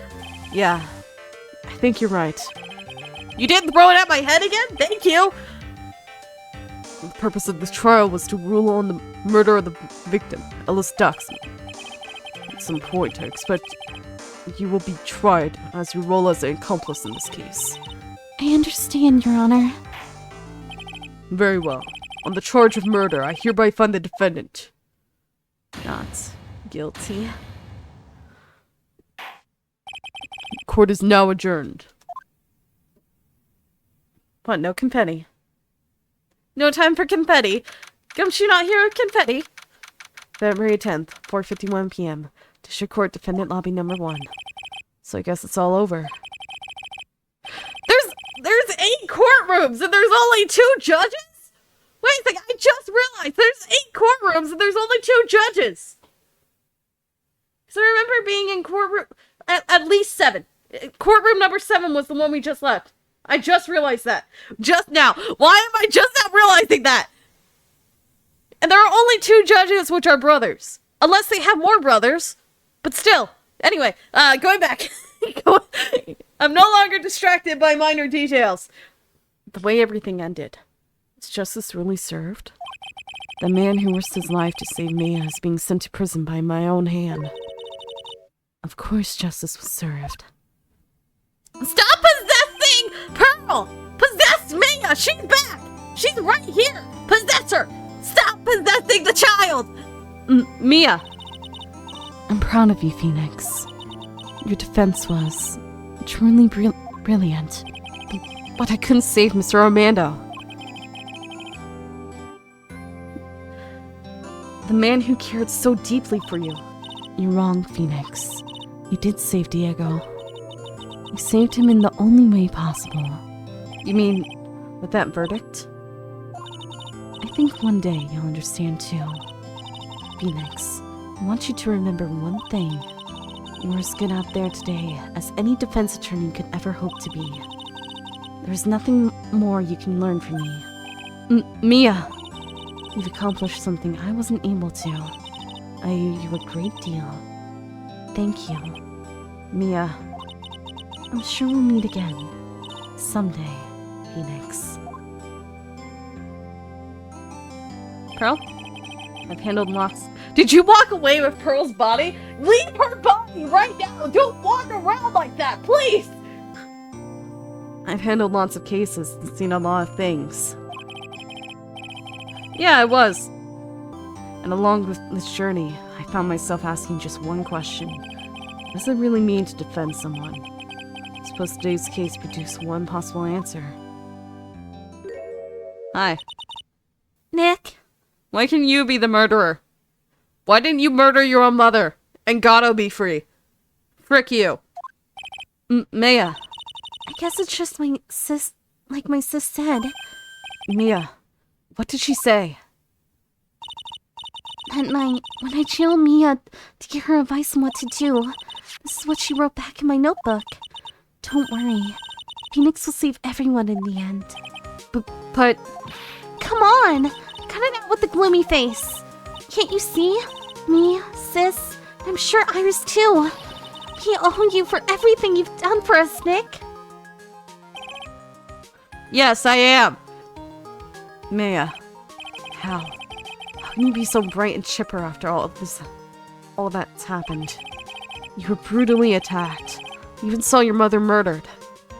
She was essentially taking the sacrifice of her own mother and the person that was sacrificing himself in and just crushing it and trying to say, oh, it didn't happen, and trying to incriminate herself.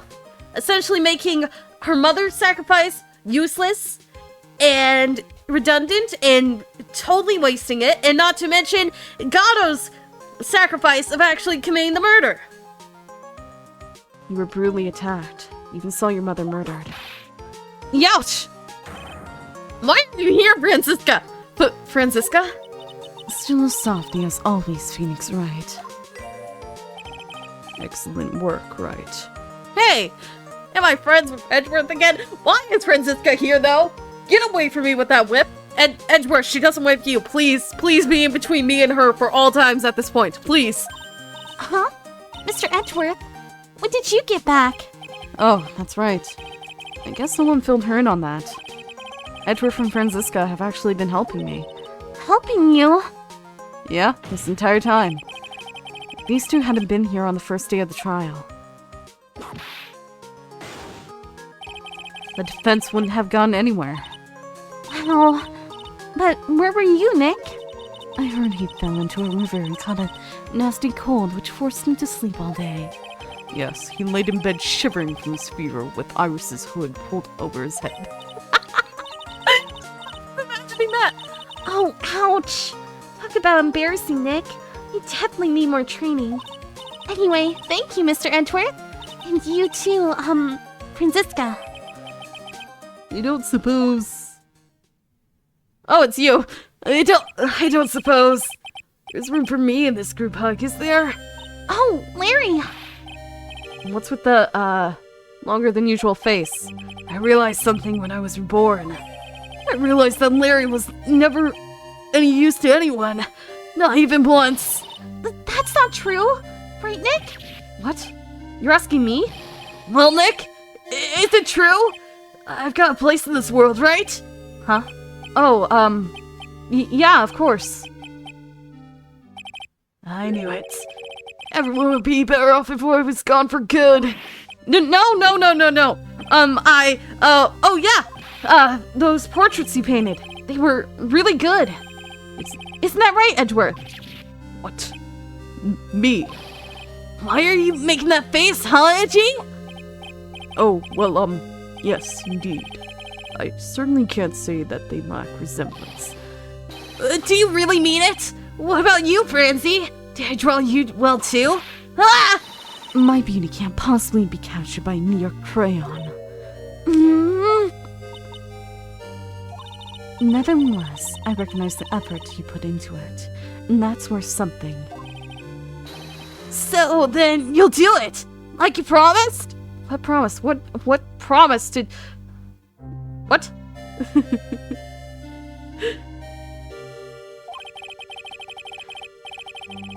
You're going to mall for my book? Ah! Don't get carried away.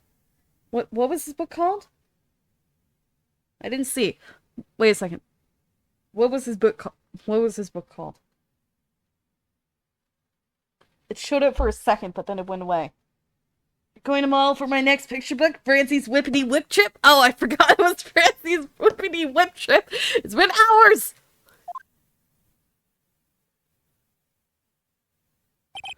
Well, how about that? I guess painting portraits is the only thing I'm good at. The painting of Pearl was pretty darn good too, if you ask me. Huh? Now that you mention it, I haven't seen her around. Yeah, freaking Mia walked off of her body. Where is Pearl? Where did Pearl go? Mia, come back with her body, please! Don't just walk off with a child's body! That sounds incredibly bad, and it is! Pearls. Where could she have gone? Normally she would have made a beeline for Maya. Oh, I'll go look for her. Be right back. Slap your sister because she keeps abducting a child, essentially? Please? Please? Hey, Pearly! Right. You seem to be uncharacteristically puzzled. I suspect you are wondering how Maya can be so cheerful after all that has happened. Yeah. To be honest, I can't understand it either.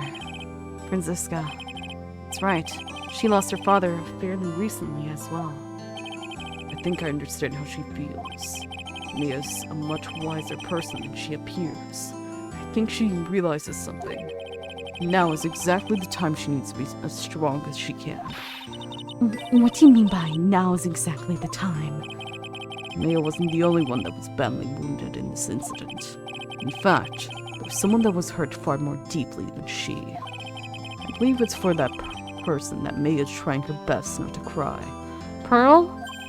Someone who was hurt more deeply than Maya. Edgeworth, I think I'm starting to understand too. Ow! Then tell me, Phoenix Wright, who is Mia Fey being strong for? For Pearl! Considering her mother was trying to manipulate her into killing Maya. Pearl Fey. Poor kid, after all. Poor kid. After all, the reason she worked so hard to follow the instructions was because she loved and believed in her mother Morgan. It's for the good of the Fey clan. I'm sure she believed in every last word. She thought she was doing it for Maya. And that's why she was so happy. It shows how truly devoted she is to Maya.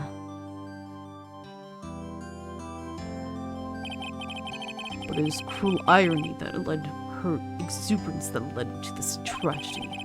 Maya's Fey mother was killed, and Maya herself was put into the deepest peril imaginable. And that's exactly why Maya is putting on a brave face. She's doing it for Pearl's sake. Until she can see her smile again. Okay, this is the only thing I'm okay with Maya. For being brave for Pearl. Yes, please make sure Pearl can smile. I can't imagine Pearl not smiling. I don't like thinking about that. Oh, hey! So this is where you all were. I just came back from listening to a bit of reggae. Wow, looks like we got a bunch of... Out! Well, what was that for, sir? Sorry about that, Scruffy. My whip just seems to have a mind of its own. What's up, Detective Gumshoe? Oh, you know, this and that. Anyway, congrats on your win. Let's go out tonight, pal. Dinner's on me. My salary's just sorta kinda gone down by a teeny weeny bit, but it's alright. I made reservations at a first-class French restaurant tonight. No! Do not take me to Trevian! No! No, we're not going to Trevian, please! We're not going to Trevian, though, no! Pretty good work, Scruffy. That whip was your reward. If the whip's a punishment and the whip is a reward, can I get neither, please? Can you not punish or reward me? Can I just be in the null, where I don't get whipped at all? Please. I need to not impress you, but at the same time not make you angry. I need to figure out the perfect balance so I don't get whipped! Yeah, if she was aged up, I wouldn't be as mad about the freaking transformation Mia keeps doing with her body. Cause it's still child's clothes! And a full woman's body does not fit in children's clothing! Not to mention it's still a kid! And she literally... Oh. Anyway.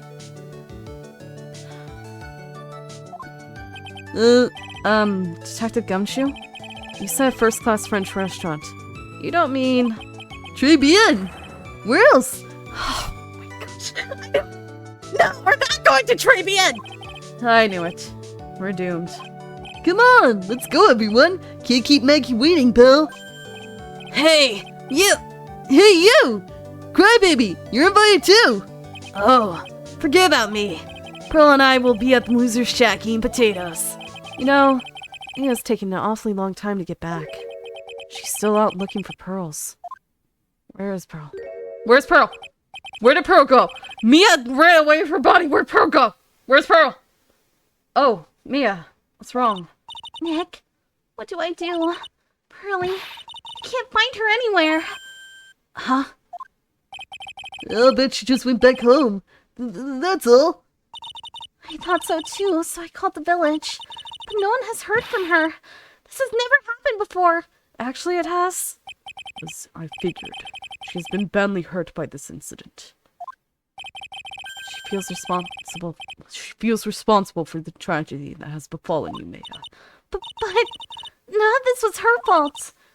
What should I do? Does nobody realize that Mia never left Pearl's body and she just left? Does no one realize that? She's currently walking the street in a child's body. Please, someone realize? Please? Detective Gumshoe, Yeah, what is it, pal? did you guys go on ahead? But what about you? Me and I will. We'll join you guys once we find pearls. Nick? Don't worry about us, Detective Gumshoe. We may be a little late, but we'll definitely be there. There's a lot of celebrating to do tonight. Wouldn't miss it for the world. Yeah, but you're the... Ah! Very well, Phoenix Wright. We'll go on ahead. Don't keep us waiting, Wright. We won't. But where should we look? Where could Pearly have gone? Let's go, Maya. There's only one place I can think of that pearls might have gone to. Where? I can't think of it. Oh, here! Oh. February 10th. Hazakura Temple, main gate. Hazakura Temple? For pearls. I bet this is a very important place. After all, this is where the whole incident started. What's this? You're all back again so soon. Sister Bikini? I thought we'd be eating mashed potatoes alone tonight. So she's here? Pearly's here? She's in the training hall. Why don't you hurry along and go see her? Oh, okay. Did you lock yourself in the cage? Pearly's not here. Ah! Maya, Haynes Scroll. Oh, she felt guilty about the gravy and she cleaned it! Ah!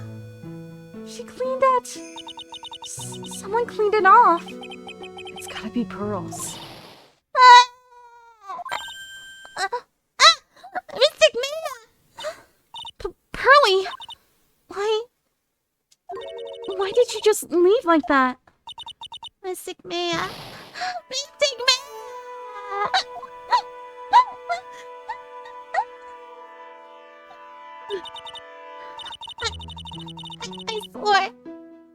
I swore that I would never trouble the two of you ever again. Because it's all my fault. Mystic Maya's mother!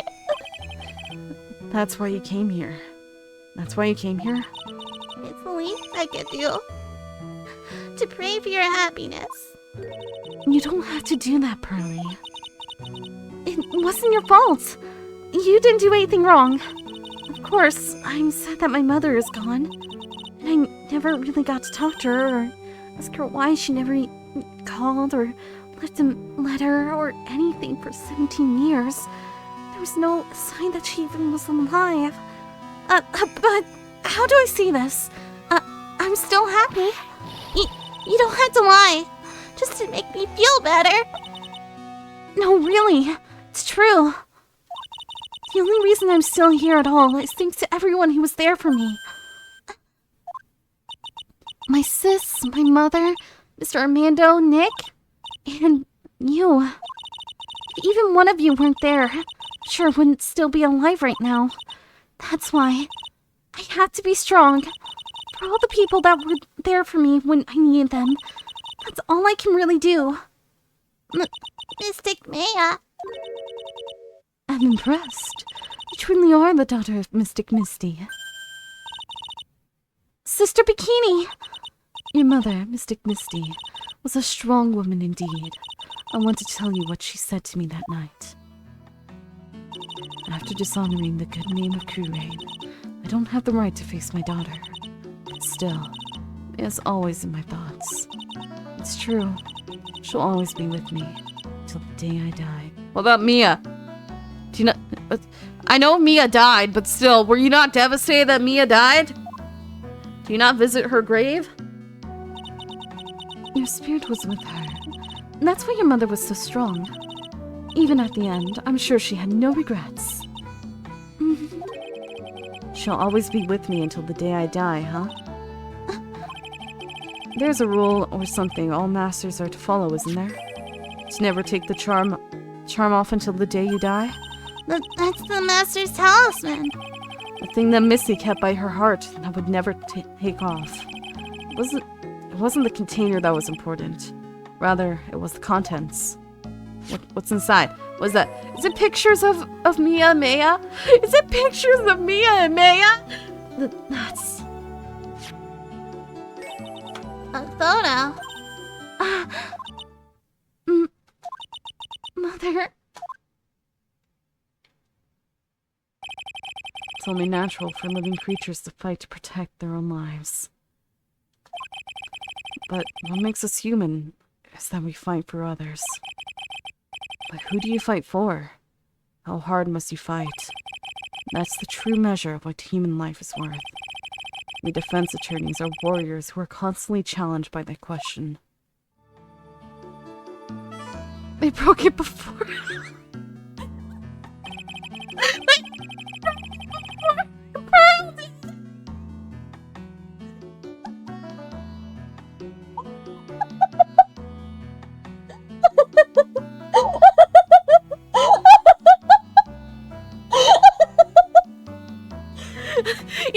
Even when the battle is over and the bonds that connect us are severed.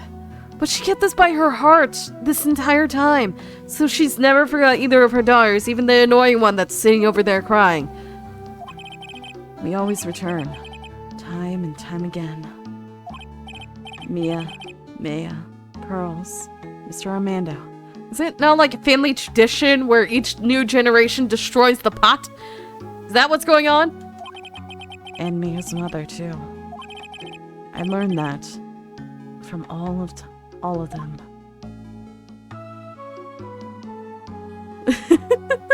Of course I did. Well, shall we get going? Everyone is waiting.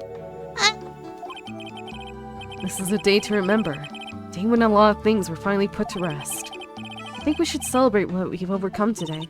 But, I still can't. Oh, go on, sweetie. You can come back for training anytime. Okay. Do you not realize that you couldn't do it because she was already being channeled? Alright, I'm going to make a brand new start too. Sister Bikini, I'll be back for more training. I promise. I know. And I won't go easy on you just because you're the future master. I'll make sure to prepare reservations for 3 for when you come back. 3? Alright, we're going to have a great feast today, Pearly. Wait, am I being dragged back to the mountain again? You know why? Because training is a battle of endurance. Okay, Mystic Maya. I'll eat lots and lots of food tonight. Oh, Pearly. You know, there's one thing I don't get. You probably don't want to, but What is it, Nick? reservations for training is fine and all. But why for 3? Come on. What do you think? You're one of us, Nick. Next time you can train right alongside us. No, I'm not blood related to you. I am not blood related, and I'm not a female, and I have no spiritual power. The only spiritual power I have is the Magatama that Pearl gave me after she put her own spiritual power in it. It's not even your spiritual power, so I don't know why you said that you lent it to me when it was friggin' Pearl. Huh? I'll be waiting for you. What do you expect me to do? Sister Bikini will take special care of you. Huh? Huh? It'll be great, Nick. You're free to be dated. What do you mean by that?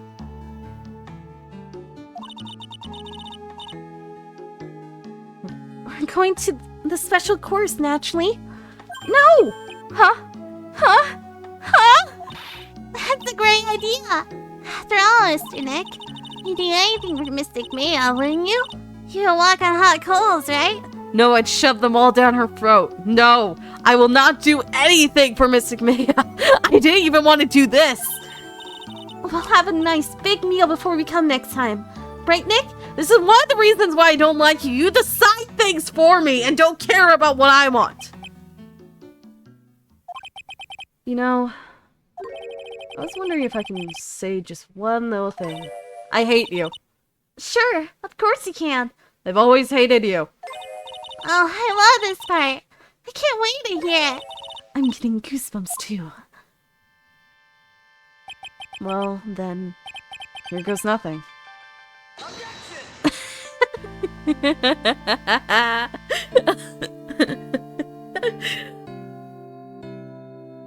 Oh, we're going in. I can't read chat. There's fast-paced stuff.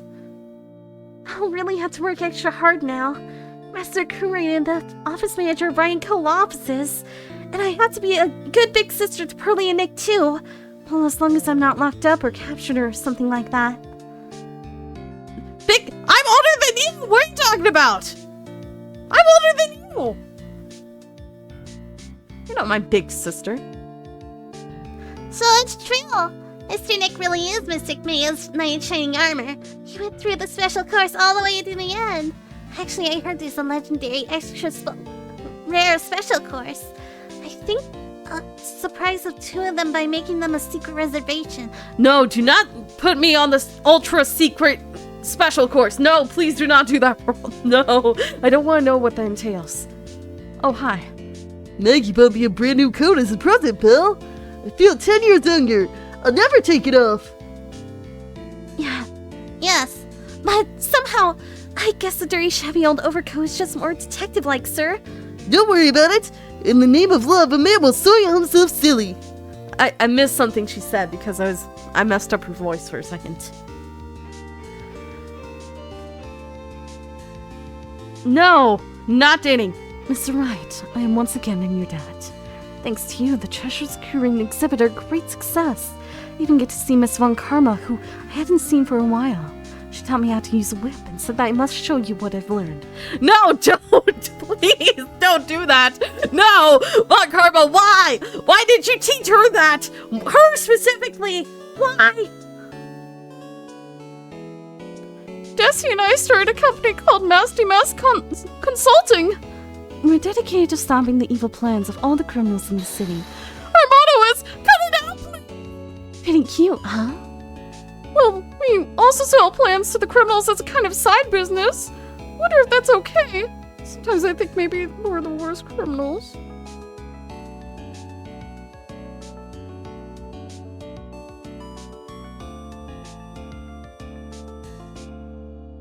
I wanted to show my appreciation to Mr. Wright for exterminating Don Tiger, so I let him hunt $500,000 in a tea set, a special thick tea, once I mix with my own hands.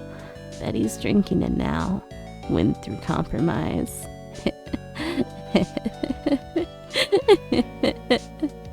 Yeah, it was. Deku voice. It's the closest to a Deku voice I got. It's always when he's freaking out. Oh, hi, old man. I'm just old in the way. A wrinkly, grumpy clown knows waste of flesh. Of course, that's what I thought. My grandkids had a birthday party for me the other day. Talk about embarrassing 69-year-old and I cried like a baby with a dirty diaper. I forgot what the voice was for you. Wait, what?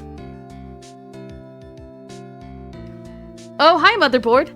As usual, you have an abundance of work to do. We've hired a new programmer to replace Glen Elk. I do hope everyone will get along. His name is Adam Mata. As soon as I heard his name, I knew the brain circuits would align perfectly. Adamata. Pia.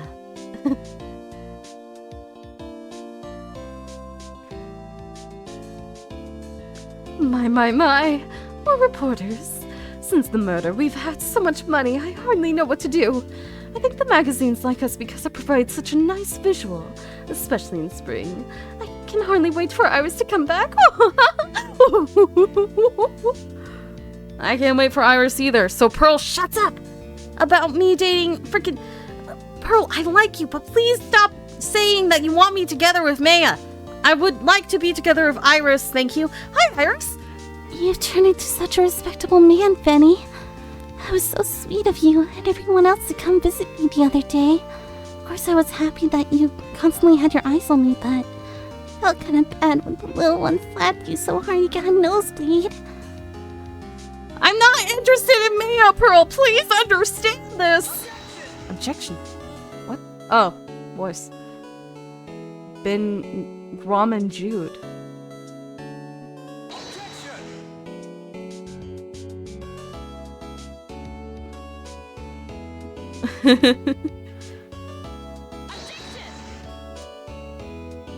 Well, in that case, Maya tried to help a murderer multiple times at this point.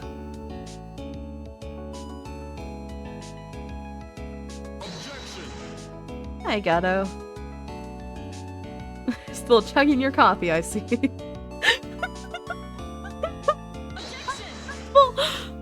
Hi, Francisca. Jared, who's awesome? David Chrislip.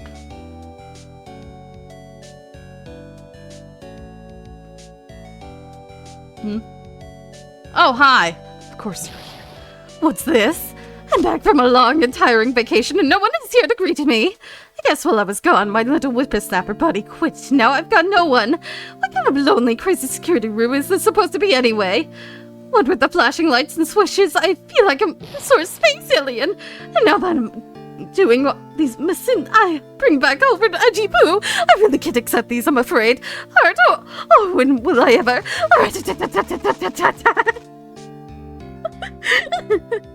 Oh, they were? Oh, interesting.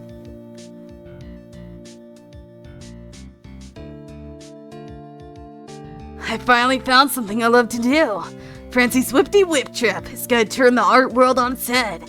Should have realized it sooner. Self-centered, lazy, antisocial. I'm an artist. A really good portrait artist. I'm not a loser after all.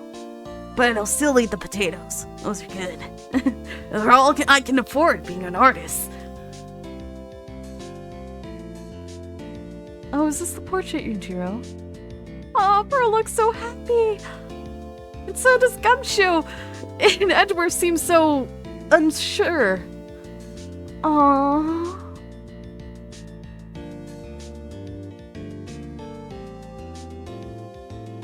He's really good at portraits, honestly. Oh, by the 5th game? Oh. I got 2 achievements. Laura cries once it's all over. And, burning bridges. Well, that's it. That was the end of Phoenix Wright. It's been 10.5 hours. But it was so fun. I like the puns and the comedy they had in it, and the yeah, it's so fun, man. I really like Gumshoe. I like Pearl, obviously. I liked Gatto, and Francisco is definitely an interesting character, but the judge needs to get a grip and actually his little brother was actually gonna build a new courtroom. What?